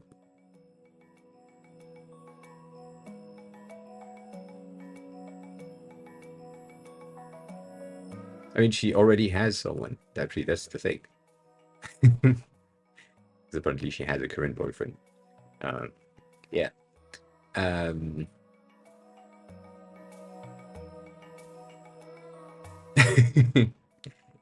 one of the thing that you're saying you have no idea how. I can tell you how. Yeah, you can do that. That's the first thing that you should have done if it hasn't been done yet.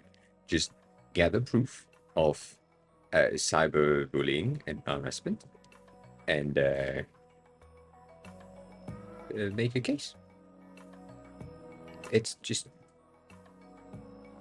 it's an option always, but again, for how one's discover one's Instagram account, it is basically uh, you have liked something, like an account that is linked to your account has liked something on the third account, and you just move back the dots. It is that easy. Like I could, if you give me your personal account, and like I know your personal account and I had access to your personal account at some point, and I have Anya's personal account, and I have my fake account follow Anya's personal account, I can 100% pinpoint related accounts. Yeah, no, me neither. I mean, I know some people that don't. But real name means nothing. Like I can have my surname, my AOA surname, my online name, which is basically my initial, so it's my name, but still.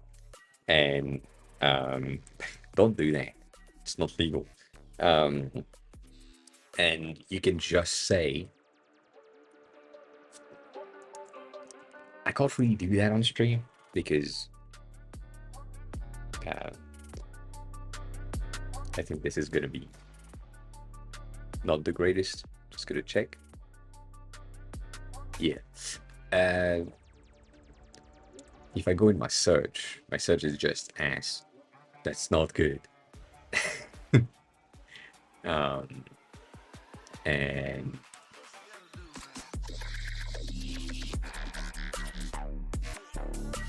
I'm following that person. You can't see that person, but it's mostly like gym and shit. They have 308 posts. They have 2,000 followers, so there is a ton of people that are following them. I can go in the following list right there, which you can't see, but that's the goal. In there, I can go into someone that might be recommended to me, or that might be something that sounds familiar, or that looks like these people in the 2,000 followers that I'm seeing here. Some of them, if I cross-reference things in your personal account that I had access at some point, and that account that I just found, and I cross-reference the followers and the people that have liked posts in the past, I don't know, 5 months on that same account, and I see that it links back to your initial one that I know because I am still connected to you through a fake account that you don't know it's a fake account.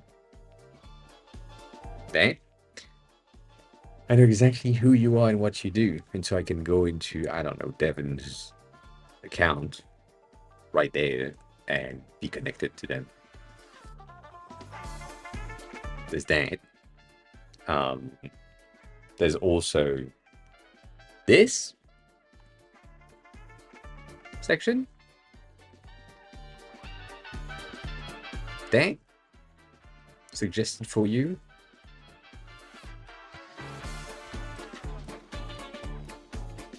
Maybe that account that she has found has been suggested for them as well. So, you know, all that, we never know. We never know how people have access to things, but they do have access to things, and if I really wanted to, I would, like, with no issues, find someone's account. Like, if I have one point of entry, and I know for a fact that someone has a connection to you, I could probably find your personal account with no issue. So, you know, all that. Good job on the gym. Good job on the gym. What is your PR? In what PR? In what relation PR things? Yeah. It is. It is. Technically, on top of that, I know that, as you said, these accounts specifically don't have your faces, but I don't think I will have.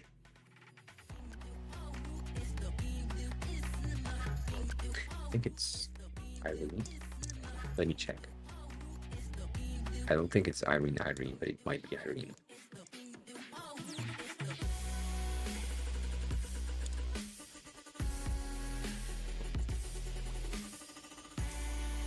No, it's probably her sister, which is gonna be someone else. I'm gonna open multiple pictures. I'm gonna look for one specific picture that was kind of funny when that happened. Yeah, so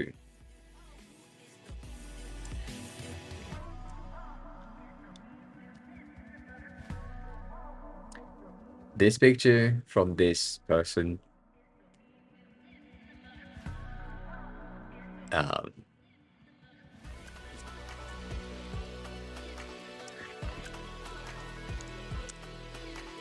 I don't know if you've seen,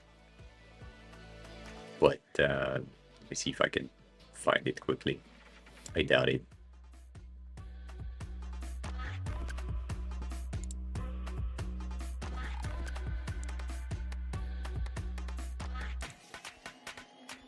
Right? There is no playlist, sadly. We are currently on Epidemic Sound, and the current song is this.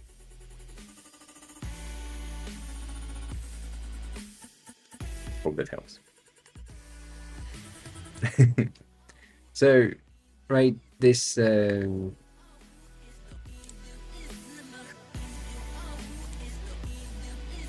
the same time of the year, but the exact same place. All right? That's one of the things that happens. That's the first one. The second thing is this one. That shot right there. Specific trail. I have this exact same picture on a camera that I used when I was 8 years old.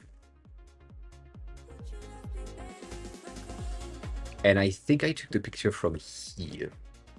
And she took it from here. I was like 5 meters down the road on that same path.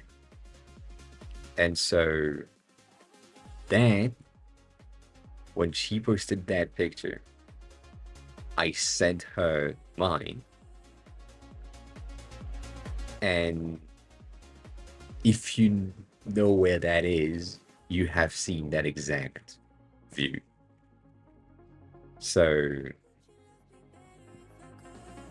that, again,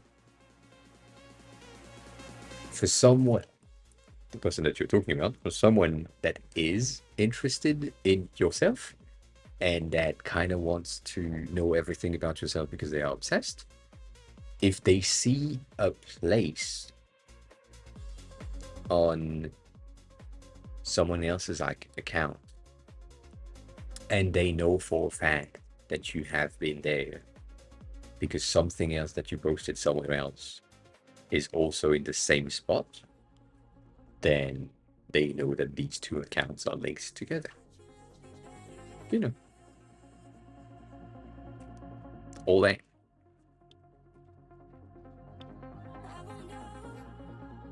So these, again, I'm just showcasing things where I have been in the exact same place as that person. And when you look at things that are kind of fun, February 23rd, 2019,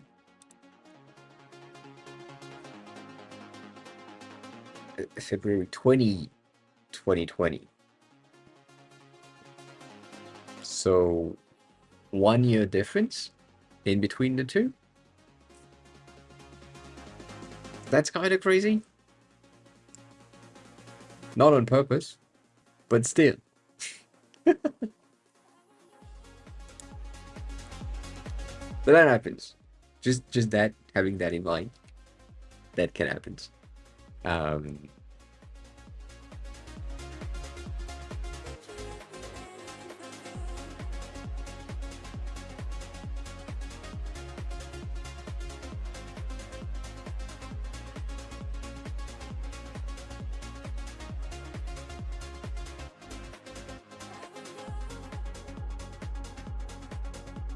Yeah.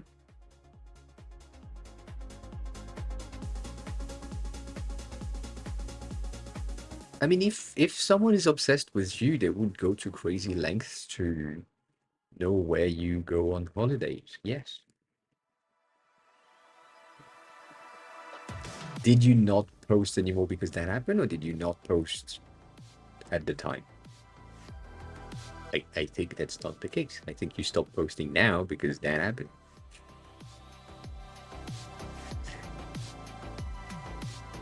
And you never posted. That happens. Did you go with family? Like, I mean, again, my sister is on vacation in the south of Spain. Maybe I go with her. It's not the case. I'm just creating a fake scenario. I go with her, but I don't post pictures for 2 weeks. And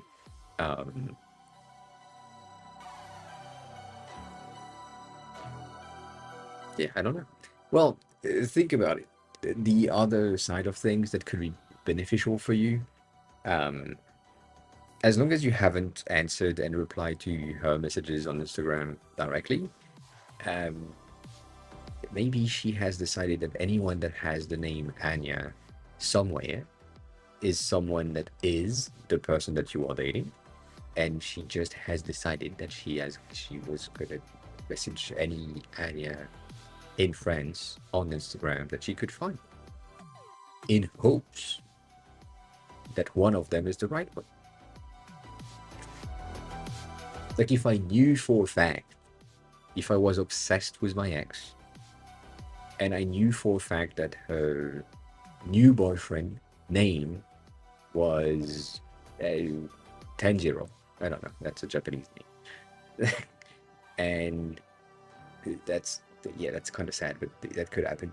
And I was so obsessed, right, that I'm gonna go on Instagram, I'm gonna have a VPN set to Japan and just, yeah, that's what came to mind. So anything high so at the same time. And I'm gonna go in Japan Instagram and I'm just gonna look for Tanjiro and then hopes that I can find one Tanjiro that has like accessible pictures and that one of them is gonna be with my ex and I'm gonna recognize that. That's gonna be hope number one. Hope number two is gonna be if I'm looking for someone that is supposed to be in my ex's like uh, circle, let's say that. But there is no faces. Maybe I'm just looking at foods and places and locations and bars and restaurants and things that she used to go to because I've been with her for a long time. And that's all I'm gonna check. And if I check that and then I find something and I'm seeing like I'm going crazy length right now. And I'm seeing like I don't know a picture of food on the table with hands, and I recognize the nails that my ex used to have, like nails design. You know, maybe I can pinpoint that as being like potentially the same girl. Maybe it's not. Maybe it's the same nail salon. I don't know. But as crazy as I am, if I'm infatuated with my ex, then I could message that account and saying things that are not necessarily true. And yeah, I mean, maybe, yeah. I think you should. This is everything is going to be on YouTube. Everything is streamed on at the same time on YouTube right now. So yeah, it's going to be on YouTube. So I mean, you see how difficult things could be, but also, right? With what you said earlier, saying that that bystander is going to get it. That sound silly. Because she just has the same name, maybe by just allowing yourself to become the target, then that just means that the other around cannot be targeted because now that person that is your ex, that is trying to get to you as much as she can, she knows where you are. And she will know your account, and she might do like multiple accounts to get access to you and access to your chat and do things. But then you can block that person. You can also block the IP of that person. You can block this account and all other accounts created by the same computers or devices on Twitch. That's a thing. You can do a ton of things. And yeah, but it's just that like right now again, your name being so specific and less people with it, the only time that she will look for that name online, she will reach the other 4 people other than you, and one of them is you, but she doesn't know which one it is. Maybe, I don't know. Or you just make sure that the target that she wants to paint on you is accessible and visible, and then that's about it. Like it's just you have access to tools to ensure that the person that is trying to have access to you does it. And if you do the exact same thing, because it's also a thing for you, before you do your name change, you can go online, check if she has accounts on everything, and then block that person, and then change your name, and then be good. But remember, like, Google search give you specific results. DuckDuckGo search give you different results. There is a ton of things to access someone else's accounts that we can do. So if people are crazy, which is the case, you know, just ease their chase and don't give a fuck.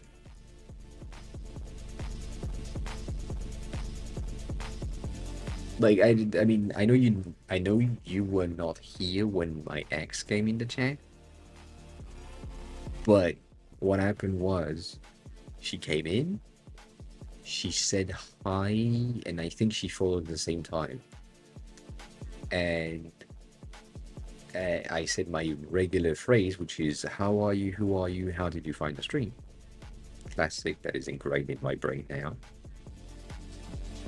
Her response was, you know who I am. It's like, no, bitch, I don't know who you are. I just saw your name in chat, and your name is not your name in real life. So I don't fucking know who you are. And then she said she'd give me her name, first name. And I said, that doesn't help. I know like 15 people with that same name.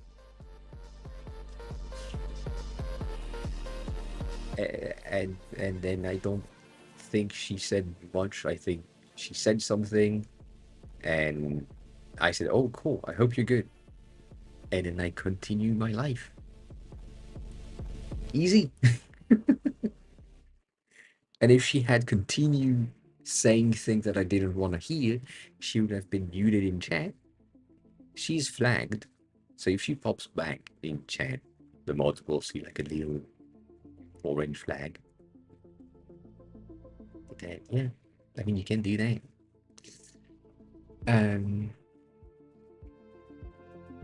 Yeah.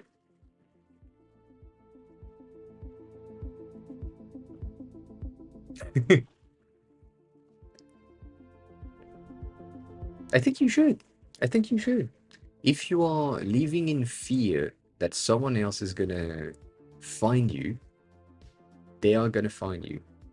If you are living in peace, knowing that someone else is gonna find you, well, you know that they are gonna find you at some point. So, they do. Why do you care?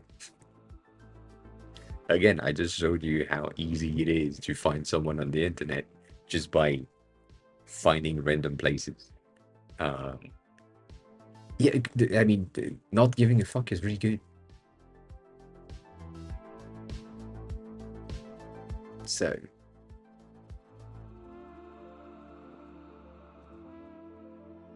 and Zuckerberg, you said, do you know any good FE devs for experience Next.js hiring a couple during this month?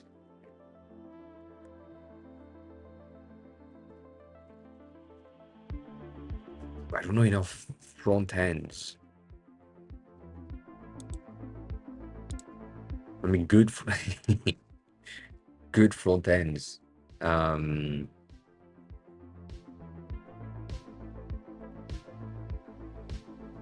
Maybe Stony can help on that one.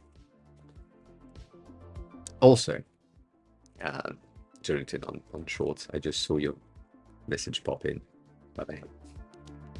That's delayed.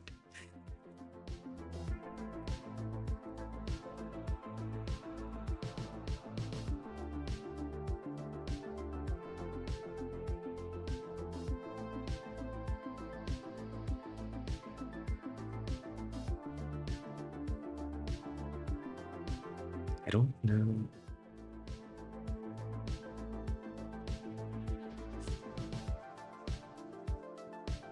Yeah, I don't know enough that I would be able to say these ones are good. I think Jonathan might be good in front end, but also is currently building his own startup and doing a lot of things, so that might be complicated. To just send you there. And then the other ones are in companies. We definitely have a ton of them available. If you are on desktop, I don't know if you're on desktop, but at the bottom of the stream, you should have a thing that says the claw for my Twitch team, and I think it's claw.dev. I think no, claw.team. No.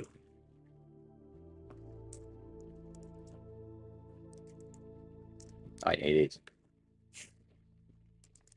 That is my Twitch team thingy, and we are a lot in there, and it's mostly a dev related things. Johnson right there is also like someone that could be a front end dev. Can I consider you as a front end, Johnson? I don't know. Maybe, probably. Zuckerberg above your head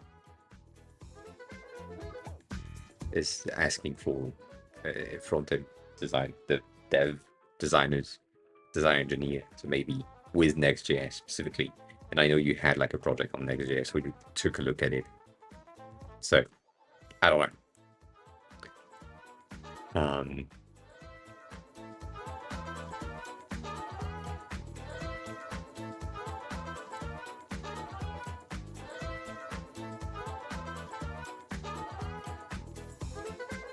So yeah, there. And yes, Flo, if you have like a layout somewhere, we can do that. But yeah, on these Zuckerberg, in there is like the whole team, a lot of good devs. In there, some of them are not really devs, right there.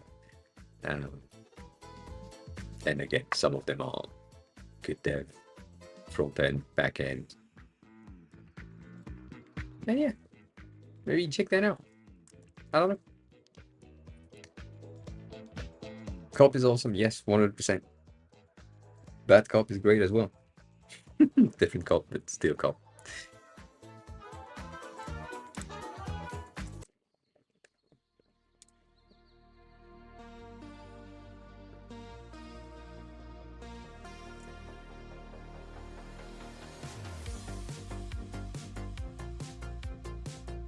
I'm gonna click on that.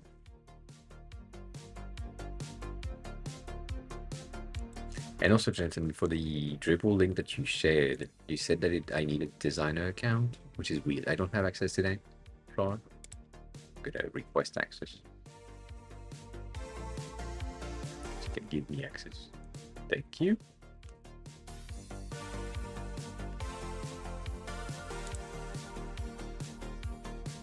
These ones, have the rest of your day or night or whatever time zone you are on. And we'll see you soon. Thanks a lot for being here. I appreciate it.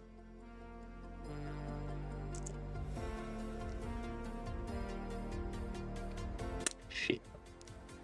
Have a good rest of your night, Denny. Take care of yourself as well.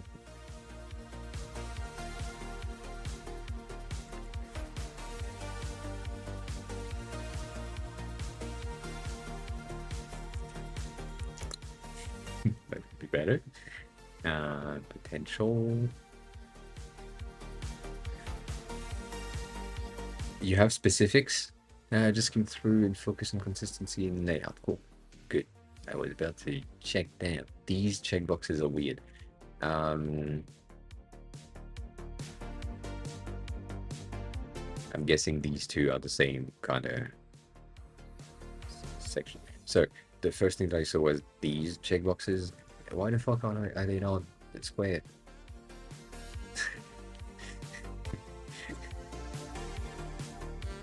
Have a good eating session.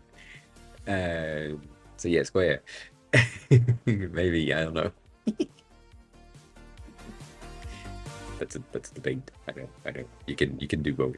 But it is so much close. Like they are 40 by 32. If they were 48 by 32, I would see that as a on purpose. But because they are like one 8-point grid hit, I feel like this is a mistake. like just you forgot. But that's, I mean, if you want them to be like wider, you can. It's not a problem. Anyways, that was weird, but that's fine. That's fine. That's okay. I'm scared about accessibility on these ones, specifically on the start in a day section.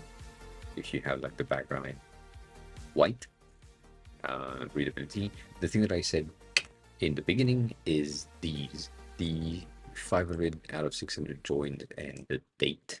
I feel like you could swap with the text, having dance thing above this, but then by doing that you end up with this and that being close together, and so it might create something weird. That's a debatable point to be checked, is what I mean.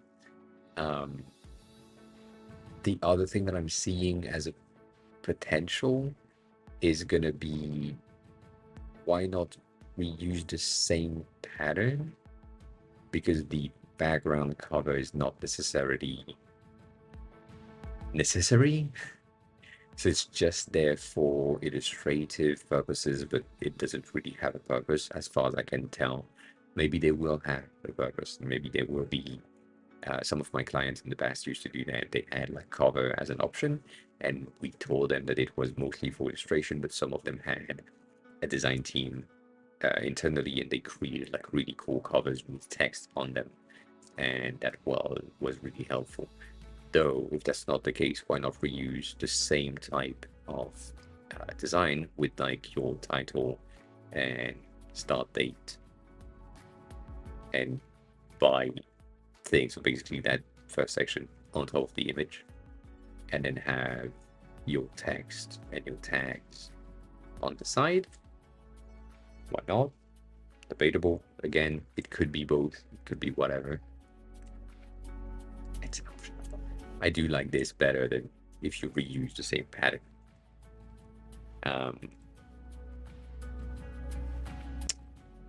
And aspect ratio here is not the same as the aspect ratio here. I understand why. Mainly because you wanted to have 4 and you needed to resize them horizontally to make 4 fit rather than that. So it feels kind of weird. Maybe it is the same aspect ratio and I'm crazy, but it doesn't seem like it is.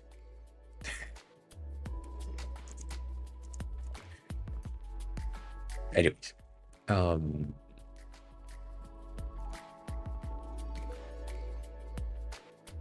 we can't lock aspect ratio on Figma, so that's the same. This section is fine. I feel like you could benefit from having a bit more space in between them. Right now you are 16, maybe like a 32 could help readability, but also it doesn't really need it. It's an optional thing, right?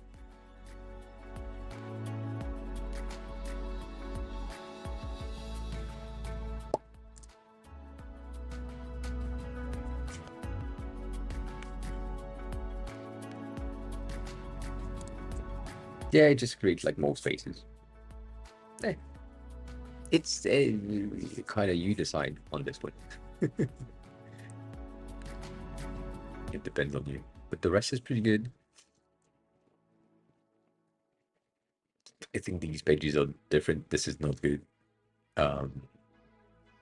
Also, it just hit that time. Do you want me to check the other pages, or is it just the first 2? This is the same with the other pages. Okay, cool. That doesn't work.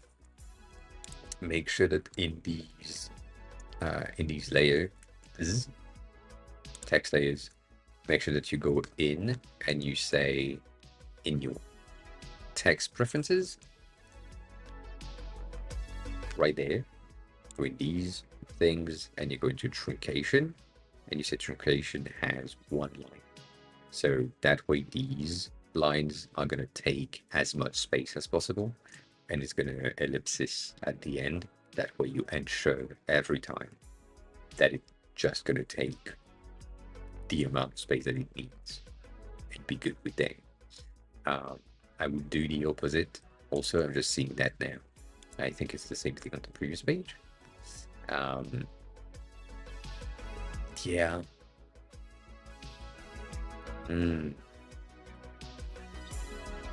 Specifically here, I feel like the like, how can I say it? The check mark is on the other side would be better, because that way you can have same thing, a truncation on the brand name if necessary, because you can't really push the check mark and then have brand name ... check mark. It's easier to have the check mark first, but then when you think about it, the check mark is usually after the name. So I get it. That's a different thing. But yeah, that's better in terms of ensuring that there is readability. You can also make sure that the entirety of that modal pop-up menu thing is wider based on the title of the challenges. And then if you look at it closely, which it's pretty simple, you can see that the top of the image and the top of the text is not the same, and that's because that line of text right here, it's one line of text. That line of text right here is taking a lot of height, so maybe put that in 100% line height. So here, if I go with 100%, I'm gonna be closer to my text.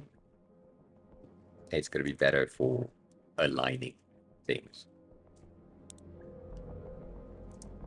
And now you can see that it's closer to the top of the image.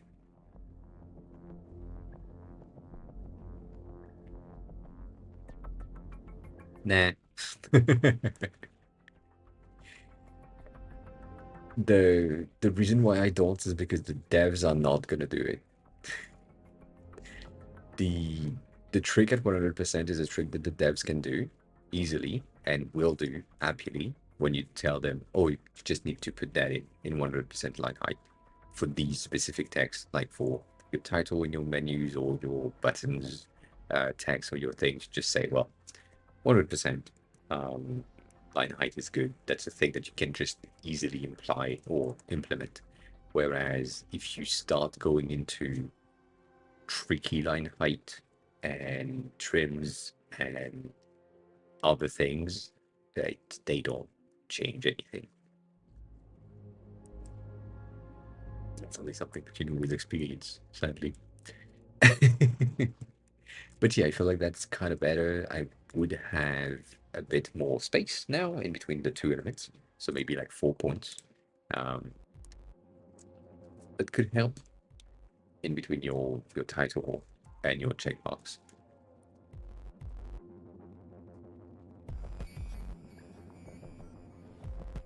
Checkbox on the same color as the text next to it, right? It is, I think. Yes, it is.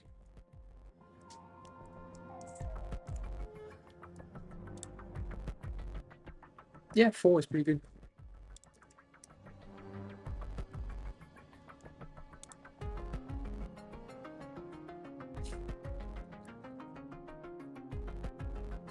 You can also do that, yes, that's an option. Did you change something?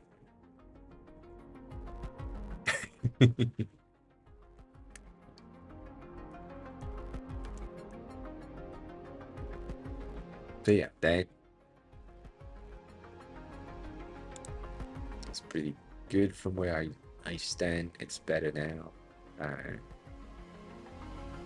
this one is kind of hard. I'm gonna go back on this, which is the same as this, I think. There's a ton of data on the side that I feel like is hitting on the readability. This one's really hard. That's the form. That's hard.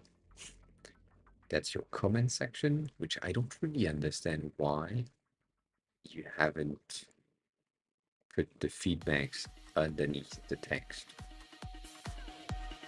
You tell me. I think that I didn't really ask last time, but I feel like it would be easier for you to just have that entire feedback thing be the exact same width as these elements and be underneath the content. They are different groups, but if you look at a Facebook post, it's underneath. And again, with that specific challenge right here, you have just that amount of text. And that's it. And then you have the criteria for rating. And then you have that wide-ass white space where you could just have your comments underneath, because that's where the continuity of the reading pattern is.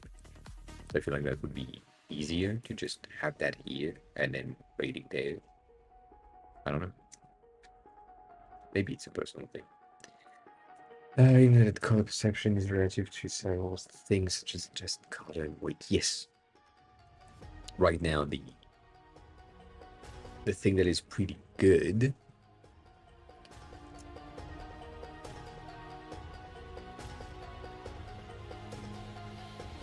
yeah, I'll say.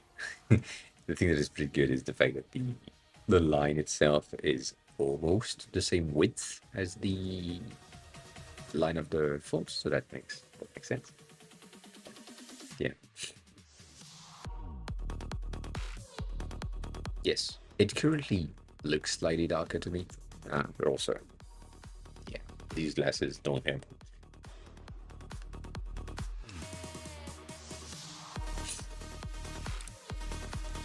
Nonetheless, I would have that here, but that's not consistency or anything. It's just like just a me thing. And I don't know why you have a grid on this one. Why you have grid? And these cards come out of nowhere. It is a tad thicker, but it's also like a circular thing. I think it's this circle, like the fact that it is a complex shape and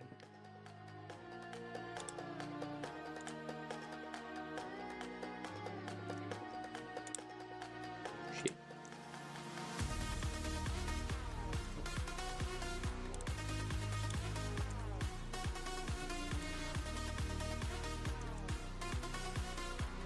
I see.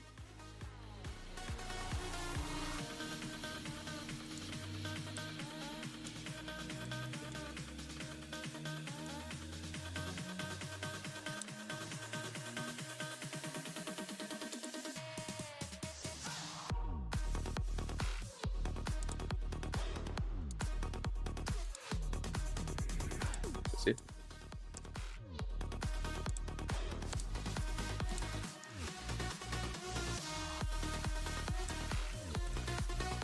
I think it will still look similar.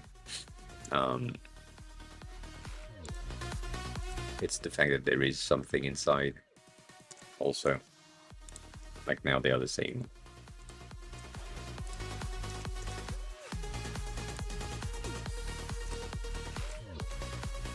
And if I were to do that,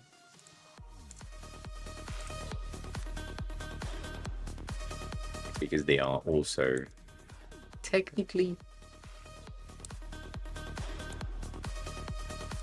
much bigger.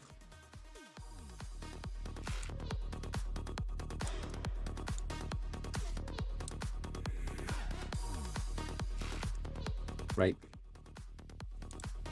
So if I had the exact same thing here, I would say that.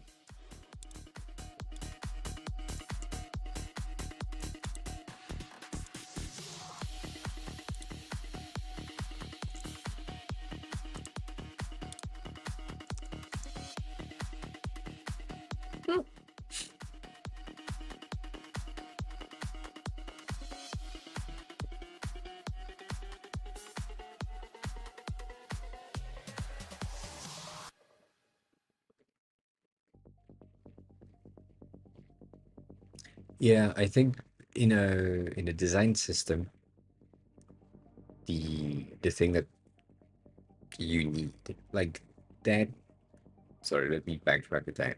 That amount of tweaking and specificity when it comes to colors and shape, alignment, visual alignment, and all that. This is great for like a final detail for landing page, for specific illustration on the feature, for a model that is going to pop in the user's face once or twice max. For a design system, the thing that is really important is the system part, when you can have a system in place and keep the system running.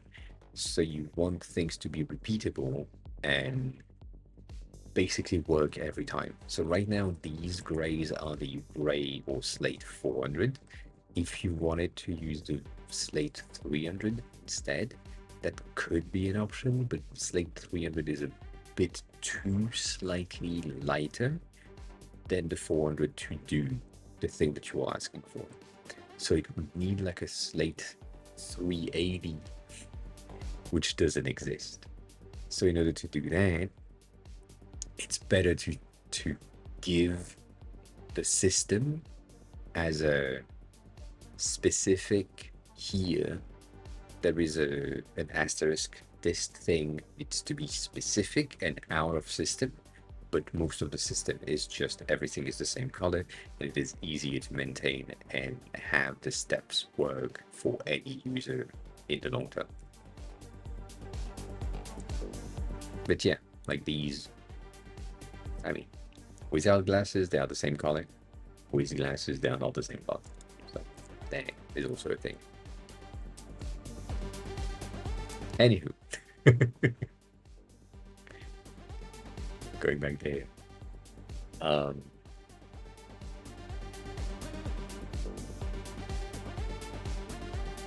Interesting. I don't know if I agree with that. Yeah, basically, yeah. And you can also do that. That's the reason why we have. Come on. Just load. The person that just chatted after you. What do we? What do you mean?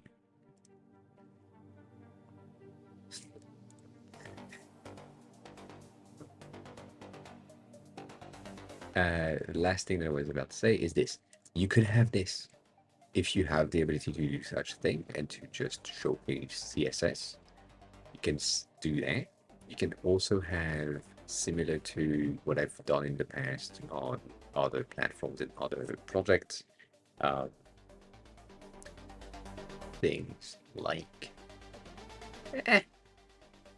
I guess this was, maybe. I forgot if I kept the notes. Yes, you can have that as well. You can just say in your system or in your design itself, say, here there's a bit of a note. And then there's a way to ensure that your dev know, oh, this thing is a potential audio-based flow for transcript. Maybe that thing specifically, like this highlight is important. So technically on Figma, I need to do that with 2 elements, but on code, it's not the case.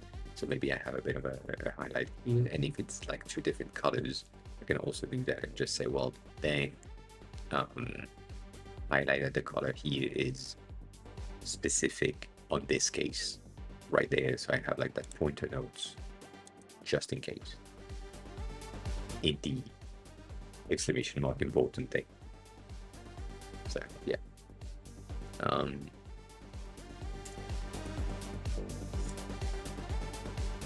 Yeah, this one I don't like it. I think usually leaderboard, specifically if you have 3, you're gonna end up in that, which is like 1, 2, 3, and then the rest. And that's, I'm not saying that it's good, but it's the regular pattern, right? 1, 2, 3, and then the rest. 1, 2, 3, and the rest, the list. So I could say 1, 2, 3, and then the rest. I see. Well, I don't know, but that's an option, right? The second thing that I'm seeing right now is the distance in between the project title and the points. I think you should swap. Yes, it is using ChatCN, as you can probably tell from there. I think you could say points and then project title. That way you can have more space for the project title, and it makes sense to have more width rather than here. This is making no sense to me. But yeah, debatable. These are submission or comments things. Same thing here. Going back to Dan.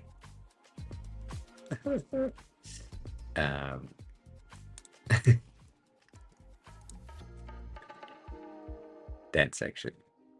There's way too much stuff.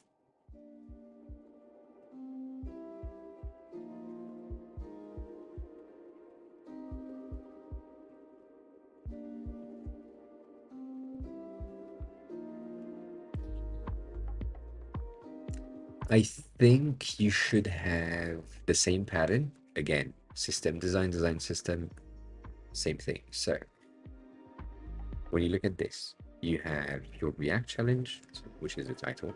You have your 500 hours, 600, and then the date. This section right there could be reused right here to have 100 people have joined. It was 1 month ago. It took 1 week. All that could be here. And then personal information, what you have submitted could replace the tags. And here you could have, this was ranked based. I was in the top 5.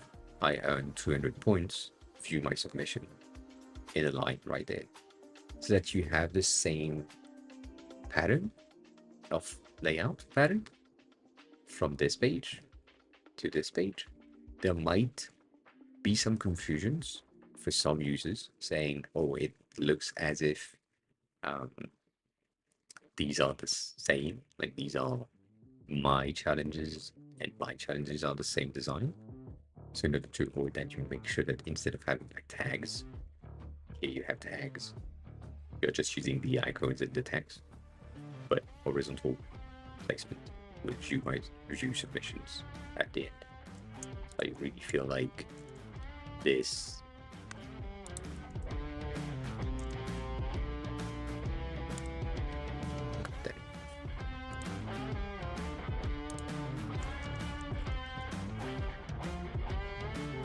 right from getting that, I'm taking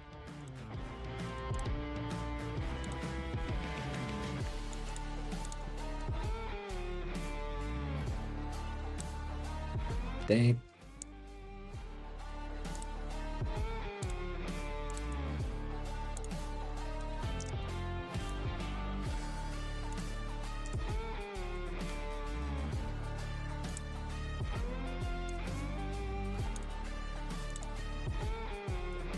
Impressive.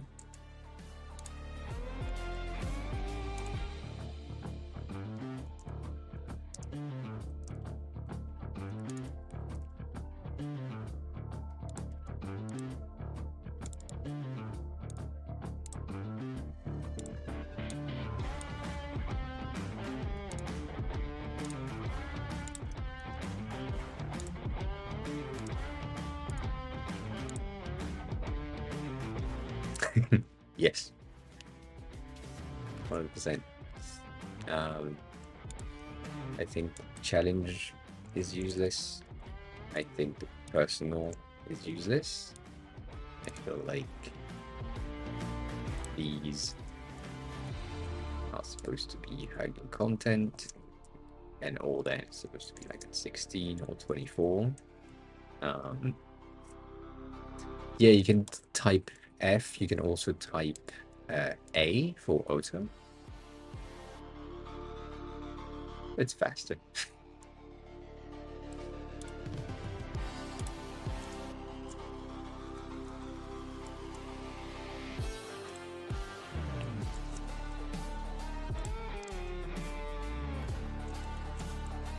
Did I say 16? I said 24. Yeah, and that makes more sense to me. As in, it's not much of a difference.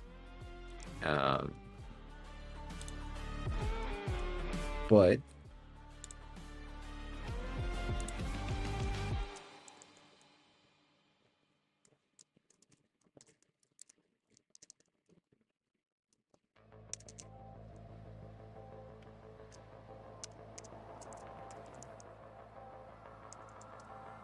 I guess.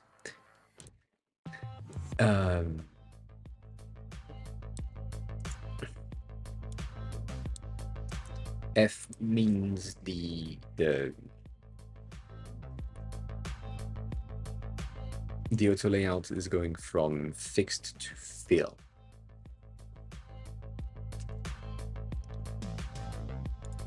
So yeah, I feel like that kind of clean up the side, the right side. It's not the best. There's something that pisses me off. But it's better overall because that is closer to this. And you could still have one of these if necessary, or if you wanted to.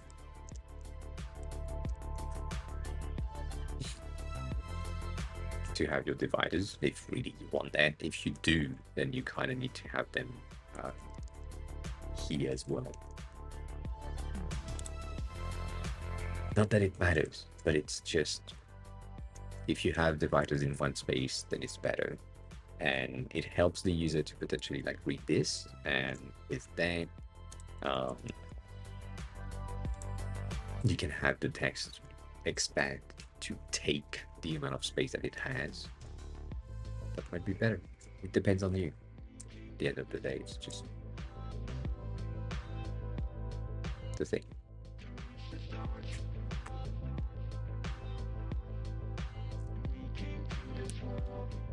We'll see. Maybe the mic is going to be better now that the AC is off.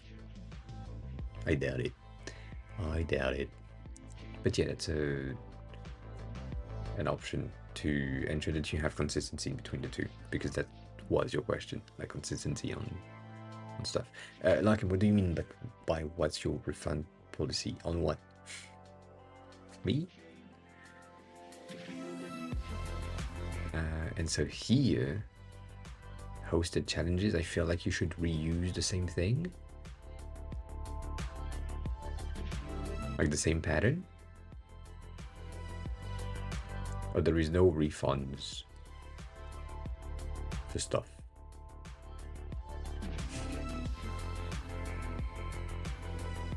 Basically, sometimes. God damn it.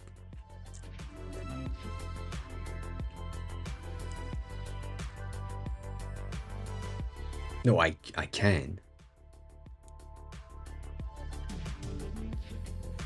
But it's this. Sometimes there is a reward queue, and then some people are gonna come here and say reject all, which means that it will refund everyone. Or I can just complete all, which means that everything that needed to go through the queue is gonna be accepted and done. So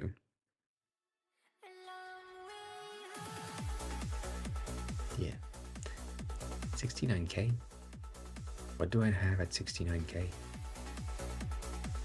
Oh, that, but you already have the VIP badge. So that makes no sense.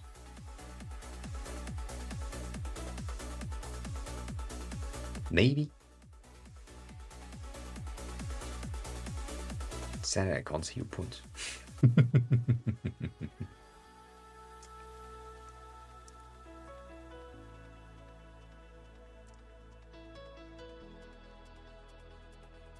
I don't know. Nonetheless, Flora, that would be the same thing. That would be my same ID. I do not mind here that layout specifically, like that overall side to side, because it's a hosted challenge that is starting soon, like start in 2 days, and it is hosted. There is a bit of a different thing, but it's also a challenge. So it's why I'm unsure, and I would just say use the pattern. Did you just use your eyes? Is that what you're saying? Oh, you did. I didn't see that, and I just accepted your stuff. You can gift, because you use the VIP badge. You can gift the VIP badge to someone else if you wanted to. Like if you wanted to have a VIP badge, you can do that.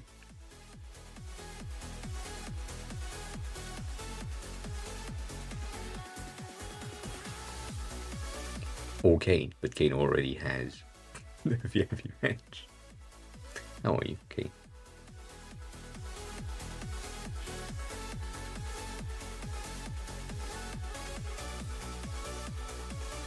Everyone's gonna be pink in this chat.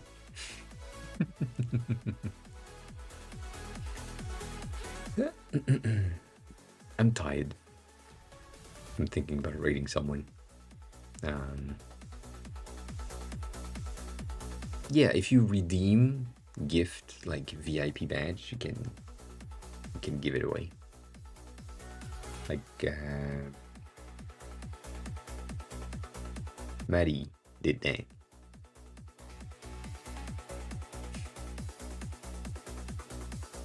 Who would like me to raid someone? Who do you want me to raid?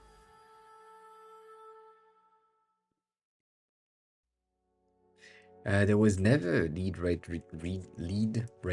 redeem in your chat messages. Like him. You just say, I would love to gift VIP to user.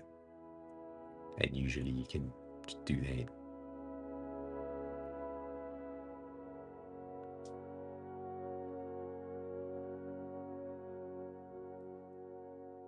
I can report my own reward redemption? That makes no sense. Interesting. Well, share a name. Kane. Share a name. Florida just gifted 5 subs. That's a lot. You got Temtic, the big girl. Interesting. Mama Len. Andy. Lady Lara. I appreciate the subs. Thanks a lot. Thanks a lot. Yeah, no, the rest is pretty good. The form, because I didn't go over that.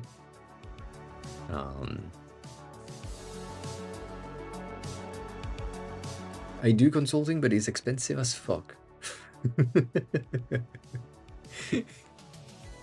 So it's up to you. My consulting rate is 800 per hour. So it's a deterrent. But if you really want to, yes, why not? Though you can ask whatever you want here as well, and I can answer while I'm streaming, and it's free. So you decide.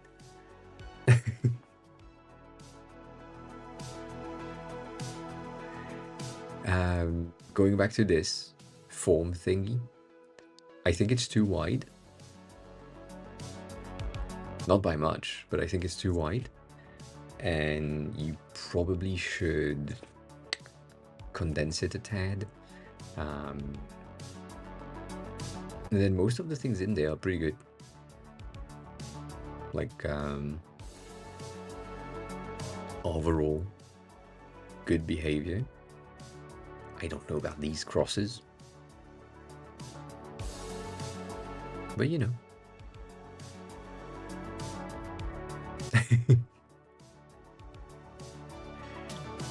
The rest is good. Yeah. I know why you have made them this way, but yeah.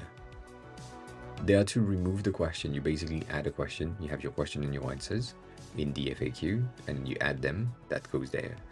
And then if the question in the FAQ is not there, just remove it.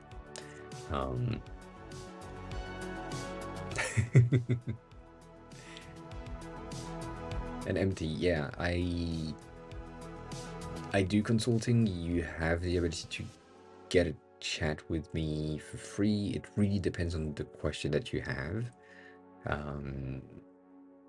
But it's like consulting for pre-projects.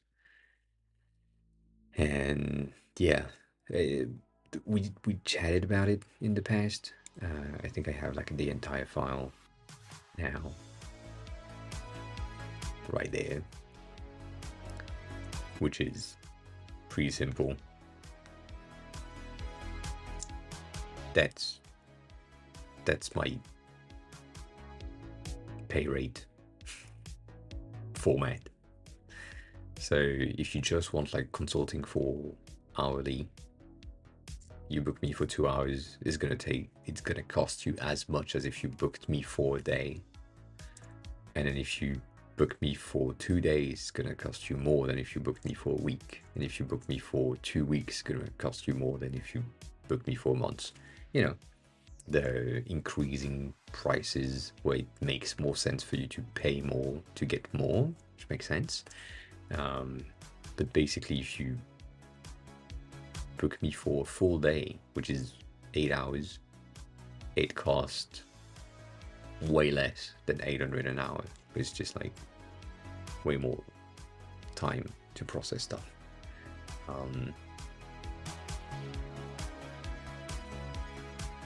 Nope. Have a good rest of your day. So then I'm gonna have to rate soon as well.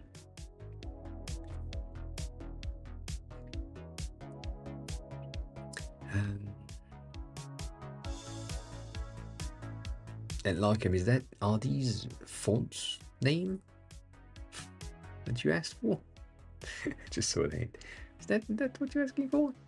So yeah, if you're asking about stream related stuff, I would rather have you ask them here in chat, and I can just help through that. So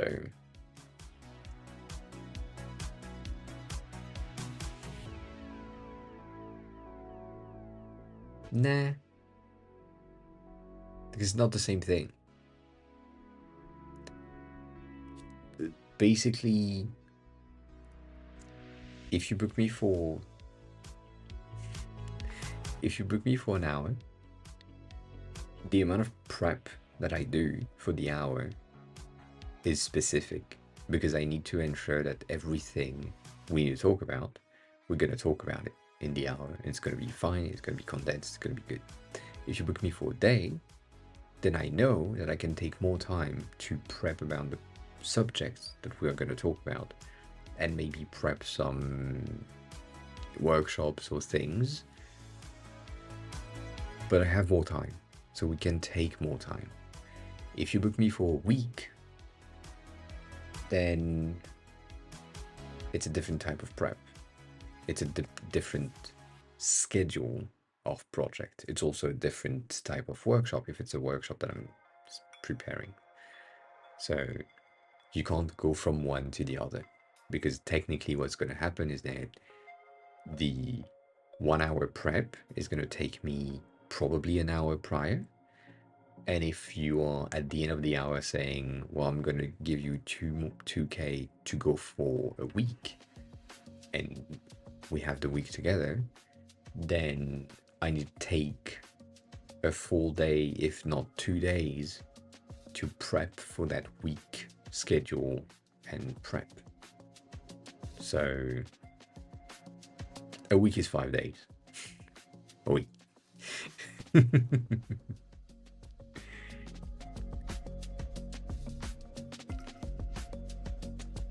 There's also the I don't know if I have it here. I don't think I do. Yeah, Damn.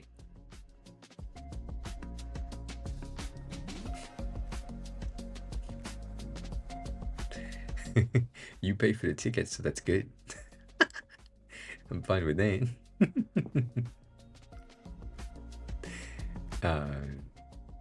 But yeah, that's the same thing. The monthly rate is 3 days a week, 4 hours a day. Because I'm not gonna work more than that on a client if I have multiple clients.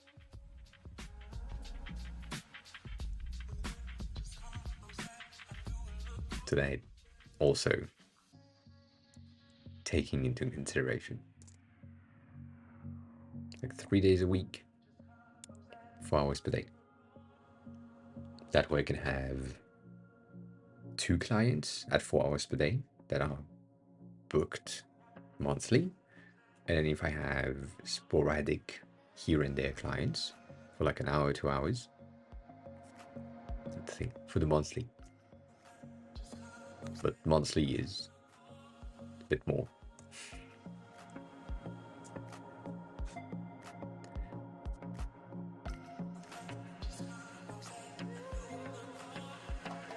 I thought about pricing for a long time. For a long, long time. I'm in France right now, but I would be located in Japan as soon as I can. Which is not soon, but I hope soon. Yes, you are. I was living in Japan last year. I had to come back. Visa ended, so that happened. But yeah. Flora, I think that's about it on your pages. I don't have anything else to point out. And can you share the link on Discord? And hi, welcome in. I'm about to raid. That's what's happening.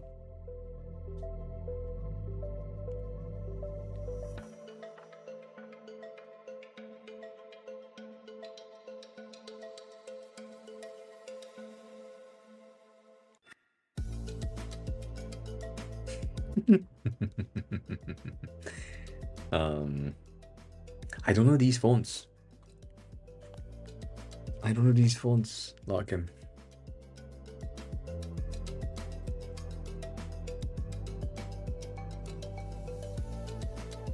I don't know. I can't answer. Because I don't know the things. Copy.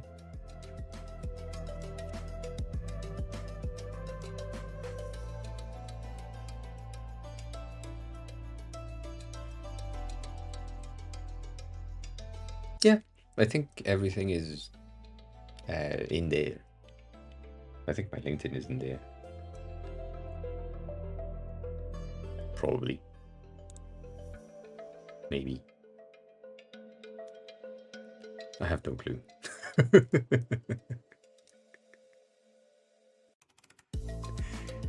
I'm watching a Gen Z non-minimalistic project.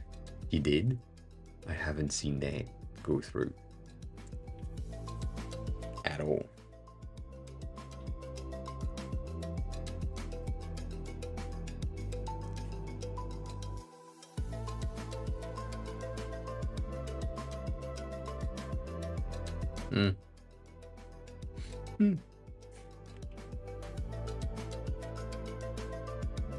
Sorry.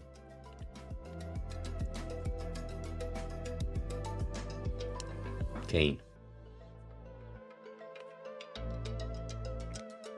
What's that? What's that?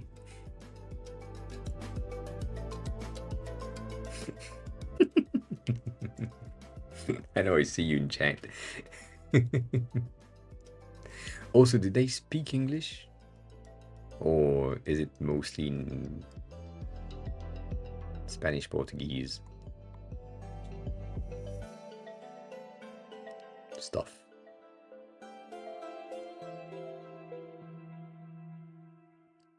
Alan, hi. Welcome on in.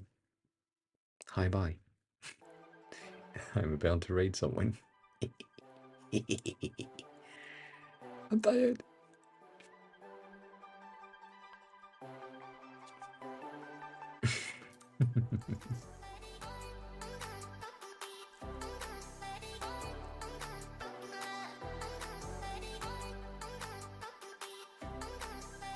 You are the master of timing. Yes, 100%. Not yet. Actually, not yet.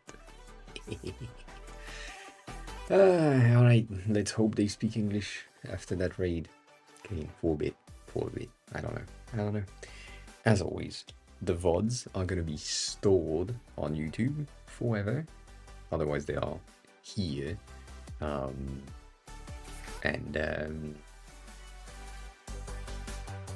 here on Twitch for a bit, for like 60 days, and then they are up. Anyways, if you have questions and I'm not live, you can join the Discord to ask them there. If you want to stalk me online, you can stalk the social, and I shall be back on Friday at 6:30 Paris time. So I hope to see you then. As always, I said a lot of things, and if you want to give me money, you can sub here, but that's not necessary. I would rather you get something much better. As always, you know the drill. Enjoy the rest of your day. Eat something, drink something. Who won? Streamerment and Larkin. Good job. Good job.